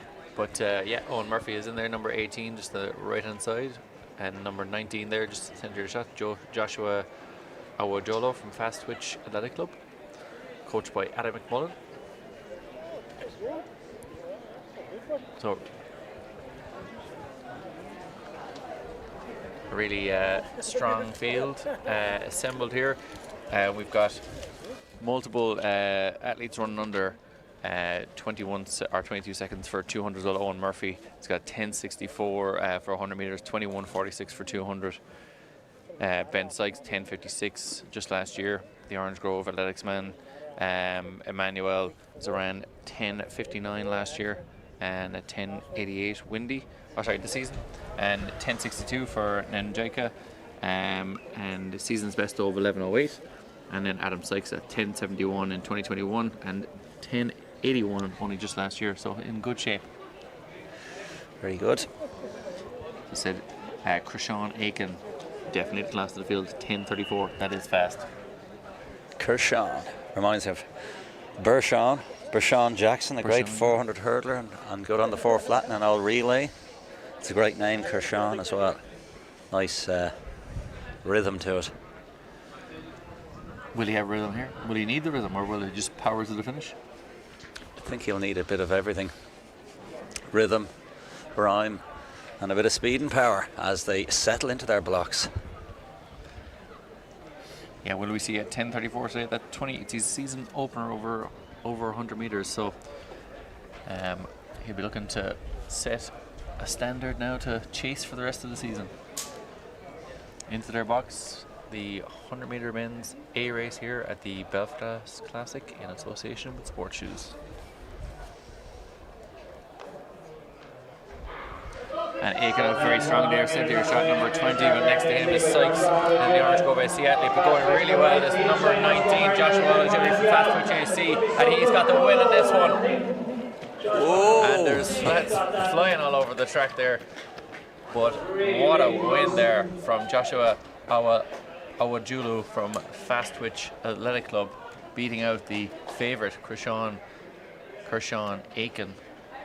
Really, really strong run there. They're all really well matched in that first 40, but yes, and Jemica from MSB ran a great first 50-60 meters, and then it kind of unfolded there, didn't it? Who's got the who can hold on to their top end speed the longest after that, and Ajula certainly did. Fast Switch, Adam McMullen will be happy. He's had a number of athletes running, and he was nearly cleaned out on the cut across there. Rickwan Luciano, I think, from West Coast AC, coming right across the track and moving at speed. We've never moved at that speed, at a rate of knots. But certainly a fantastic run. Ben Sykes running really well as well over that first 40, but it's funny that the last 40 in that 100 metres, you can really see the class separate, the wheat separated from the chaff, because those boys made a gap over that last 40. They sure did. As I say, what is it? Speed endurance, or holding on to that top end speed, who can transition from each phase of the 100 metres. We'll have to get Coach O'Donnell back in here for more technicalities, but we might try and see, can we pull up the live result just to see also, do we have a wind reading there? I can go into the results box and see, do they have any wind readings? I don't think we do.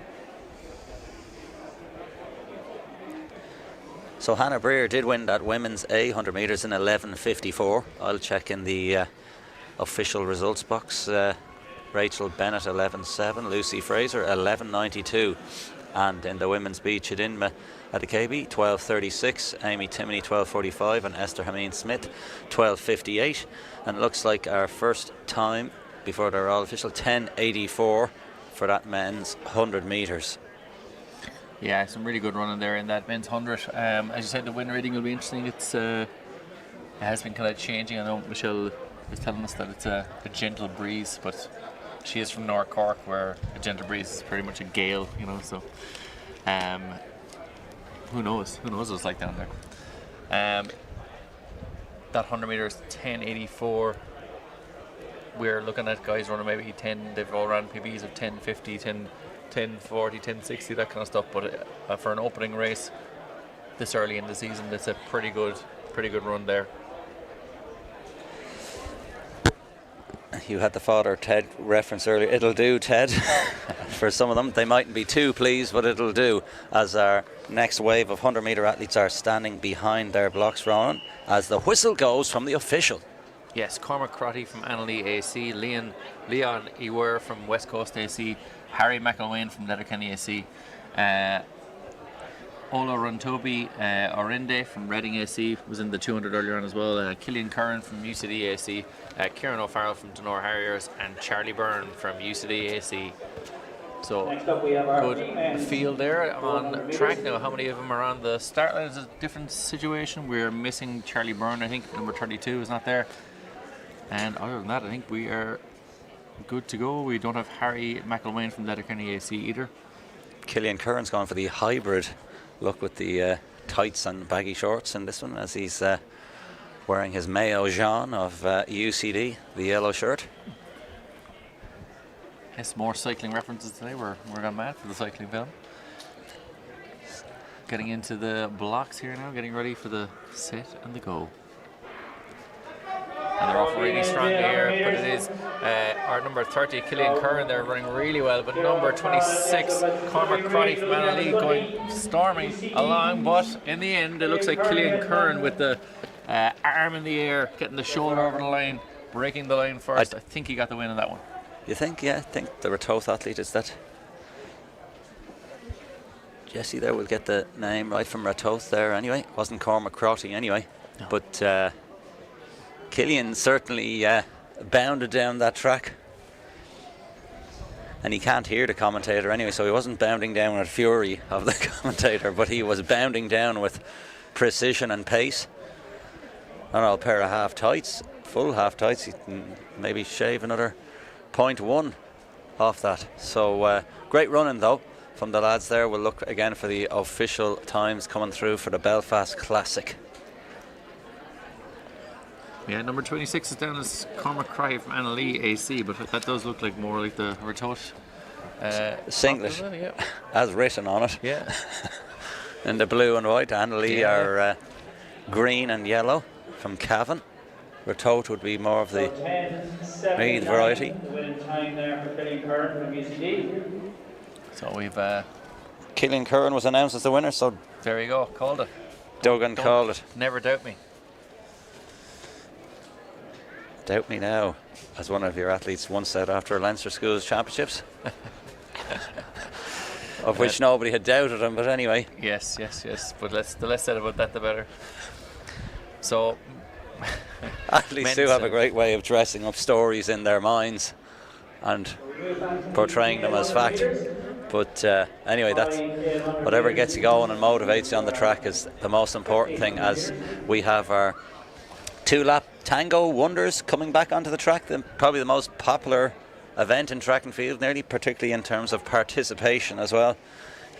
You'll never be short of filling out an 800-metre race at any type of a meet, from low to high. Everybody is looking to try and get into the 800 metres, whether it's the Diamond League, the Belfast Classic, or even an old Dublin graded or a Donkey Derby. Everyone wants to run the 800. Until the second lap. Somewhere on the back straight, the dark back straight of their soul. The men's 800 metres e-race is on track now. We'll get you a start list for that. All the way down, as you said, we have many races. Esosa or Omoregbe from Dunleer AC, he's going to be in a black vest. That's Victor. I can't see him though. And then we have Joseph O'Connor from United Striders AC, Thomas McKenna from Walton Athletics, and Ben Clavin from Corran AC, Shane Hart from Havering AC, Mason McCreary from Longview AC, Ted Collins from Nina Olympic, and Dylan Kelly from Dunor Harriers. So we have yet another 800 metre race, but they're so entertaining. They are entertaining. I am a cynical man, but I wasn't being cynical on that front. It is a popular distance. It is a great race. It's easy for spectators and fans to watch. It's 2 minutes of action, kind of even fits in the TikTok era and all that. Yeah. As I ever increasingly become a dinosaur with age, but it is a great race. A lot happens, and as you say, it's kind of They say what the 1500 a mile is the perfect distance in terms of the old 4 versus the old. You would reference Shakespeare before, don't they, for the 4 parts? Yes, yeah. Start, middle and end. The 4 acts of a mile, but the 800, yeah, very much. You got 2 minutes. You got winners, you got losers. And it's prolific and popular on the international scene. Obviously, Keely Hodgkinson and a number of her teammates from the M11 Track Club have been gracing the track today and in previous editions of this meeting. And we've seen Ben Pattison, a world bronze 800 metre medalist, storm to glory in the 1500 metres. He won that in Budapest in 2023, and it's certainly hot right now to coin a better Zoolander. Look for a better phrase than that. You saw Cian McPhillips came 4th in the World Championships and ran 1:42, and that we've seen sub 2 broken in the marathon with Sebastian Solway, and I think they're pushing that 100-second mark of David Radish, and we might see a 1:39 sooner rather than later, particularly if we add an extra plate or super foam as part of it with the sodium bicarbonate. Yeah, I suppose it is one of the events that's probably most affected by that, the bicarb. It's with the lactic acid. Seemingly so. It was kind of levelled off for a few years and kind of called the hardest event to coach, but now it seems to be more and more straightforward with Trevor Painter, particularly on the women's side.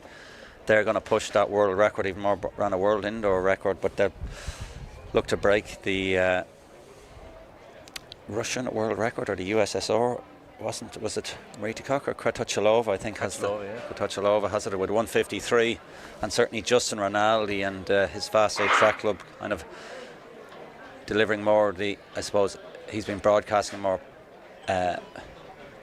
publicly rather than some of the other groups who are flying as well. But they seem to have gotten the knack of a type of double threshold, if you want, for the 800 metres, which is more doing your top end speed, flying 30s and your mechanics, and then getting the blend between, as Garrett Sanford, one of the most venerable sports scientists, say, between mechanical training sessions and chemistry training sessions. So running your 200 metres at rhythm with enough recovery, like 2 minutes, and then delving more into the chemistry, which is what we've kind of been generally talking about in the 800 metres, which is basically the body going into full hydrogen ion mode and the lactate trying to clear those hydrogen ions. So basically your head is in the bin and your body is going to bits. So that's your chemistry session. The mechanical's getting the rhythm, as these guys are going to try and blend a bit of mechanical and chemistry together for the 2-lap tango.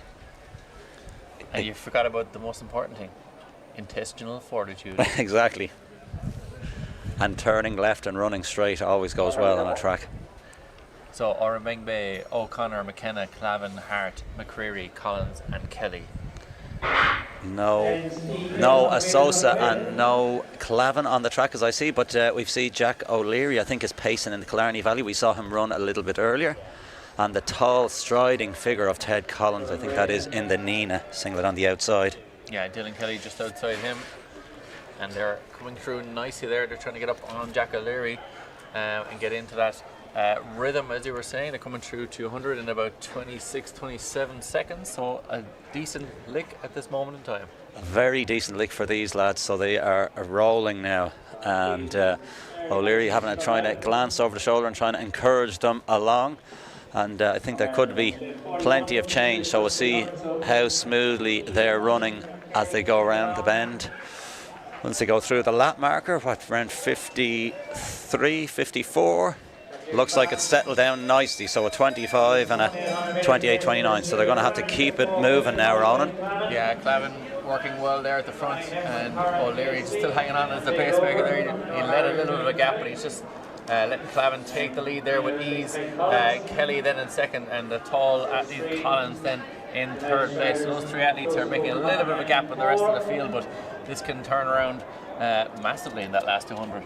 Yes, I called it wrong. Clavin is in the race. He's wearing his Heavies Track Club singlet. I was looking for his Sligo, but he's wearing his team training gear. As Dylan Kelly is stalking on the shoulder, followed by Collins and the United Striders athlete in fourth. So all can change now. Kelly is pushing in the famous Dunor singlet in the white and black.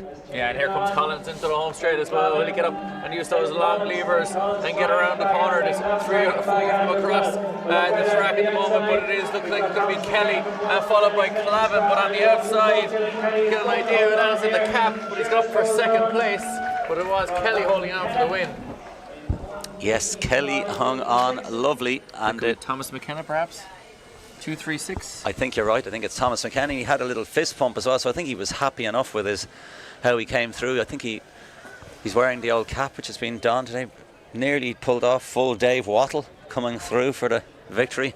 As you can see there, it was like a wall of lactic as they were all running in treacle, as they call it, coming into the finishing line.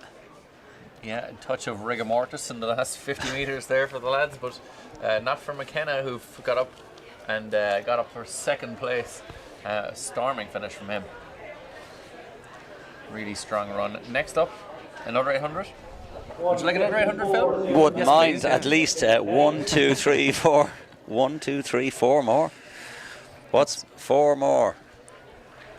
So we have, as they're such entertainment though, so why not? Why not? In this one, Senan O'Reilly from St. Catherine's AC, Owen Rogers from Finn Valley, Godwin Matthias from DSD, Daniel Golden from Leeville AC, Alan Hagerty from Castlebar AC, Adam Kelly from Moy Valley, Adam Withers from East Down AC, Sean Hayes from Neolithic, and Samuel Manny from Havering AC.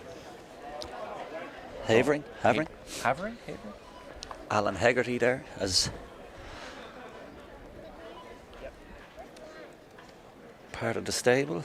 Let's have a look and see how the pacing is done. So again, still think there's a lot can be done on that last 300 metres, 250 in the 800, particularly on these, for want of a better word, lower level 800s. You've only got around 60 seconds that you can give in an 800 metres, so kind of using up your energy in that first 60 seconds, and then there's a little bit to go. Learned that before from an famous Irish athletics journalist, Cathal Dennehy, who was storming to media world titles at these world championships, but looking at how he was able to close in the last 60 seconds was a good observation on how you have to manage your energy even in an 800. It's won in the last 200, not in the first 200, as we've seen throughout the afternoon. There's been a lot of races to the first 200, and there's still 600 metres to go. Nice little camera angle there as we are on our marks. We certainly are, and Havering AC is in Essex. Oh. So the only way is Essex, and he's out there in lane 8. Alan Hegarty was a little bit keen there from Castlebar AC. Great. Yeah, out strongly to Leeville AC athlete Daniel Golden there as well. Long striding athlete has got himself into the lead as we come around to the first 100 metres. He said, is it going to be a race to the first 200 again? Finn Valley's AC's Owen Rogers there just on the inside, so but they've settled down nicely, and it's going to be the Castlebar athlete Alan Hagerty who's going to get himself into the lead. Yeah, he's in the green, he's settling in, and Goulding is head from Leeville, so the pacer had to sprint up there in 27, but it is going nicely enough now. This should be a reasonable pace, hopefully going to go through in at least 55 seconds. So Goulding is looking good in the Leeville. Is it gold or yellow of Leeville? It is a gold and yellow. Leeville fringe there to your left there. But it is golden, whether it's yellow or not, it's golden in the lead, the virtual lead here in second place, just behind the pacemaker. They're coming through in 57 seconds, and he is leading it there. And around the outside, the East Down AC, Adam Withers, with a withering look to the rest of the field. He's trying to get himself around golden and to the front. Yeah, there was a bit of argy-bargy between him and Hegarty up the home straight, and then another one at the bell. So a little bit too aggressive, but Hegarty goes around the outside again, and he is striding into the lead in green, and he is turned on the jets, Ronan. Yeah, he's actually storming away there with 250 metres left to run. He's left the field for dead. Is it too soon? Will he blow in that last 50? It doesn't look like it from here. He's storming away to the finish. Looks like he's got it wrapped up here as he come up with 150 metres left to run. A big aggressive move. He got a little bit of argy-bargy on 2 occasions, but looks like he has it with 100 metres to go. Can he run 155, 156? be happy to take home the victory, as he is tying up a little bit in the last 50, Ronan. Adam Kelly there in second place as well, charging after him at the moment, but he's not going to run out of track. And it is Hegarty with the win from Castlebar AC. Moy Valley's Adam Kelly in second place, and in third we have Samuel Manny from Havering AC making the way over from Essex.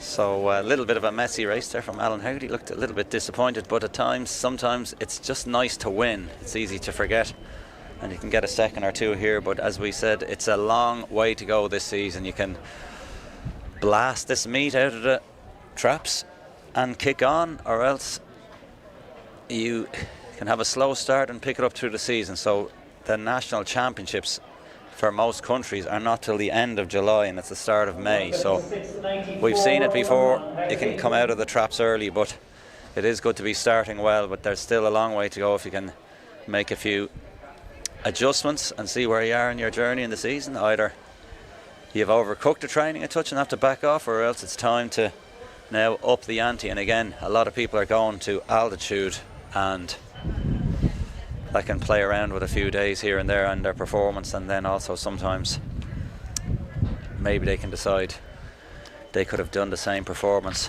minus a trip to the mountains. Yeah, but it was, as Michelle said earlier on, the mountains are quite nice to look at. So sometimes it's not about the altitude, it's just about the view. The view. Just go for a hike up the Cooley Mountains. They're not far from here.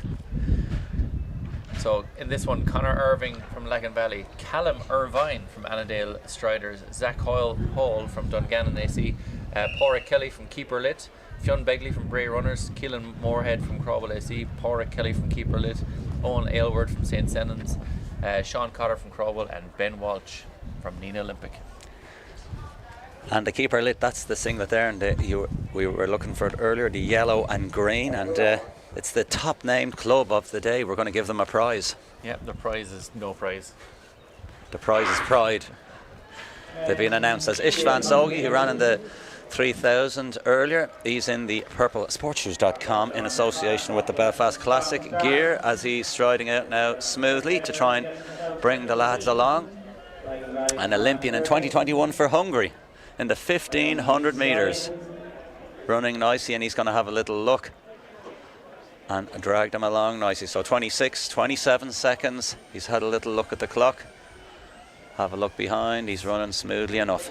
Yeah, lovely start to the pacemaking journey there. 27 seconds through that first 200. Now, they haven't really got right on him at the moment, which they should do if they want to try and run personal best here. But it's Keelan Moorhead there from Crowell sitting in their virtual race lead at the moment, and he's been overtaken by 258, which is Owen Aylward from St. Senans AC. 252 is Callum Irvine, then the Annandale Strider with the sunglasses coming up there on the outside. So a nice drag along. As I said, the St. Senans man now closing the gap. The pacemaker was a little bit far ahead, but at the same time, it's a nice marker for him, and he's done a good job now bringing him to at least 500 metres there. So 300 to go, a little bit of a headwind, and Irvine from Annandale Striders might be trying to do the Eddie Irvine, as it were, in this last 250. Quite possibly, and we also had the Olympics Ben Walsh in third place there, and one of our Keeper Lit men then in fourth place, but still leading this one is the St. Senans AC man, Owen Aylward. He's got a bit of a gap there back to Irvine, and there's a bit of a three-man attempt here to take down our friend from St. Senans, Owen Aylward, as we enter the homestead. He is starting to tie up massively. It is Walsh from the Olympic getting up on the outside, getting onto his toes into the lane of high hopes, and he's getting after it. He is, and he's coming sweetly as Keeper Lit is keeping it lit to get past Irvine in for the podium position in third. That was Pádraig Kelly getting up there for third place, but great finish from Ben Walsh from Nina Olympic there.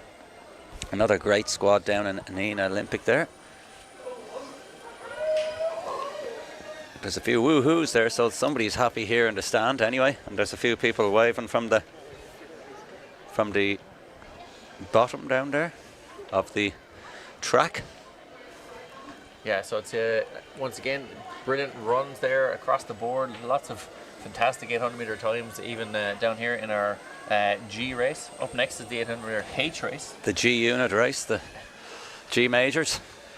So on this one we've got Dean Varley from North Down AC, Dermot Hanna from Ballymena and Antrim Athletic Club, Scott Owen from Lagan Valley, Daniel Hanley from Ace, Noah Sheridan from Lagan Valley, Fergal O'Hare from No Club, Daniel Connolly from Raheny Shamrock AC, and Ronan Keenan from Leeville AC.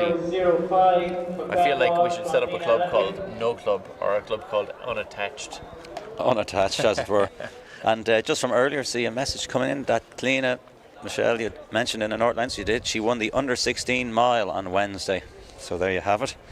From Dara Green, who may or may not be a friend of Fintan Riley's. He might want to be labelled that publicly, but I heard he just claimed not to even know Fintan Riley, who's doing a wonderful job here, infield commentary.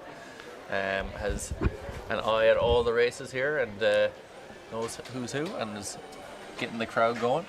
The who's who, he's commentated on the under 11s and the under 12s at races right up to the Morton Games and even the European Cross Country Championship. So he's had a little swigging of water himself and clearing out the throat on it. More dulce tones from Dunleer and the infield as we have Bandon and Dublin on the mic. I'm in a Cork sandwich here between Finn and Duggan. And we're about to kick off here in this H race. Oh, well, I was about to say there was a blatant false start there. Oh! There's guns going off left, right and centre here. Rarely do you see a false start in an 800 metres. That was like a 3-shot salvo. Yeah. He jumped the gun, which brings me back to a former life of ours. Yes. We had a website, Jumping the Gun, and a podcast before podcasts were popular and everyone had them. But again, never was a smart businessman and ahead of my time. We were actually brought down by this very meet, if you recollect, by Cathal Dennehy. Was it? Way back in whatever it was, 2018. Okay, on our marks. Dean Varley, Dermot Hanna, Scott Owen, Daniel Hanley, Noah Sheridan, Fergal O'Hare, Daniel Connolly and Ronan Keenan. And a clean start. So who's setting the pace? Maybe we don't have a pacemaker. And maybe they have the Let'sRun.com Jakob Ingebrigtsen t-shirt. Somebody's just going to say, I am the pacemaker. 2.63 is Scott Owen there in the Lagan Valley vest, and outside in the... It's Jack O'Leary is pacing, actually. Going again, yeah. And Leavell SC's Roland Keenan is getting on his shoulder. The Kerry man is the king of pacing, and look at this lovely shot now. Look at the beautiful trees there. They're going to be wrapping around the steeplechase water jump. Mary Peters, give her a wave on the right. How are you, Mary? You're looking good in the statuesque. As we come into the 100 metres, they are striding smoothly and swiftly. Again in that colour of yellow of Leeville. We'll get the correct Dulux marking, but Lagan Valley are looking good in 3 and 4 as well. Yeah, so you've Ronan Keenan there in the virtual race lead, and just out behind him is Scott Owen from Lagan Valley, and our other Lagan Valley ACL is Noah Sheridan. So these three together, O'Leary is going to step off the track now shortly, and these three are going to duke it out for the win, and they are locked together in lockstep as they go up the back straight. Lagan Valley, and there is no lagging now as they have 250 metres to go. Can the Leeville athlete hold that inside rail and hold them off? Rather than tighten up, can you get loose and keep the cadence going? 200 metres to go. He's doing a fine job of it so far. As the Leeville alley with the Lagan Valley, are they starting to lag behind? It is Keenan now with 150 metres left to run. The Leeville man all the way up from Cork going for the win here with 100 metres to go, and behind him Scott Owen's head is going rocking back and forth. He's gritting the teeth, he's trying his best to try and get up here on the inside, but I don't think he's going to have it. It looks like it's going to be Ronan Keenan, but he's going back at him all the time. It's going to be a serious battle over this last 20 metres, but Keenan is going to hold on at the finish to win at 1:59 sub-2, and the only... Look at these celebrations. The famous sub-2s, the Lagan Valley teammates are legging it. The Leeville man is happy, and we saw Noah's Ark there was chuffed as well, and his buddies are running around. Look at this, there's fist pumps galore going around on the side of the track. So happy days. It's great to see the innocence and the joy of those marks still matter. Yeah, sub-2, the original and the best. It is the original and the best sub-2, and the 800 sub-4:15, and then what is it? It's probably sub-4:20, I would say, for the women's 1500, and maybe sub 208 maybe for the women in the 800. Obviously doesn't quite have the same rings. I've said it before, but there should be more for the girls and the women to know what that sub 420 for definite in the 1500 meters for women is a nice marker then into your sub 410. But anyway, we are back up for another 800 meters, I think. Yes, please. We have the I race here. We've got Niall Armstrong from North Belfast Harriers. We've got Jamie O'Reilly from ACC. We've got James Rhodes. We've got Eddie Black from Clonif Harriers and a student of mine, a Belvedere man. And then Joshua Chalmers, also Clonif Harriers, and Ollie Hanna, Lagan Valley, and Adam Craxton from Bray Runners AC. So James Rhodes, he makes his annual pilgrimage. I think now he photographs a lot of the races, and then he's from England, and he's running a race himself as well. So he's become quite a permanent fixture on social Twitter, for now X, and a few others. And he gets a lot of the photographs going from international meetings. He's a big fan, and he's also putting his feet where his fingers click as well, and getting on that tartan track, Mondo even, as it were. Yeah, he's just there in the yellow vest, just on the left of your screen there.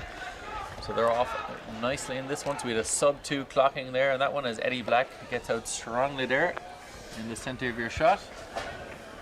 I think it's Eddie Black anyway. You can have a good look. It is. Striding down the back straight, the Lagan Valley man there as well is Ollie Hanna, and he is going well there. He's gone by the pacemaker and letting the pacemaker get to the front now. So these three look to have gotten away. Pacemaker, Ollie Hanna and Eddie Black are 2 and 3. They are away and clear from the rest of the field. You can see O'Reilly from ACC. Is that Ian O'Reilly? Has been a prominent coach in Drogheda for the last 15 plus years. Has had the likes of Tig Donnelly under his wings, and helps a number of the other athletes in ACC at the moment. So our pacemaker having a look at the watch, doing a good job, but sometimes it's also just having a little look around as he pops off. So Lagan Valley versus Clonliffe, this looks like it's going to be a mano a mano, a duo, a tete-a-tete. It certainly will be, and Ollie Hanna there is leading at the moment. Eddie Black sitting in behind, trying to do as little work as possible here, just hold on for dear life up the back straight, but it is Hanna into the lead here on the back straight. The Lagan Valley AC man is striding away. Eddie Black just needs to sit in there and let him do the work, try and kick by the last 150, but he's going now. He's gone the opposite, and I agree. Sometimes they're looking in, question their life, and they're hurting, and then they get a bolt of energy and say, damn it, I'm just going to go now anyway. Now he's got 2 or 3 metres. Can the Lagan Valley man again re-muster as well? Especially at this level, he might see the finishing straight and gallop it once more. It's a long last 100. It certainly is, but it's going to be shorter for Eddie Black. He looks like he's going to get himself over the line before Ollie Hanna.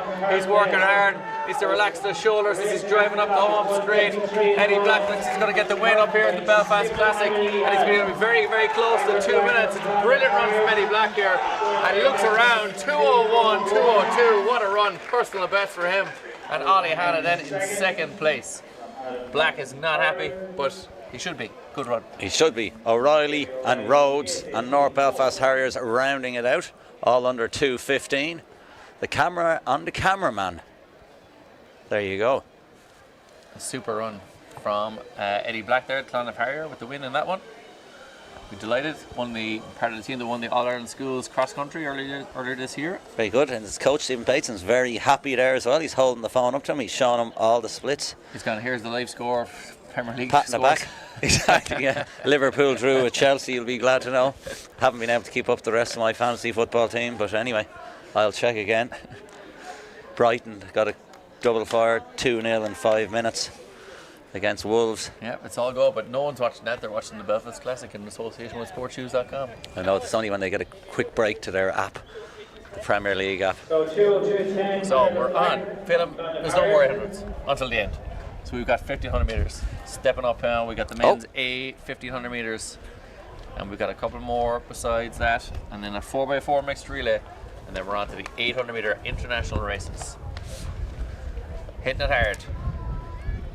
They are hitting it hard down the back straight. So we've got 3 3/4 laps, the metric miles on the track. 1500 metres. We get start this now very shortly. And remember, you can check in on your live results link and on the Facebook page. We have 9 races left on our race card programme. And our next one up is the men's 1500 metres. Louis Wudger, Oisin Toy, Miles Hewlett, Fintan Kearns, Frank O'Brien, Sam Stapley, Jack Miskela, Lorcan Ford Dunn, Cian O'Boyle, Franklin Shepherd, Lucas Lyons, Oisin Davis, Jamie Wallace, Finn Diver, Evan Savage, Craig McMeekin, Stephen Lister, Cian Hodgins, Shane Spring, Oscar Schofield and Shane Moran. So it's a big field. It's just, I was going to say, just a light field of this 1500. I think there's so much depth in that it's nearly going to be a challenge. I say they could have split that race in half and both would be equally as good. I've seen that before. Remember down there at some of the Oxy meet in America, some of the lads complaining I'm not in the A, but both can be good. Sometimes there's nearly too many lads of the same calibre and they're all going to watch, and there's still a few lads who would like to be in this race. But again, if you could talk sensibly to athletes, you could split that race up in two and they'd run equally well and run a PB. But we'll see how they bundle off. But there's a lot of young athletes there looking kind of for, like Lorcan Ford Dunn, these kind of European under-18s, world under-20 standards are getting close enough. You see Lucas Lyons, and again a nice singlet there to North Leitrim. There's Craig McMeechan, a former National Junior cross-country champion, didn't he win that one? Yes. Shane Moran and the Swinford. We saw his teammate Shane Bracken. There's Lewis O'Loughlin on the pace. He has had a latest release that's out on Spotify. If you look up DJ Lewis O'Loughlin, he had his release on all major platforms by himself yesterday. I genuinely thought you were messing. I'm not. I certainly haven't. I never joke. I might be an idiot, but I never joke. Yeah, so that European under-18 standard 3:53.50 is what a lot of those boys will be looking for, which is fair running. We had it all, it's called. I've been telling myself that before. I did have it once.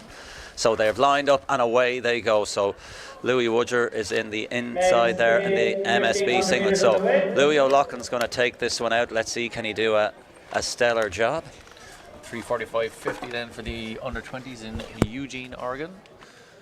So these boys will be getting stuck in there, trying to hit something in and around that pace. Louis O'Loughlin has gone straight to the front there, and behind him the MSB man is directly in behind. That is Louis Wudger there, sitting in behind the pacemaker, Louis O'Loughlin.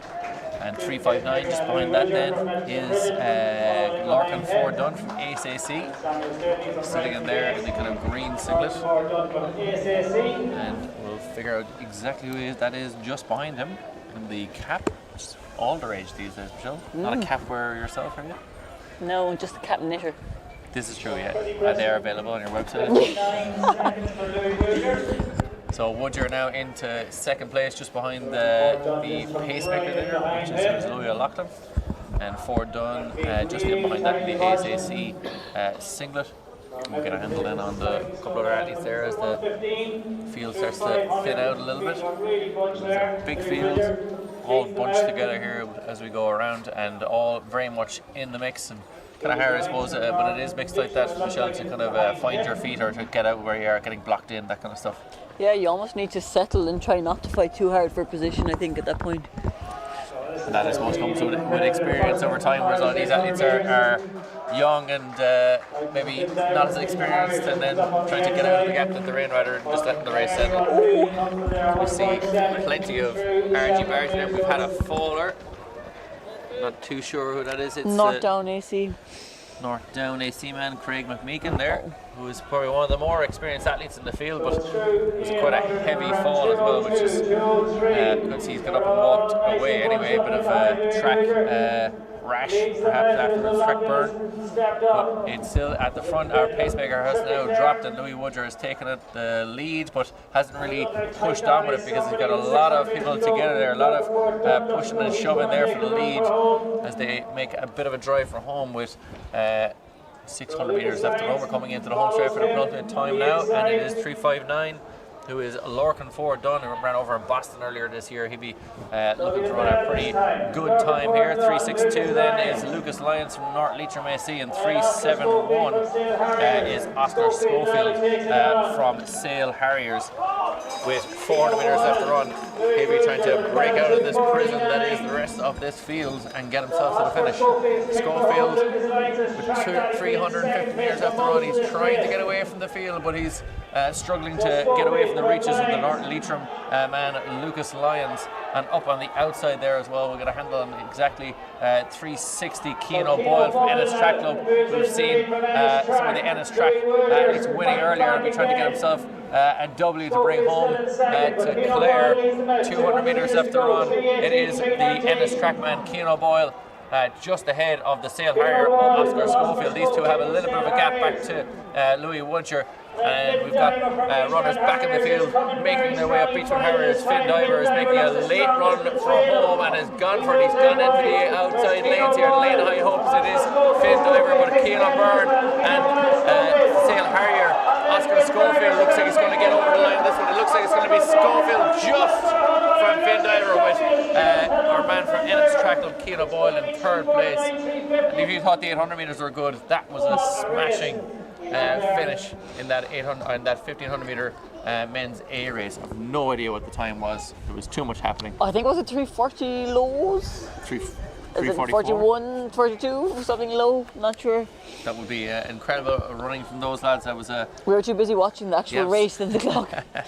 Which I think says enough, you know, that says it all, that it was a fantastic finish there. You're kind of changing of the lead over the last couple of hundred metres. And O'Boyle really looked like he had it sewn up, but Schofield came back at him first, and Finn Diver making a really late run there from Beachmont Harriers on the outside. You know, stay in the pack for as long as possible. I know, but the pack lasted 1,500 metres.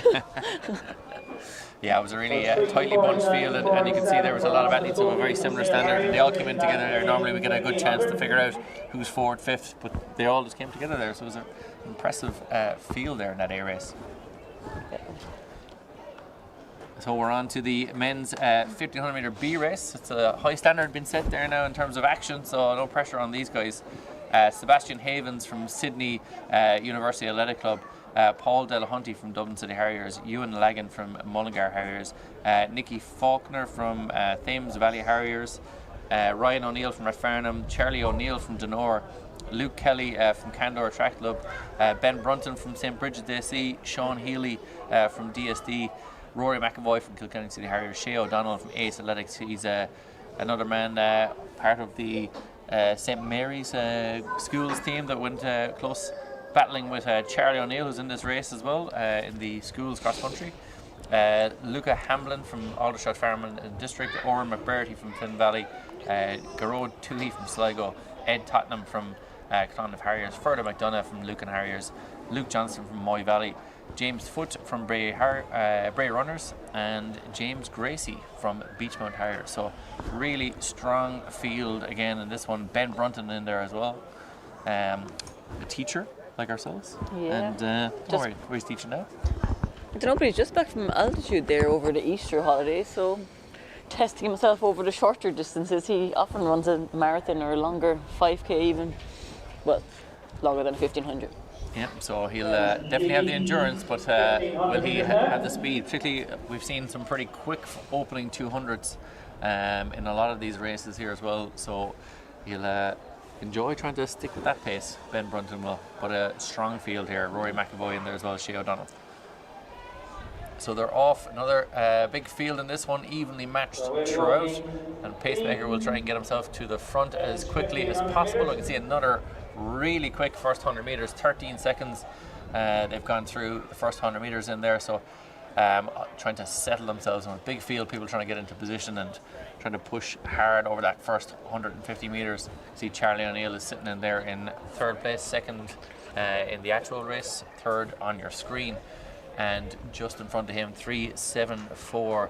That is Paul Delahunty from Dublin City Harriers. So got a really good field here. We got Beachmont Harriers in there in fourth place as well. That is James Gracie, in fourth in the actual race. So he's sitting in there nicely as well. And those athletes have come through. We're going to see it get a 400 meter split here shortly, which is fairly fast. Gone through in 59 seconds, so 3:45 pace for these boys. I know Charlie Neal's ran I think 3:53 back there in the third place, as you see it on your screen. And he'll be looking to break that 3:50 barrier if he can, after running a European under 18 qualifier there recently over 100 meters. He's sitting in there third in that white vest of Donor Harriers. James Gracie just behind, or 2 places behind him then. And I think that's James Faulkner then, or Nicky Faulkner from Thames Valley Harriers there, sitting in just behind that. 3:79 is Luke Kelly from Candor Track Club.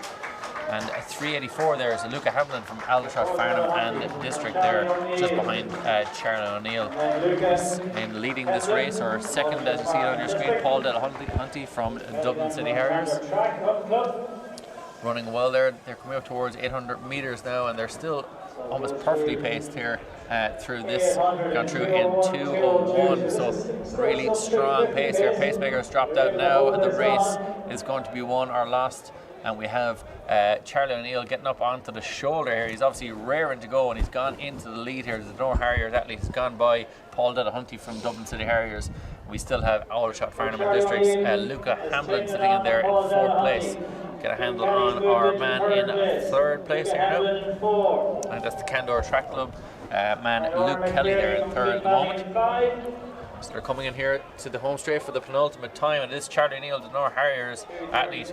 He is in transition here in Belvedere College, won the All-Ireland Schools cross country team title earlier this year, and leading them into the last lap here in this men's 50-100 metres, 2:50 at the bell. So he'll be hoping to close and as quick as he possibly can and run a personal best. It is Charlie O'Neill. In fairness to Paul Delahunty here, he's passed by O'Neill but has just sat on his shoulder then from there on out, but he's sitting in nicely there. And 3:79 or Luke Kelly from Candor Track Club, so he'll know this track really well. These three athletes are working really well there and have moved away from Hamlin. It's these three are going to be the medal men in this race. 200 metres left to run, 3:19 on the clock, and a little bit of a stumble there from Delahunty, but O'Neill is looking really good in front and hoping to get himself over the line here. Kelly has sniffed blood though, and he's got 150 to go. He's gone around, he's chasing down O'Neill, and it looks like the Candor Track Club man Kelly is going to take on O'Neill over this last 80 metres. He's going to try and get up on his shoulder, but O'Neill is holding strong. It is O'Neill and Kelly, and they're battling hard here. Will O'Neill hold on? Doesn't look like he will. It's going to be Kelly just on the line, photo finish. Kelly and O'Neill at about 3:51. So O'Neill may not have won the race there, but he'll be happy with a personal best. And delighted with that run there from O'Neill and from Luke Kelly. Really, really strong performance there. Very impressive. Yeah, it was so impressive. Great to see Charlie take it on as well. Yeah, he's been running. He ran a 3K there in the schools, and he's obviously ran well out in the cross country earlier this year, up in age, running up at senior, even though he's an intermediate. So he's strong for sure, but good to see him taking on there. But Kelly had just had that in the home straight. Good finish. He certainly, with about a 150 there, you could see he just got up on his toes and went, oh, I have a shot here, I'm going to go for it. And they go for it, he did. And O'Neill did try to battle him hard in that last 50 metres, but just couldn't hold on. But he'll be water for ducks back for Charlie O'Neill. Yeah, was it a PB? I think so. I think it was 3:51, and his PB is 3:53, I think. Nice. So he won't be upset. No, we won't complain with that. No. And his father Eugene there, as you mentioned earlier on, wearing the gilet, and he'll have plenty of good advice from him, I'm sure. And what about Luke Kelly? Was that a PB for him or just a strong finish? Well, you're putting a lot of pressure on me there now. Thanks. Sorry, I should do this work myself. Yeah, it's okay. I've been sitting here taking it all in, doing very little, just putting pressure on you two all day. But that's what people need to do, you know. Sometimes you put the pressure on me and I'll have to step up. He's ran 14:10, which is very impressive, over 5K, 8:20 over 3K. And of course, I'm getting absolutely nothing over 1,500 metres here, but he's certainly got the strength. 14:10 is lovely running. No, AI is giving me nothing here. Well, he got the win. PB or not, he got the win. We'll figure it out. We'll chat. We're on to the women's A race now very shortly, and it is almost certainly a PB it is a massive PB according to World Athletics for Luke Kelly, who has ran 4 minutes flat. So he's ran potentially a 10-second PB there, which would be incredible running. So we're on to the women's 1500 meter A race. So who have you got in this one, Michelle? We have Denise Toner, Eleanor Fush, Tara Rose Smith, Amy Hayde, Aisling Fitzpatrick, Ciara Rowan, Abby Smith, Kelly Neely, Catherine Martin, Lisa Conlon, Elizabeth Reams Bosham, Isabel Cuff, Carrie Foster, Cora Scullion, Eve Dunphy, Maeve Caffrey, Alex Mundell, and Karen Hayes. Yeah, and I may be completely wrong here, but Elizabeth Reams Bottom from Mid Sutton, maybe a cousin of Charlie O'Neill, as there is a Conor Reams Bottom in our school, and who's Charlie O'Neill's cousin, and they live in Sutton. So Mid Sutton. I can neither confirm nor deny. No, I wasn't asking you to. I was really speaking out loud. Yeah, an excellent field here. Eleanor Foot, the steeplechase club. Bit of an aficionado as you were of the steeplechase. So she has ran that many times. Amy Hayes ran some sparkling times there. The Newport AC athlete as a juvenile athlete. So really strong field. We've got our Carrie Foster also in there as well, the Candor Track Club athlete. So an excellent field here. So at the moment we've settled into a nice leisurely pace here. It's kind of more sensible pacing here in this one. 34 seconds through that first 200 meters, 68 second pace, around 4:15 for the 1500 meters. So it'll be good runs all around if we were to hit that, which would be no harm at all. 3:06 is Catherine Martin of Lagan Valley AC, and she's sitting in nicely there behind the pacemaker. But we've got a good field all together here at this moment in time. Everyone nicely packed as the pacemaker has come around and is going to come through in, I would say, about 71 seconds when we get there. Yep, 71 seconds or so, which is strong pacing here, and these athletes are all starting to go with that pace now and settle into their rhythm. We can see there the Lagan Valley AC athlete, Catherine Martin, is leading that race virtually. She's in second on your screen, as you can see. We'll try and figure out who the third place athlete there as well is, but it's a really positive running here from these athletes. The field is stretched out nicely, good rhythm to the race at the moment. We will figure out who that is. As you can see, a wonderful drone shot there as they come around the corner. You can see the fantastic arena here at the Mary Peters track for the Belfast Classic in association with sportshoes.com. See, 3:15 there is Karen Hayes from Dublin City Harriers there, settling in nicely into third place in that field. So it is a excellent group there of about 5 athletes that have moved with the pacemaker. Pacemaker has done sterling work here. We're getting our way up to the kilometre mark here very shortly, and through 800 meters, so on around 4:26. we have Ciara Rowan there in the blue singlet, is now up into 4th place as well.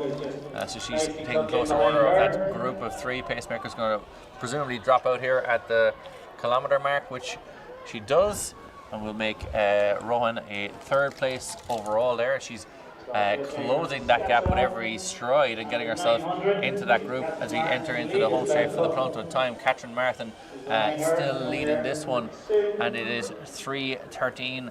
That is Maeve Caffrey of St. Coca's AC there in 2nd place. So it is 3:06. Centre of your screen there is Catherine Martin from Lagan Valley, and our St. Coca's AC athlete Maeve Caffrey in 2nd place with 1 lap to run now. They'll get the bell, and it looks like Ciara Rowan, the Waterford AC athlete, she had full running there. She closed a massive gap and has done always worked wonders to get herself into this position now in 3rd place. And now that she's there, she's going to have to try and get around St. Coca's AC athlete and get onto that back straight, which she duly does. And she's behind Catherine Martin here now. Rohan still looks full of running here. Very long, bouncy stride, kind of reminiscent of Laura Nicholson, the Bannon AC athlete, and she's tearing after Catherine Martin there, the Lagan Valley AC athlete. She's gone by here now. She's really making a burst for home with 200 metres left to run. It is Ciara Rowan, the Waterford AC athlete, opening up that stride and tearing away here. 150 metres left to run. She's working the arms and she's powering to the finish. She's already made 2, 3, 4, 5 metres of a gap and is into the home straight. And it's Rowan with 100 metres left to run, and the race is sewn up now. It's going to be a serious battle on for second place between Catherine Martin and St. Cocos AC Maeve Caffrey, but it is Rohan a clear winner in this one. She's going to try and break 4:25 here. She's going to get 4:25, 4:26. Really positive run there for Ciara Rowan.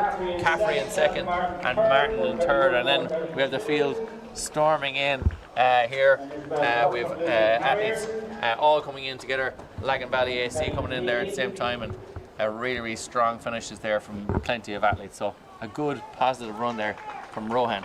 Yeah, that was really good, really well paced, and a really strong finish. I suppose it's one of those situations, Michelle, where she was gaining on the field from a lot of running, which gave her a huge confidence. Yeah, it's a nice way to run it. It's a nice way to be finishing strong and catching people rather than being the one suffering home. I always preferred to do that as well, but I think I tended to over commit on the sitting back. I know. Do you know there's a time and a place for both? I feel like depends on the day.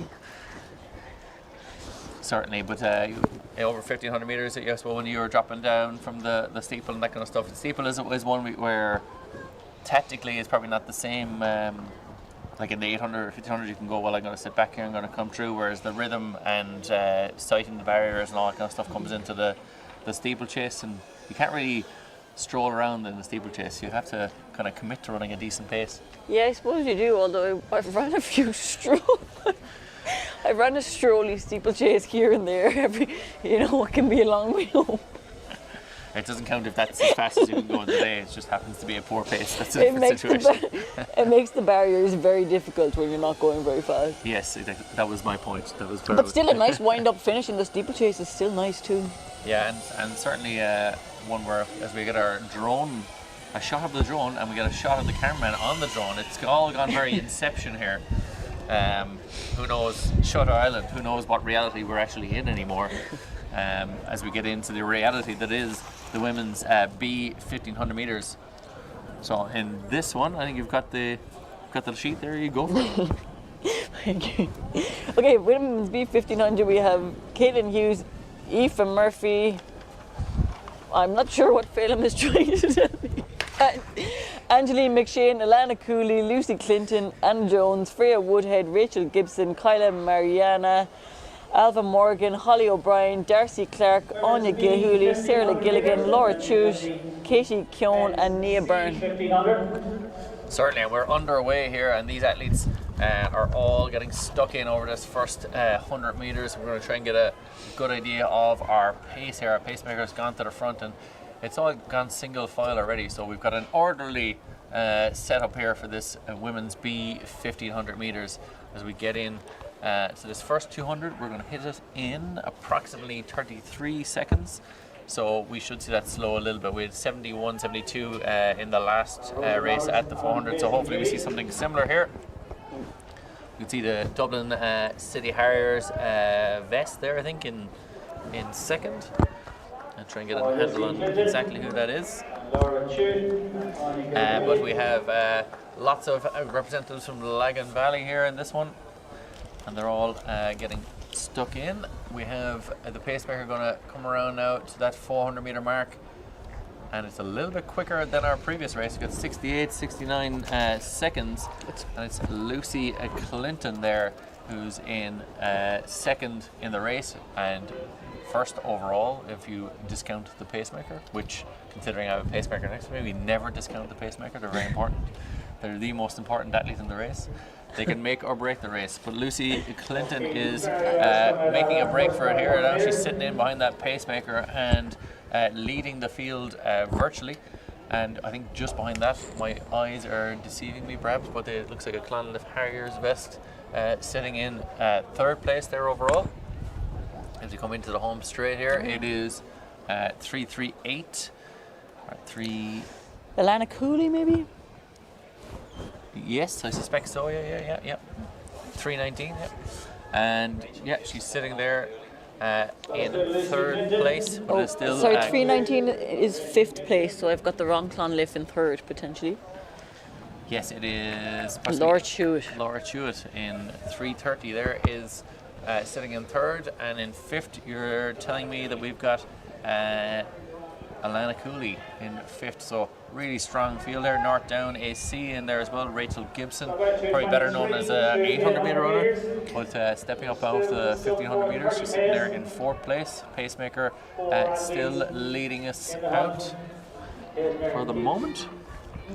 Going down through 900 metres, And potentially going to go even further for us here. Might even get to the kilometre mark or beyond the kilometre mark. And going nicely at the moment. We have Chewett there in 2nd. Gibson now is making her way up onto the shoulder as well. So we've got these 3 are away here. Pacemaker doing a great job going as far as possible here. And possibly even all the way we could have a classic Pacemaker winning the race type situation here, as we have 330 that is confirmed Laura Chewett, and just behind there Rachel Gibson. And then we have a little bit of a gap then just beyond that to our Clinton from Waterford AC and Alana Cooley then from Clonliffe Harrier. So a bit of a gap has grown there to the rest of the field. So it looks like it's going to be Chewett and Gibson, and the Pacemaker. It's continuing to drive on in this one and may even get up beyond. We're at 1200 metres there now. Could be the longest pacemaking effort of the day. So fair play to her. The Gibson and Chewett will have to give a bit of prize money afterwards, because she's gone a long way, and even a bit of an applause there. Real solidarity there for the Pacemaker, but it is Gibson has gone around Chewett here with 200 metres left to run. We're on 4 minutes, so we could see a really positive run here. Pacemaker still going and encouraging Gibson all the way to the line, but will she even try and race her to the line at this stage? She may as well. And it is Pacemaker followed by Gibson, followed by Chewett. Gibson comes into the home straight. Pacemaker drops out. The longest pacemaking job of the day. Gibson into the home straight. She's driving to the finish. Chewett in just in behind. Really strong running here from Gibson all the way to the line. She's going to run probably something around 4:35 here, and she's accelerating to the line here. We see her running over the line. North Down AC's Rachel Gibson with the win, 4:36, and Laura Chewett then in 2nd, about 4:37, 4:38, and a serious battle on here for 4th, 5th and 6th. We see 3rd crossing the line there, and a whole slew of athletes crossing the line at the same time. So an impressive field there, but great run from Rachel Gibson. Yeah, really good, and really good pacemaking from I'm not sure who, but she did a great job. She did a fantastic job. Is it Anne-Marie Nielsen from who's in the 1500 earlier, or am I completely? I think you're. It's okay. You can say I'm wrong. You go for it. But an impressive pacemaking job nonetheless. Putting the rest of our pacemakers to shame, some might say. It's impressive work. So we are on to the 1500 meters C for men.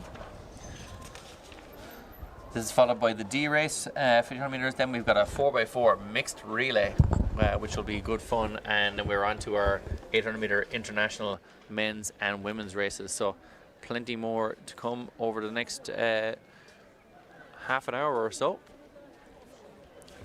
So we're scheduled to finish in around 5:36 because those women are going to run 2 minutes. Yes, we have Aaron Shorten left a shot there in the St. Lawrence O'Toole. Joe Ryan has been down in that position there, one of the coaches there. I mentioned Keane Phillips earlier, that's his coach there, looking after his other stable. As we see, as you mentioned, the Gilade smiling Eugene O'Neill there. I want to just question just before we get into the field. Eugene O'Neill has just been finding himself in the background of the shot all day long. All right, he's got the sunglasses, he got the gilet on, and then he's just following the camera. Oh no, I'm on camera again. Eugene, get out of the shot. That's all I'm saying. It's a skill. So another big field here in this 1500.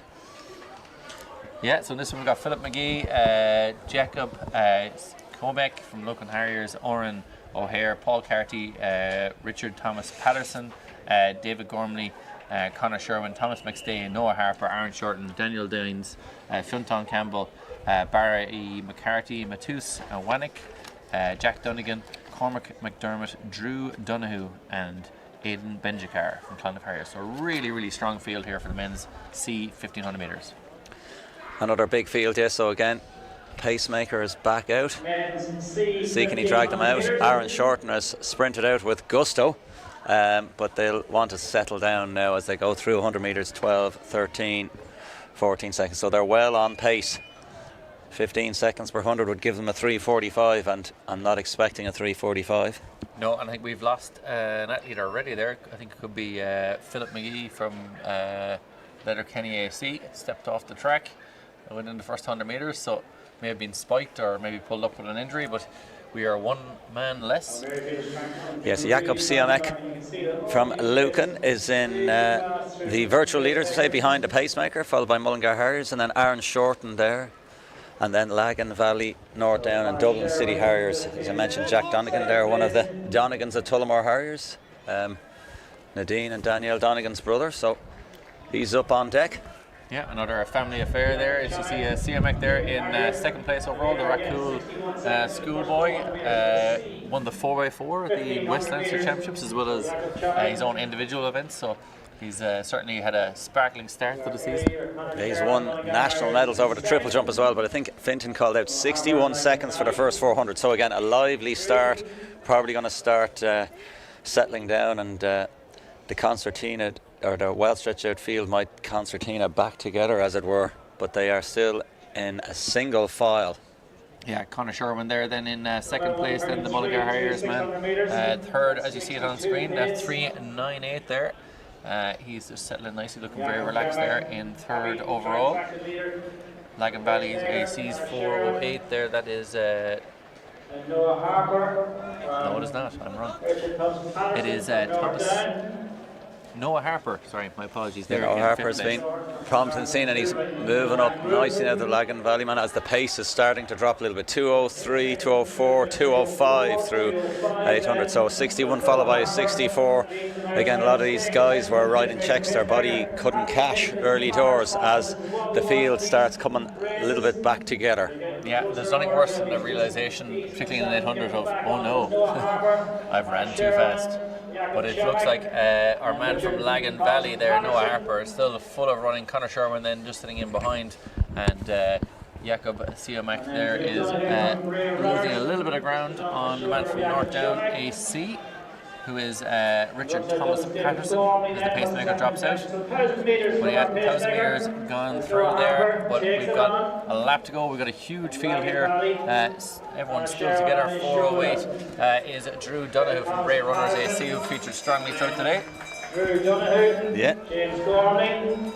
But it is Harper here with a lap to go. He is the leader, but we've got probably 8 guys sitting in behind, all looking to take their shot. Conor Sherwin will be the first man up to try and take him on down the back straight. DSD athlete in there as well is David Gormley. He's going to try and take a shot as well. But with the North Down AC man, Richard Thomas Patterson, looks like he's got the most amount of running left in his legs. Candor Track Club. Paul Carty. Paul Carty is going to get stuck in there as well. He's going to try to hold on to that group. He's going to go onto the shoulder of the Lagan Valley AC man. But it looks like it is Sherwin and Patterson in the lead here, and they're going to take it out with 150 metres left to run. Yeah, around the curve they go. Patterson, the North Down man in the yellow and blue, has moved into contention. Not sure if he's related to Mark Patterson, a former North Down stalwart over 800 metres, but he's got the stride, and as Sherwin comes in from Mullingar Harriers, can he get it again if he drives hard enough? I think Patterson just held on. Could the Mullingar Harrier have driven harder to the line to take that victory? It's hard to tell. It looks it'll be a photo finish, but it looks like it was the North Down AC man Patterson, I think, should hold on to that one. But yeah, close. Close but no cigar. He certainly held on there, and no guts, no black pudding. But they went out fairly sharpish there.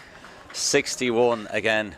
It's a funny, the races are kind of running funny, as it were. The kind of races seem to be going out okay, and then they slow down quite significantly in the middle of the race. Even other races that seem to have been evenly paced.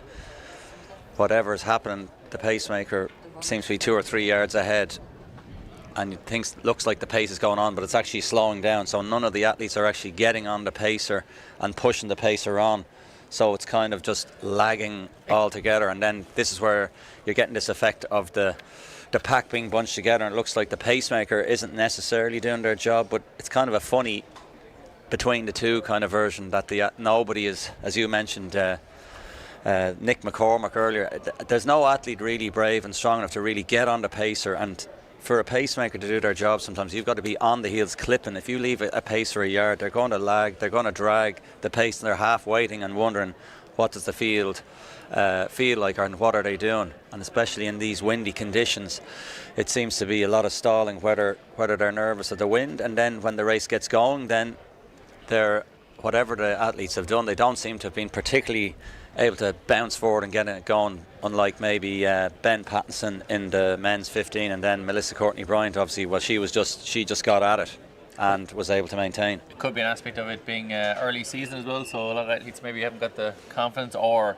desperation of later on in the season of I'm going to have to get after this because I want to run my personal best, and I've ran 5 bad races in a row. Istvan Sogi's lining up the pace, but there's an element of them all wanting somebody else to do the work for them, that this is a fast track and the Belfast Classic I run a PB, but to run PBs you've got to make it happen as well, not wait for somebody to... If you want to run fast, you got to run fast. Rhea Collins, Alex Ainsworth, Jude McGann, Oisin Mara, Dallin Curran, Liam O'Driscoll, Tommy Arthur, James Kelly, Ronan McAree, Josh McDowell, Owen O'Green, Niall Murray, Stephen O'Hara, Jack Gwynn, Charlie Gunawara, Dylan Clark McGuigan, Aaron Murray, Liam Arthur, and Johan Schmidt from Bray Harriers, or Bray Runners AC. About Schmidt, Jack Nicholson was in that one, but this man is a young man. That was about an old man, and it's a young man's game. So Istvan Sogi, the Hungarian, not bad for these lads. You're pace by an Olympian, as Eamon Chrissy said. There's Olympic pace makers here, 2021 in the 1500 metres, European indoor finalist before as well, top 8 in the 1500 indoor. So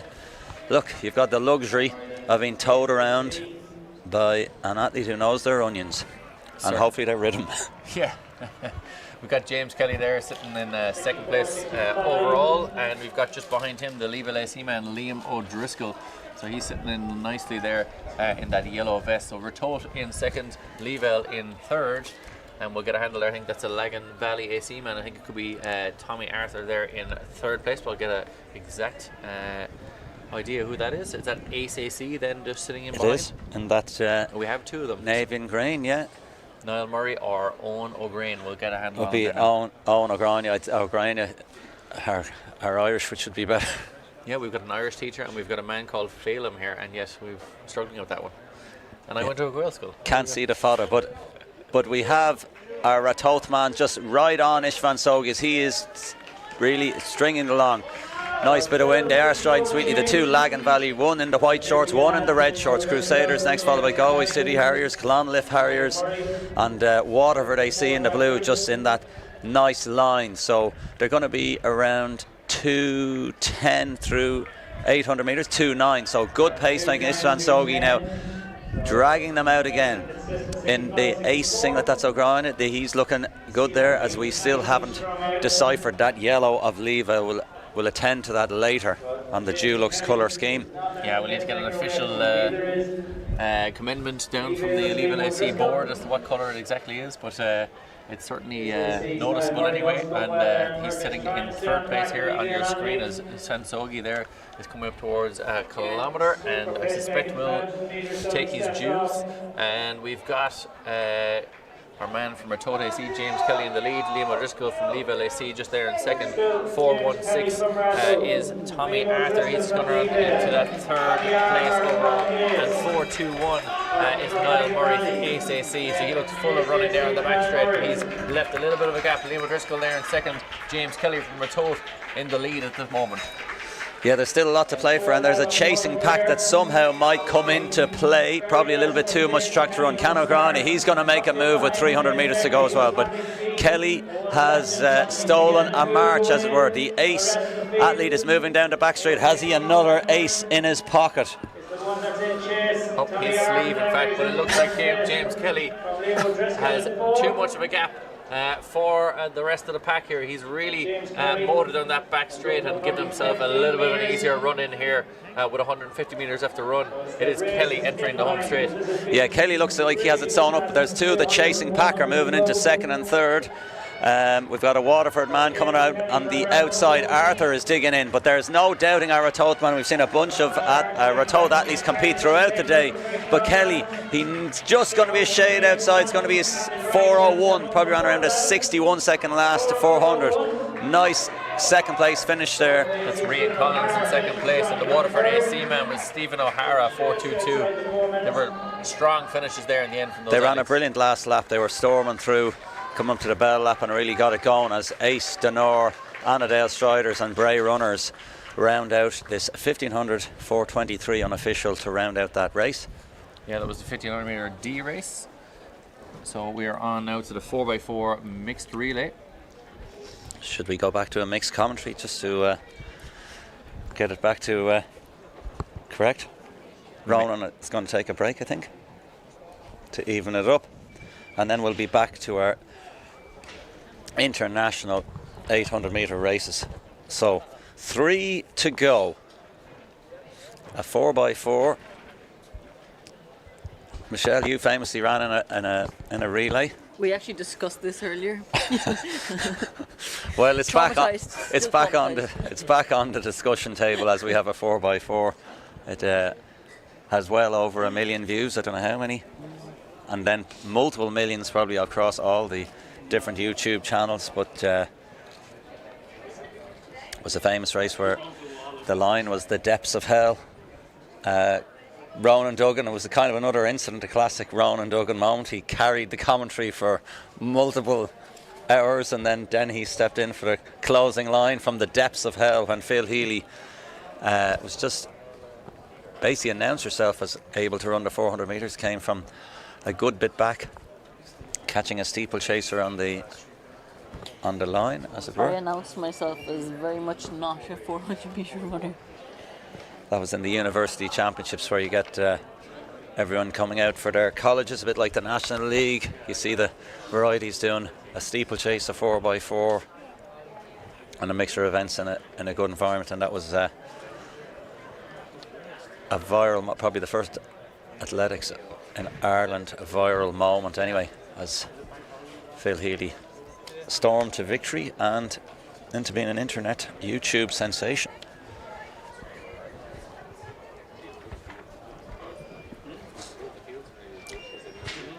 So the mixed 4x4 on this list, we have North Down, Scotland, Wales and Northern Ireland. Michelle has mixed through the papers. We don't have the names of the start list, but North Down, Scotland and Wales and Northern Ireland.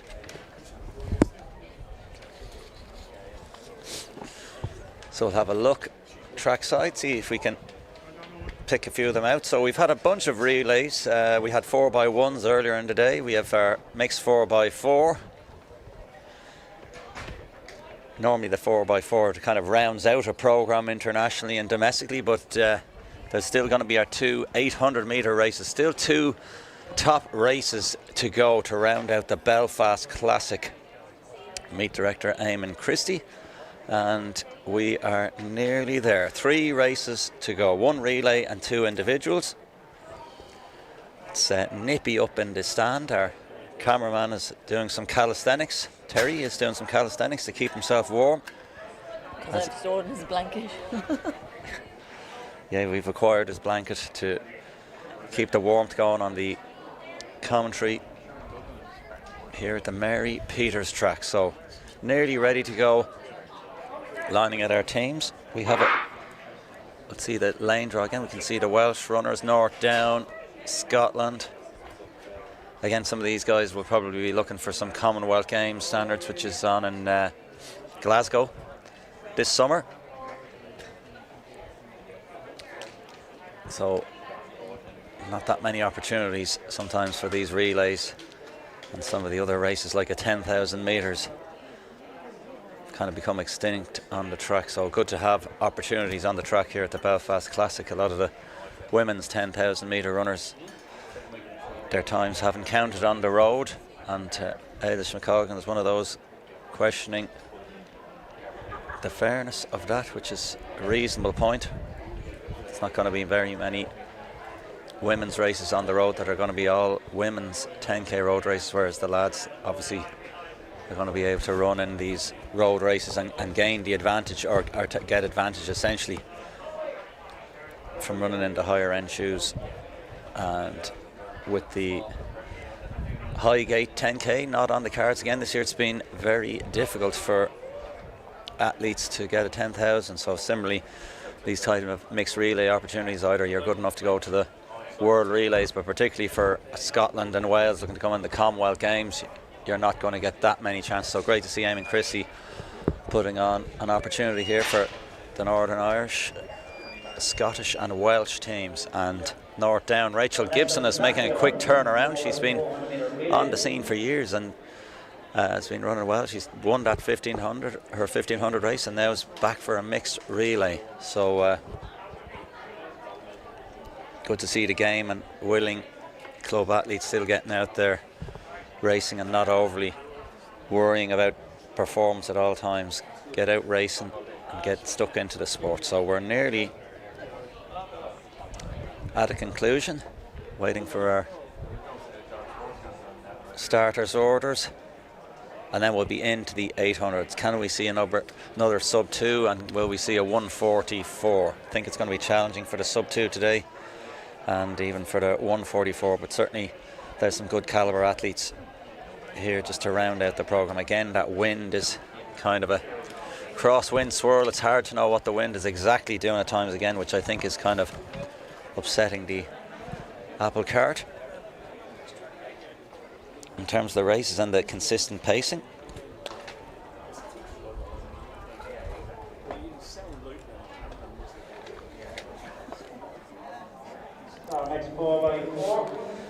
Okay, so just 5 minutes over, but it should be coming back in touch. Fintan Riley is back on the infield commentary. You can see Keith McClure there, who takes a lot of the photographs there. He's in his yellow high-vis vest. Amongst photographers, he's a mainstay at this meet, and seen him at multiple international races and meetings as well. We see Henry Jonas, he's just off camera, but he's going to be one of the main players in this international 800. He had a great run here last year, so we'll be hoping to replicate that. We'll see, can we get it going again here at the Mary Peters track in Belfast. So Michelle, we have our North Down in 3, Scotland in 4, Wales in 5, and Northern Ireland in 6. Do you want to call a winner even off? We don't know. I'm going to call Wales. I'm going to say they've come on a mission and they are going for the win. I think that's a decent shout. We've seen the Welsh athletes, Hannah and Joe Breer, run well already so far today. We'll find out soon enough. We will, as we can see here, that drone, it always sounds a bit like Honey, I Blew Up the Kids, or Honey, I Shrunk the Kids, those two movies, that type of noises. Back in the day, that movie. So away they go. North Down in the yellow, Scotland in blue, looking to make their move. Michelle, you've called the Welsh team. They are starting nicely. I think that is Joe Breer starting as well, and then on the outside is Northern Ireland. So far so good for your call. Going down the back straight, Wales are well smooth and clear into the lead. So again, rounding out the bigger stagger as well in the 4x4. So we'll see, the field might come back together a little bit closer, but Wales are absolutely flying. Looks like Joe Breer there is really nailing it down. We saw him in the 200 metres, I think it was, earlier. So here he comes, steaming down the straight. CYMRU, the great Welsh nation. We've seen them flying the Commonwealth Games down to the years with Colin Jackson and the lad. They've had some famous wins.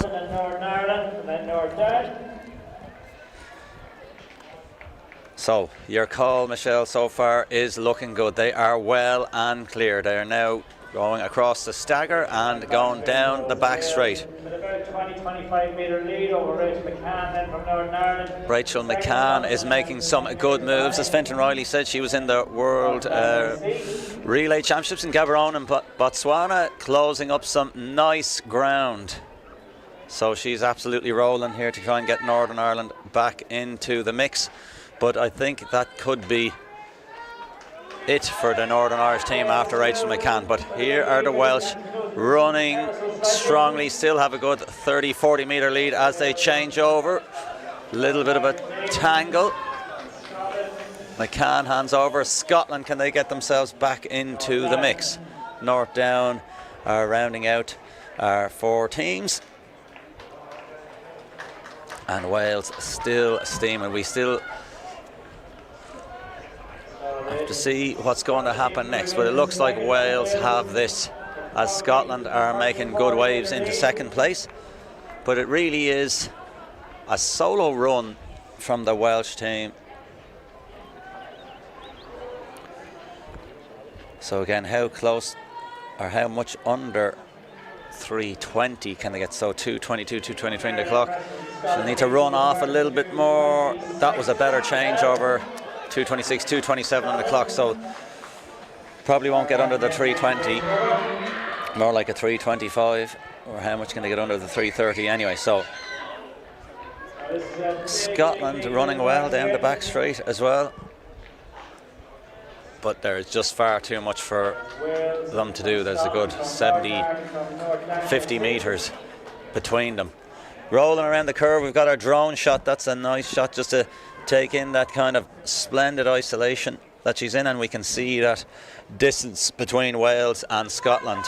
And now coming into the home straight, Fintan Riley will call us home here as well. 3:10 on the clock, so probably be a shade over 320, but can she get under? She's having a good run. She will get under 320. I was wrong on the changeover, got my maths wrong. 3:18, so that's a pretty good run. That's what, 320s around the 50 average, is it, I think? So again, maths could be well wrong, but they'll be happy with sub 320. As North Down are now going to come in and round it out. I think that's Rachel Gibson just to round out the North Down outfit. Again, they'll be well under 4 minutes. Again, a tidy time for a club team in a mixed relay. After a 1500 win. Exactly, yeah. So 3:54, 1600 metres. Not bad. 3:54 miles. So Wales, you were right, Michelle. You called the victory early doors. They were on a mission. They got the job done. So the relay is over now. We have our 800 metre races. Sarah Calvert, I see her down there getting ready to go. Not sure if she's still in the Birmingham, still a Birmingham University student, but that's where she has been based.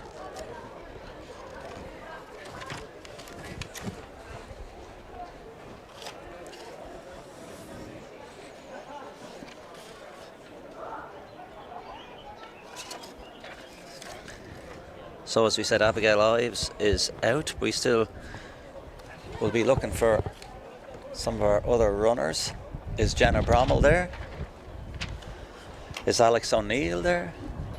We'll have an eye out. We see our pacemaker there. Anyway, I see Sarah Calvert.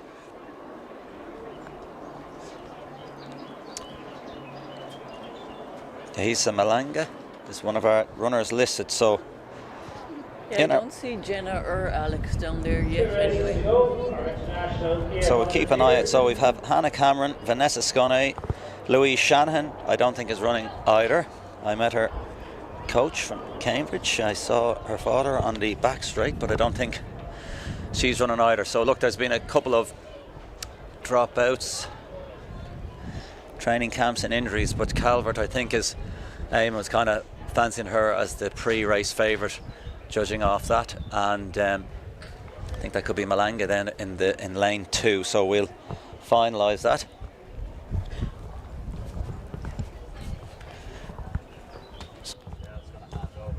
Michelle's going to hand over to Ronan Duggan.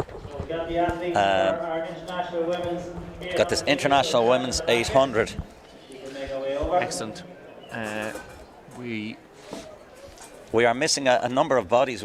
Myself and Michelle were kind of doing I Spy with my little eye. Are any of these runners actually here? Always difficult to tell, and then you have to figure out who they are on the line. But I went down and got myself into the sun for a moment, which was lovely. I met Charlie O'Neill as well, who won the B 1500 metres. Was he pleased with his performance? He was. He was also surprised he was credited with the win in that race, even though we thought he lost. So he was a joint victor. Take it. Why not? We'll take anything that's going. So again, looks like we have Hannah Cameron, Vanessa Scone, Sarah Calvert. Sarah Calvert is in 3. We have 1, 2, 3, 4, 5. We have 6 runners, 1 pacer. So last year in the men's 800 there was only around 4 or 5 runners, and it proved to be successful. So it might also work in their favour. On one level, the less runners can. Yeah, particularly over 800, where if you've got a big field and somebody cuts your stride or something like that, then you're in a bit more bother, whereas the lesser numbers, actually, everyone knows what they're doing, everyone's here to run fast, and fast they will. Yeah, so Calvert has gotten out aggressively. She's going to get right in behind the pacemaker. Now, unfortunately, the wind is after really whipping up here at an inopportune moment, but they are rolling through the first one, 27, 28. So again, this should settle down. Hopefully still aiming for a 59-second 400 metres. So they are away and clear. Calvert is on the charge for sure. She's really got after it there. Sarah Calvert from Livingston and Edinburgh University, a very famous running town is Edinburgh these days. And she's really got after it there. And Ellie, the back of the field, just get a handle of it. She's gone for a 1:37, who is Alex O'Neill there. No, Alex O'Neill. Well, so our pacer is off, so some of them are gone, but we have Sarah Calvert to the 4. So we'll find out exactly who that is. But is Sarah Calvert still there into the back straight? She's storming up the back straight. She's striding along, driving those arms and getting after it here with 250 metres left to run. Hannah Cameron is on the back of Sarah Calvert. Calvert has shown great strength over 1500 metres, winning UK titles, making some big leaps forward in the last year or so. So 1:30 at the 600 metre mark. Can she have the strength? Can Cameron summon the strength of Scotland? And that Braveheart moment, but doesn't look like it as Calvert gets 2 or 3 metres. Can we see a special moment once again at the Mary Peters track? Can we get a sub-2, or is it going to be a shade over? It's going to probably be touch and go, Ronan. Yeah, Calvert's getting after it though here. She's really striding into this home straight. So she's driving towards the finish. She's going to be really, really close. Sarah Calvert here, not going to make it under 2 minutes, but going to be the winner here at the Belfast Classic. She's ran 2:01. Calvert wins it, Cameron in second. Yeah, and I think the wind has turned and nearly blown straight into their face in the home straight. I was hoping they might get a bit of a wind on their back, so that wind has turned and twisted and nearly stuck the knife into these runners, unfortunately, in that women's 800. But Calvert will be pleased with that effort, particularly when she steps up to the 1500 metres. And again, to borrow a phrase of Jerry Kieran, I think she could probably do a good 3k and 5k by the looks of her. She's got good potential going up the distances, and obviously she's good at the 800 there. I think she's got a sub-2 in the bag there again this season, in more favourable conditions. Exactly, and it was unfortunate there that it did pick up, because she looked full of running there. She did, yeah. She still looks happy. You know, sometimes when you're running well anyway, you'll be happy with your lot. With your lot. I think the main thing is to run well, and looks like Archie Davis is jumping back into pace this one. They're kind of looking for that 50-51. He should hopefully get a bit of speed work here. The Brighton and Phoenix man, as we see Justin Davis made his name. With the Higgins twins, one of the Higgins. I think it's Ted is running in the 800. Yeah, so Jack Higgins. A full field here. Andrew Thompson, Guy Learmonth, William Rabjohns, Henry Jonas, Callum Dodds, Jack Higgins, Justin Davis, Tom Randolph, Tom Keane and David Race. Tom Keane will be one to watch out for as well. He's done a good bit of training with Jake Whiteman, and he's run well in the indoors. And Guy Learmonth, we've seen him in the 800 metres for at least the last decade. He's a bit of an old Mark English kind of.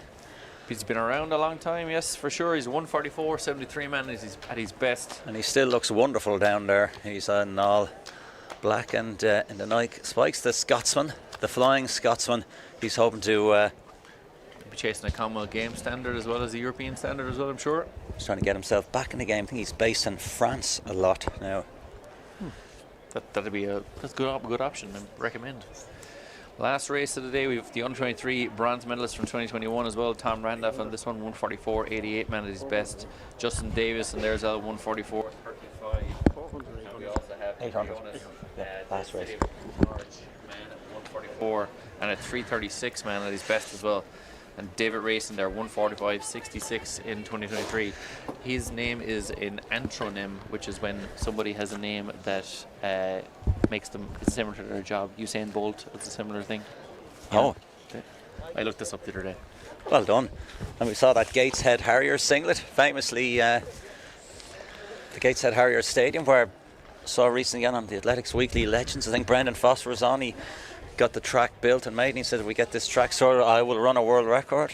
Put himself under pressure, and he did deliver. He ran like 7:32 or something like that back in the day, 7:36 at slowest. So it's a good thing to do. I've had fanciful ideas that I've never been able to back up, but Brendan Foster has been a leading light in athletics as an athlete, Olympic medalist and world record holder, and famously now runs the Great North Run, which is his birth child as well. So he's Big Bren, as he's been affectionately known, and he's a hero of the old school Irish athletics aficionados, him and the likes of Dave Bedford. But we've got a few lads here looking to restake their claim and have made their name. Callum Dodds From Great Britain there, yeah, in the centre. he got a chance here one day, and he said, you've got to deliver here, and he came and he delivered, and he produced. Yeah, 144 man at his best. So it's a really strong field here, Phelim. You'd, as you said earlier, if you're running 146, you're not getting in. It's 145 at least. The slowest man in the field is the North Belfast Harrier, Andrew Thompson, at 146. Which, the fact that I said slow and 146 in the same sentence. So Thompson, Learmonth, Rabjohns, Jonas, Callum Dodds, as we mentioned, Jack Higgins, Twin-tastic, Justin Davis has also excelled here on this track. Tom Randolph, Tom Keane will be keen to impress as well. Archie Davis is going to get out and try and pace here now as well. The Brighton and Phoenix man is going to fight his way out, but he will settle in. Yeah, and Learmonth going well there on the inside as well. So it's a really, really strong start here. They're gone through pretty swift. 24 seconds for the pacemakers. The field then probably just half a clip behind. Yeah, they're half a clip behind, and this is the danger. As we mentioned last year, there wasn't as many runners. Davis kind of checked his stride, and he's going to have to come around, which he is doing on the outside in his purple and yellow of New Balance. You can see the tall, rangy runner trying to get into the position. Archie Davis has stolen a yard or two as they are now closing in. Yeah, it's 191 there. It's Henry Jonas there from Norwich. He's got into second place, as you see it on the screen, with Dodds just behind, and we're flying through that 400 metre mark with Dodds there in third, Jonas in second, as the pacemaker is going to step aside, and he does, and it is Jonas in the lead, Dodds in second. And Davis lurking on the outside. Can he make his mark once more? Tom Keane is now taking closer order. He was a little bit further back at the start of the race, but he's coming strong. Dodds makes his move with 200 to go. Yeah, Dodds into the lead. Randolph getting up there as well. And it is Dodds in the lead, Jonas in second place. Dodds looks like he's going to try and recreate that 2024 where he ran 144. He's entering into the home straight here. He's pumping the arms. They're in to the hardest part of the race, the last 100 metres. Dodds is flailing, and it is Jonas, the 191, flying up there. The Tunbridge AC man is Jack Higgins on the outside, Phelim. Can he get the hurricane? He can't get the hurricane, and Jonas is on 145. There was a lot of changes there. But Higgins, the twin brothers, have been running up a storm in the last 12 months. Ted and Jack Higgins both have run sub 4 minute miles together. Not bad as twins, and won medals and British titles over 1500, 3000, dropping down to 800 metres. So Jonas will be happy with that. The Jonas brothers, but he's only one, Ted Higgins. And yet I digress. So that is the end of the action. Looks like 145. We might pull up a live result on that one, as Bill O'Hurley would say, live. Yeah, I'm not too sure whether we'll have that exact result up yet, but certainly an incredible run there, 145 we reckon. Particularly, as I said, the conditions have changed slightly there in the last 20 minutes or so. The wind has turned and the We don't have those results as yet. bitingly cold as well. So Henry Fisher won in 1:47.21 in the A race, so we'll get that another look at this international. So again, a few more bodies means a few more checks, and then runners checking their stride and also doubting themselves, being a little bit less aggressive. But 1:45.76 is the winning time. We're waiting for the rest of them to come through, but that's a pretty good run in these conditions, so he'll be happy with that. Yeah, we'll hand it over to Michelle now as well in a second. What's your kind of performances of the day? Anything that... Well, it's hard to. There was so many good performances earlier on, but Azu in the. I was thinking of zooming around the track. Yeah, Azu in the 200 is probably the race of the day for me. Incredible run from him, and then we just had some brilliant races throughout. Some fantastic battles, even if not necessarily even in the international race, just brilliant races throughout the day. So I have to say, Azu in the 200 for me is certainly the race of the day, performance of the day. An impressive run. Phelim, yourself? I'm just trying to draw up that. What was that women's 1500 metre time? I thought Melissa Courtney Bryant was. Michelle Finn was kind of going to go for that one, but that one kind of stood out just from a visual point of view. But we'll give that one to Michelle. So if she's going to go for that one, I will. What will I go for? This is similar to you when you're in a shop. Melissa Courtney Bryant was 4:04. It was in fact a Mary Peters track record. Yeah. Possibly the 3K earlier on with also Mary Peters track record, international men's 3K. I was thinking that men's 3K was good with Jack O'Leary and Henry McLuckie won it. Henry McLuckie was plucky. Yes. Callum Morgan had a brilliant run there. There was a number of good runs there, and even Dermot Fagan, a young man making his mark in 8:01, came up for 5th. So yeah, let's go for the men's 3K. Michelle, you're happy with your Miss Courtney Bryant? Would you like to say it on air officially?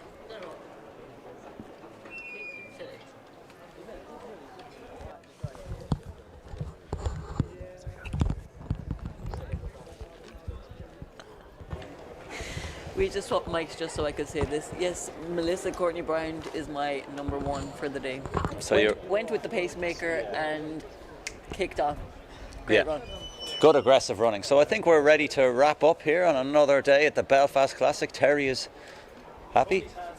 I think Paul and the team are happy. We're going to keep talking for a second we're all happy. We're listening on our earpieces here as well. For the closing. Okay, yeah, so we're ready to wrap up. We've called our races of the day, or athletes of the meet, as it were. So Ronan Duggan went for Jeremiah Azu. Assuming we're in the track, Michelle Finn went for Melissa Courtney Bryant, and I went for the men's 3000, as I recall again. But there was plenty of great races, plenty of great performances.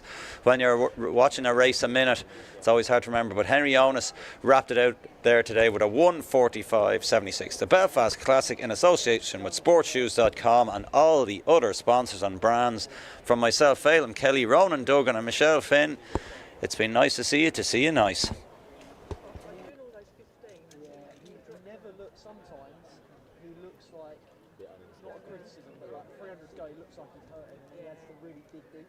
Whereas today he looked like he was head up and moving forward. It feels like it's a bad. He makes the best of a bad. Like, he pulls it out the bag. You don't want to keep doing that. No, it doesn't. No.